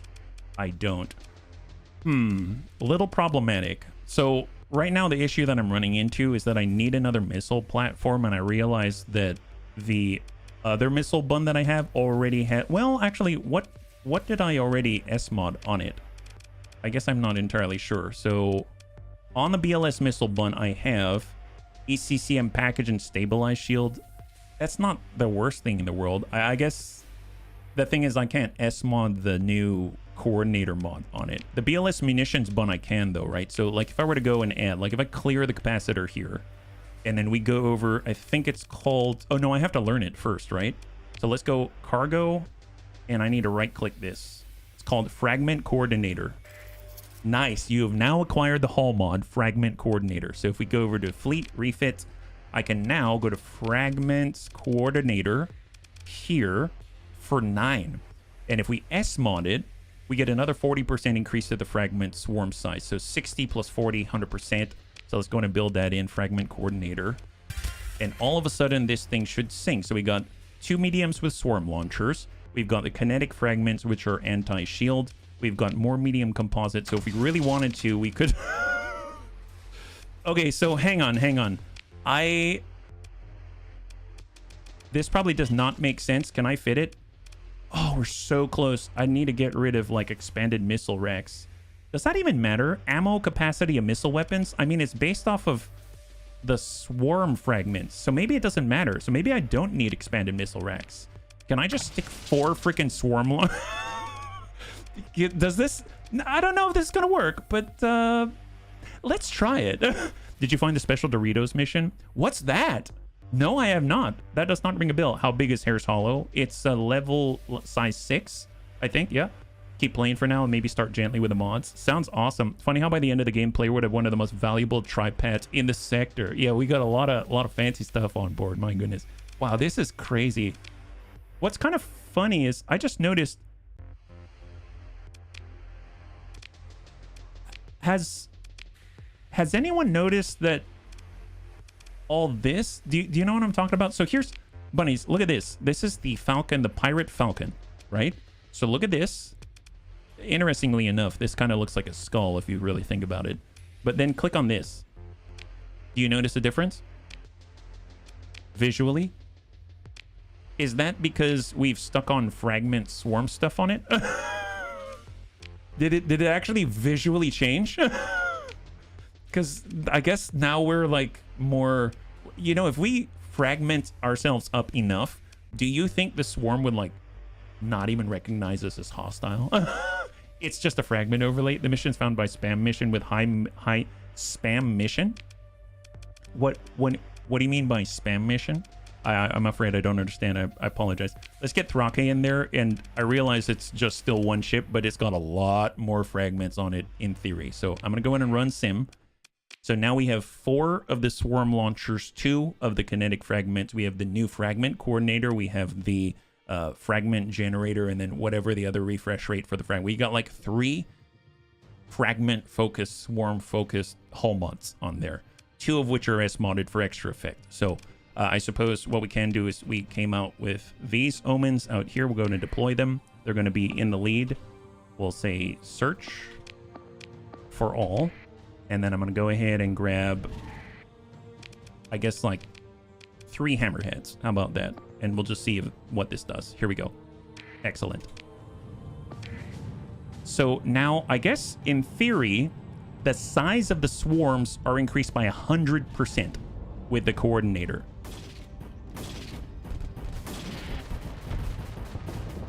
So do they just have a mind of their own? Like, do you control them, or what happens when they decide to actually attack? I guess they it looks like the swarms actually energize and launch fragments at things.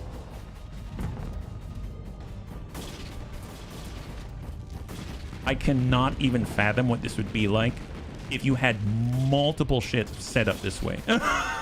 You know what I mean? Like, look, they're like fighters. They're just doing their own thing. Look at that. They're sending out arcs of lightning and just completely demolishing that hammerhead, and we're over here. We're not even like looking at him. So there go the kinetics. Anti-shield. The swarms kind of act like, yeah, they are kind of like fighters, huh? It's kind of wild. So it almost makes me wonder, are they affected by ECCM or not? Or are they more like, I mean, I guess it wouldn't be like expanded deck crew or anything like that, right? Radiant mission random from high military contracts. So spamming accepting contracts, you can get missions from contacts. The bunnies told me about that. I haven't done any of them. So I have a contact with Ryan Arroyo, but I haven't done any of that. So I guess what I got to do is just do missions with him, raise my reputation, and eventually he may give me special Dorito missions. Is that right? Because I got to do that. Are you kidding me? Those are such good weapons. So here's my initial thought. I don't know what the bunnies think. You could probably do this better, I assume. My initial thought is this could be very, very powerful if you had maybe like 4 of these ships. Do you feel the same way? I don't know who's played with fragment swarms before, but I can see how it's sort of like fire and forget. You sit there, you got 4 of these guys, and they're just spamming out fragments everywhere, and they basically run autonomously, and then they're regenerated and spewed out again, and they just never stop. Yeah. No fighter combat readiness on the Falcon. I don't think they get fighter bonuses from expanded deck crew. Yeah, that's true. It's not like you've got crew loss from in the fighters or anything like that, right? You don't have enough fragments for 4 swarm launchers. How did that work? Maybe that's probably a good education point. Yet fragments are a spam tactic. So if I read the swarm launcher as an example, requires the fragment swarm hull mod and uses 50 fragments per swarm launched. Can control up to 4 swarms concurrently, but will wait to launch new swarms until the existing ones are depleted. Oh, so I've like saturated the field, right? So if we take a look at the secondary fabricator, increase the rate at which replacement fragments are launched, in this case by 50%. Fragment coordinator, increase the maximum number of fragments in the ship's fragment swarm by, well, 100%. So really, if you said that this requires the fragment swarm hull mod and uses 50 fragments, it actually will use 100 fragments per swarm, and it can control up to 4 swarms concurrently. I think is how I would read that, I believe. And then fragment swarm itself, the base number of fragments is, in this case, we're a cruiser, I think. Are we a cruiser? Yeah, we are a cruiser. So then I'd read the third notch there. It'd be 60. And replacement fragments are launched at 3 times a second, depending on the hull size. So if each of these can control 4 swarms concurrently, I remember reading about a limit. There was a limit on how many swarms you could have, but I don't remember where that was listed. This weapon cannot be fired manually, will always launch swarms as soon as it is possible to do so. Yeah, so this one wants to cuddle up close. I'm not sure. It seems like it could stay far, but there's a limit to how many, I guess, of these swarm launchers that you can have on a ship, it sounds like, because it seems like one swarm launcher can control 4 swarms, and with all the supporting hull mods, you can get this swarm from 50 fragments to 100 with a coordinator, and there's a replenishment rate to relaunch swarms once they've been depleted, I think is how I'm reading that, yeah? So maybe I've kind of oversaturated this one ship with swarm launchers, so it might make more sense to get a second Pirate Falcon and put 2 swarm launchers on that with the same mods, and then you'd be able to saturate the field more efficiently. That's how I'm thinking about it, but I don't know. Obviously, that'll come to testing, so I'm probably not going to solve that conundrum right now. I might have to read up on it or something like that, who knows, but really cool. Glad that we can play with new things. I'm always down for that. So I guess with the 10 minutes that we have left, let's just make sure that we've got this stuff deposited.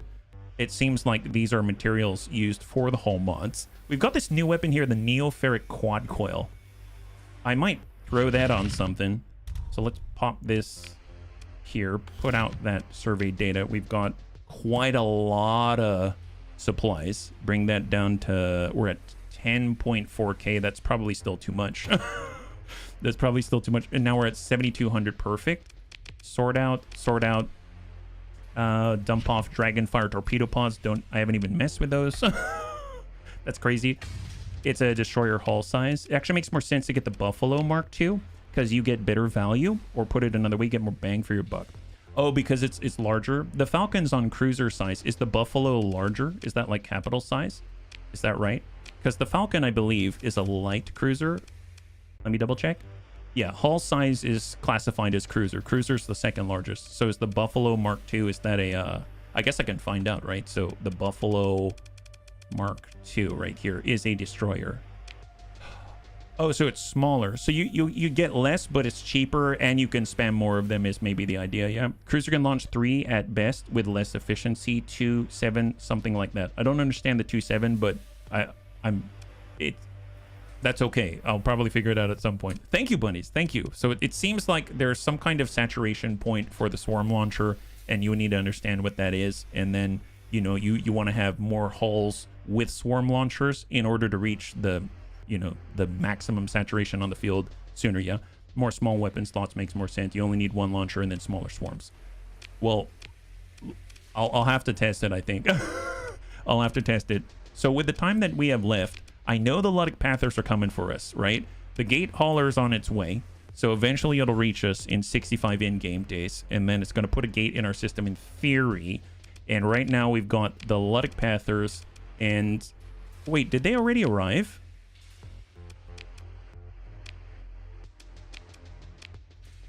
Luddic Path... Oh, okay, I was like, what happened to the Luddic Path attack? Here it is. I just didn't mark it as important. 57 days until they arrive at Jehanum. We can go and try to intercept them, just like we did last time. So let's go ahead and mark them up. I'm going to lay in a course, and let's go and find us some Luddic Pathers. We have the Radiant with us, and we also have the demonic weapons and hull mods, so they're probably going to come to us whether we want them to or not. So I'm just going to go ahead and save up, and we're going to intercept them as the last thing that we do for the week. So thank you again, bunnies. And thank you again for weighing in, and thank you again for just honestly teaching me so much about the game. I really, really appreciate it. So let's head on out. We're going to look for a launch point. We got a neutron star, so we're going to do what the bunnies taught me. We're going to head on over, sandwich ourselves on the line, and bam, like this, launch ourselves. That is so freaking cool. All right, on the move. Okay, so what's close by now? Made some good distance. If I'm them, I'm traveling along here, right? Straight path, yellow star. So maybe we should just not launch ourselves. Just keep an eye out, yeah? They're great on Twitch. Everyone's very helpful. How goes the playthrough? So far, so good. So far, so good. We're able to, and welcome back, Sino. And thank you again for the raid yesterday. Oh, so far, so good. We've been able to get ourselves new toys, new hull mods. There's so much, it's kind of mind-boggling, but I'm trying to wrap my head around the whole swarm fragment mechanic, but the bunnies, they're trying to help me out here. They had recently, just yesterday, taught me about launching myself with a neutron star and a black hole, and it's been helping out immensely. And right now we're trying to find ourselves a Ludic Path attack coming our way, yeah? Is there a formal end of the game? I don't think so. I think it's a sandbox. Obviously, there's a main story. There's still main story stuff I have not done, like visiting Ludic shrines and stuff like that. So, oh, that looks compelling. Is this them? Holy Armada traveling to the Jehannam system. Bunnies, we found them. What do we got, my guys? Submit, repent, and your sinful technologies will be smashed. Resist and only God's holy vacuum will show you mercy. Oh, let me tell you about God's holy vacuum. Wow, my goodness. All right, here we go. So we're gonna need some points before we release the hunger. You know what? Actually, let's release both the Ship of Legend and the Radiant with Hungering Doom, and then we'll try to get us. You know, that should be enough. Let's go ahead and get ourselves armed up. We will follow in the onslaught. It worked before. And let's go and find us some Ludic Pathers. Yeah, God has a holy vacuum. Is there a holy mop too? Yeah, apparently he's got a holy ammonia and holy bleach as well. Isn't necessarily the best ship in terms of point for the swarm, but the number of ships you can field is a value unto itself. Yes, swarm with the swarm. That makes sense, Panzer. That makes sense, yeah. So far, I think the big thing is that the swarm launcher itself, not the kinetic fragments and stuff like that, are actually medium hard points. So if we can find something with medium hard points, that'd be great to use that launcher as well. Okay, so he is super angry. Oh, wow. Ludic Path. Have you been introduced to the Holy Dyson? And by the Holy Dyson, I mean the Holy Vacuum of the Bunny League. Oh, wow. Is that a Prometheus? Is that full of... I don't know, fuel? Huh. The better to explode, my dear. Excuse me. Onslaught Mark 1, Ship of Legend. That thing seems like it could use a little encouragement to detonate in holy fire. Oh, there it is. Wonderful. My cats have thoughts on the vacuum. They protest vehemently at it being called holy. Prometheus Mark 2. My goodness. Wow. Yeah. Eradicator has been eradicated. How fitting.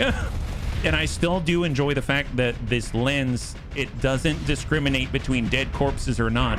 It still dumps flux all over these guys. He's like, just checking. This is what I like to call shrouded dweller defibrillation. Except I don't try to bring you back from the dead. I just try to make sure you stay dead. It's kind of like rapid fire if the ambulance said, clear. Okay, we're done with that. Who's left? Anyone still alive? Oh, that poor soul? Well, he's heading over to some kind of vacuum, and don't worry, we'll get him in pursuit. Although, can we catch up to that guy? I don't know if we can. Omens, can you go and do it? That might be... okay, he got away. There it is. That's it. That's fine. Don't worry about it. We're going to go in and pursue them. Oh, we took out... Who's Kojo Bear? I didn't even realize. Oh, that's super embarrassing. Oh, that is so sad. Well, let's just come in like this. I probably didn't need to bring the Radiant, but...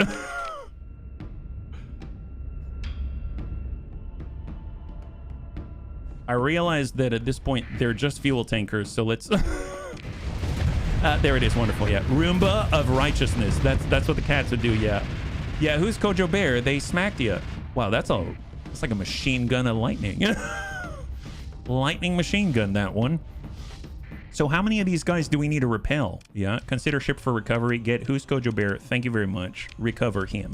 Fantastic. So grab all their stuff. Don't need to grab that loot. There's someone trying to slip on by. Oh, they're getting away, bunnies. They're getting away. Gotta find them. Gotta go get them. Oh, trying to get to the front. Get to the front of the line. You know what? Should we just wade right into the thick of things?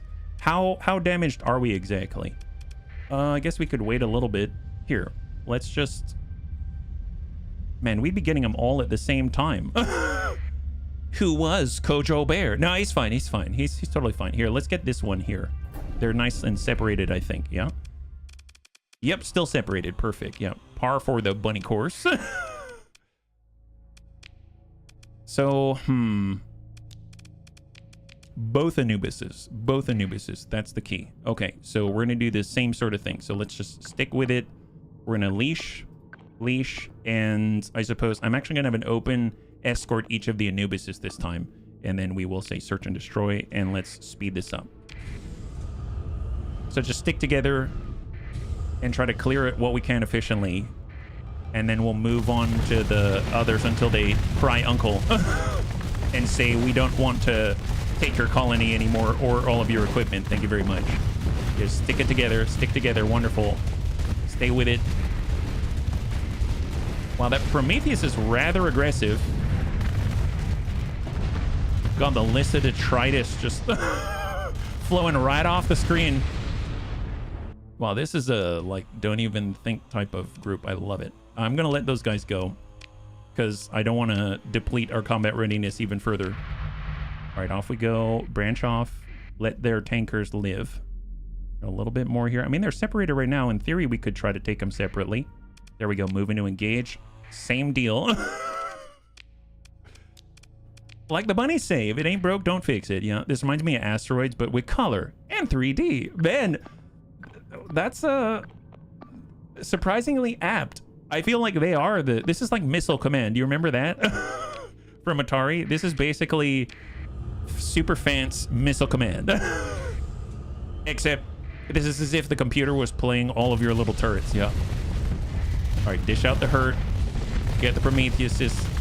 Give them all the endless DACA. Protect each other, support each other, and submit to the will of the Hungering Rift.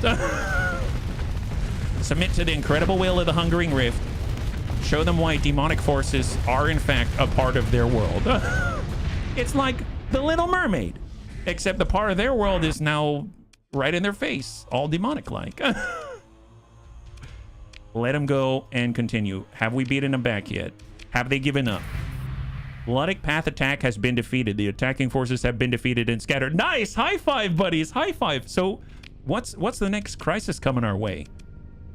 Man, do they ever stop? I guess that's the question. So, I am curious. These colony crises, do they ever stop, or do they just keep coming for you? Because that's kind of probably something to keep in mind if you ever start a colony, I suppose. I wanted some cash, and now that we have cash, I really wonder if this is like a forever thing or not. Yeah. Some might argue every time we murder a fleet of ships, it's a war crime, but I say we never sign on to any accord, so it's kind of like those fleets were killed by nobody. Yeah, we are nobody, but we're also everybody all at the same time. There are ways to stop it. They do stop eventually, but the thing is, by then you've already gone through all of the basic factions. Max of 1 crisis per major faction. They stop, it's 1 per major faction. They stop if you fix them.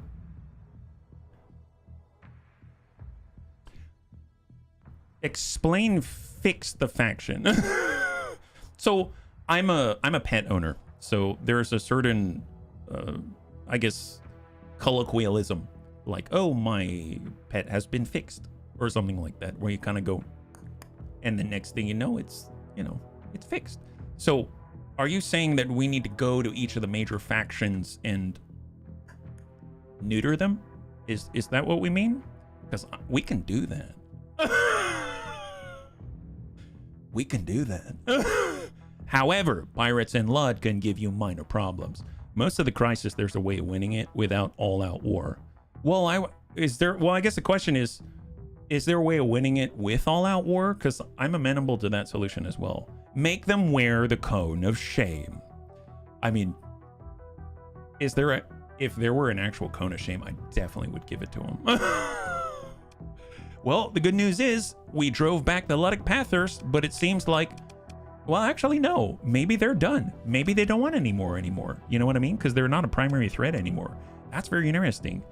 You've solved the Syndrian crisis and a couple of others. Nice. Well, it's funny because we attacked the hegemony investigators, but I guess I didn't beat them back last time. So is that why they're still attacking us?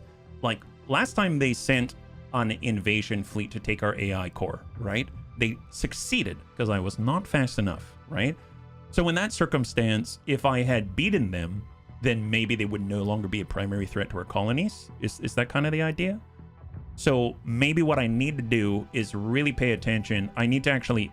So, okay, I'm starting to understand a little bit more. So please correct me if I'm wrong. I'm just going to recap my understanding, and maybe I'll be able to play a little more intelligently as a result, right? So we've got colony crisis right here. We've got primary threats. So these are the next, let's say, factions in queue to do whatever they do to your colony, whether it's the Syndrian Diktat and they are specifically trying to mess up your fuel because they've got fuel, the Hegemony investigators. They don't like AI core, so they're going to come and investigate and take your AI core, etc., etc., etc., right? So the primary threats listed at the time, you got the 3. Dangerous extreme, it just means we maxed out on how quickly the bar fills. When the bar hits maximum, then it triggers a crisis from one of the primary threats. That primary threat then enacts whatever form of retribution that they do, send an invasion fleet, etc., etc. And if you beat them back when they're in that state, then you sort of knock them off a peg as a primary threat. And eventually, if you do that enough times in sequence, primary threats will clear up. Is that the idea? Is that what I'm hearing here or understanding? Yeah. 100%. Yeah. Outright murder works too. Someday I want HB to play a stealth game. It'll be. You want to know what's funny? So my birthday is on Bastille Day. So I feel like a few birthdays back, I wasn't feeling so well. I'll be perfectly honest, off stream. And I went to stream and Raven told me, you know, HB, just play whatever you want to play. It's your birthday. Don't think about, you know, continuity or viewership or what people want to see or anything like that. Just play what you want to play. I played Kingdom Come Deliverance. And I was at a part in the game where we had to stealth our way into a bandit camp. So my version of stealth was to poke at people, lure them to a bridge where there's a choke point, and I just laid this big pile of bodies. And I kept doing it till there weren't any bandits moving around the exterior of the camp. Then I walk right to the objective and bombs your uncle. So that's the first thing I think of when you talk about I want to see HB play a stealth game, because that's exactly how I play a stealth game. I used very targeted, precise acts of violence until the threat does not exist anymore, and then I walk right up to the objective. That's typically how I play it. That's how I play Metal Gear Solid as well. I just want to point that out. So I don't know how interesting that would be, is all I'm saying. I don't exactly play stealth the way that I think you're supposed to. So that's why I find humor in it, because the first thing I think of is HB's not the best stealth player. He really is not. Different factions have different, if you were to give them the Planet Killer, they would stop. Oh, that's right, like the Luddic Pathers. I think the bunnies mentioned that with the Luddic Pathers, and I just can't bring myself to give away the Planet Killer to anybody. I think, yeah, each faction has a thing that annoys them. So AI cores for the hegemony, many planets for the, really many planets. The Persean League doesn't like when you have many wow, that's so tit for tat. Big markets for Tritakian. That I understand a little bit more, except for pirates. Pirates are annoyed that you got stuff and they don't. You Assassin's Creed it. Yes, I did. It counts as stealth if they don't live long enough to tell anybody else. That is true. I mean, it's funny because some of them tried to tell their mates, but then, and they succeeded. So it's not to say that, you know, I was super successful. It's just that when they told their mates went to go and find them, and then I took care of their mates. And eventually, they didn't have any mates to come and get me. So that was my version of stealth, yeah. I thought pirates were triggered from a story event related to the Gate storyline with the Warlord. Oh, you mean Kanta? I've been told about Kanta a few times, but I haven't actually gone to Kanta other than to take Alyssa's from Kanta. So maybe we should look in... Bunnies? So, I guess I'm torn. Should we try... So here's what I'm thinking, okay? We've done fleets, right? I'm finding all kinds of ships, stuff like that. There's still so many ships to mess with. Haven't messed with even like a smidgen of the ships out there, right? And we were getting so many new toys, so many new hull mods. We've gotten so many new things. The Neoferric Quad Coil we just picked up. I didn't even put that on anything. We're getting so many things. And there's so many ways to wreak havoc and use violence as a solution. Now, I am hearing quite often that there are non-violent ways to solve our problems. But I realize that maybe I am not giving the full experience of this game to the bunnies. by always turning to violence. So does it? I don't know if I can do it, but I can definitely try to not use violence immediately. I don't like this non-violent. Oh, thank God. Okay, cool. I just wanted to check less okay, what? No, okay. God, I love the bunnies. Thank you so much. I was okay. I'm sorry. I was just curious. Did you want me to try the game and it's different? Violence is far better. Okay. God, thank you so much, bunnies. You look so sad. Please continue with the violence. Don't cry. It's okay. I was just worried. I mean, like, my instincts say one thing. And, you know, if there's one thing that I've learned, I'm trying to pay more attention to myself, trying to be a little more reflective. And when I reflect inside, random acts of violence meted out arbitrarily is just, it's a part of what the heart wants. It's kind of what the heart wants. You can't just not give the heart what it wants. No matter how much you try to avoid the path that the heart wants, even though the brain says there are other possibilities, you will always walk the same path. Isn't that right, Brother Cotton? That's right. You were a street preacher, I apologize, and it seems like you would know best. So says Lud. Yeah, that's what I thought. So obviously we do have some commonalities between our faction and the Luddics, and so as much as they think we're demons and stuff like that, I think it's very important that we at least recognize where we come from, where we're going, and what the heart wants. Thank you for setting me on the right path, bunnies. After all, in the immortal words of Brother Cotton, there will be a time when you need to make a decision. You just need to make the right one. That's right. You need to make the right one. Kill them all. That's right. I don't like this non-violent. Oh, thank God. It's okay to bomb paths or stations. This game's designed to be played in various ways, and if you simply use force to complete certain missions, you're shooting yourself in the foot. Well, I guess my feet have a lot of holes in them then, because a good mission is the mission where you have to fly a communication satellite for a hacker and integrate something into it. Mission's really easy to do if you take a small ship and fly over there. Here's the thing, though.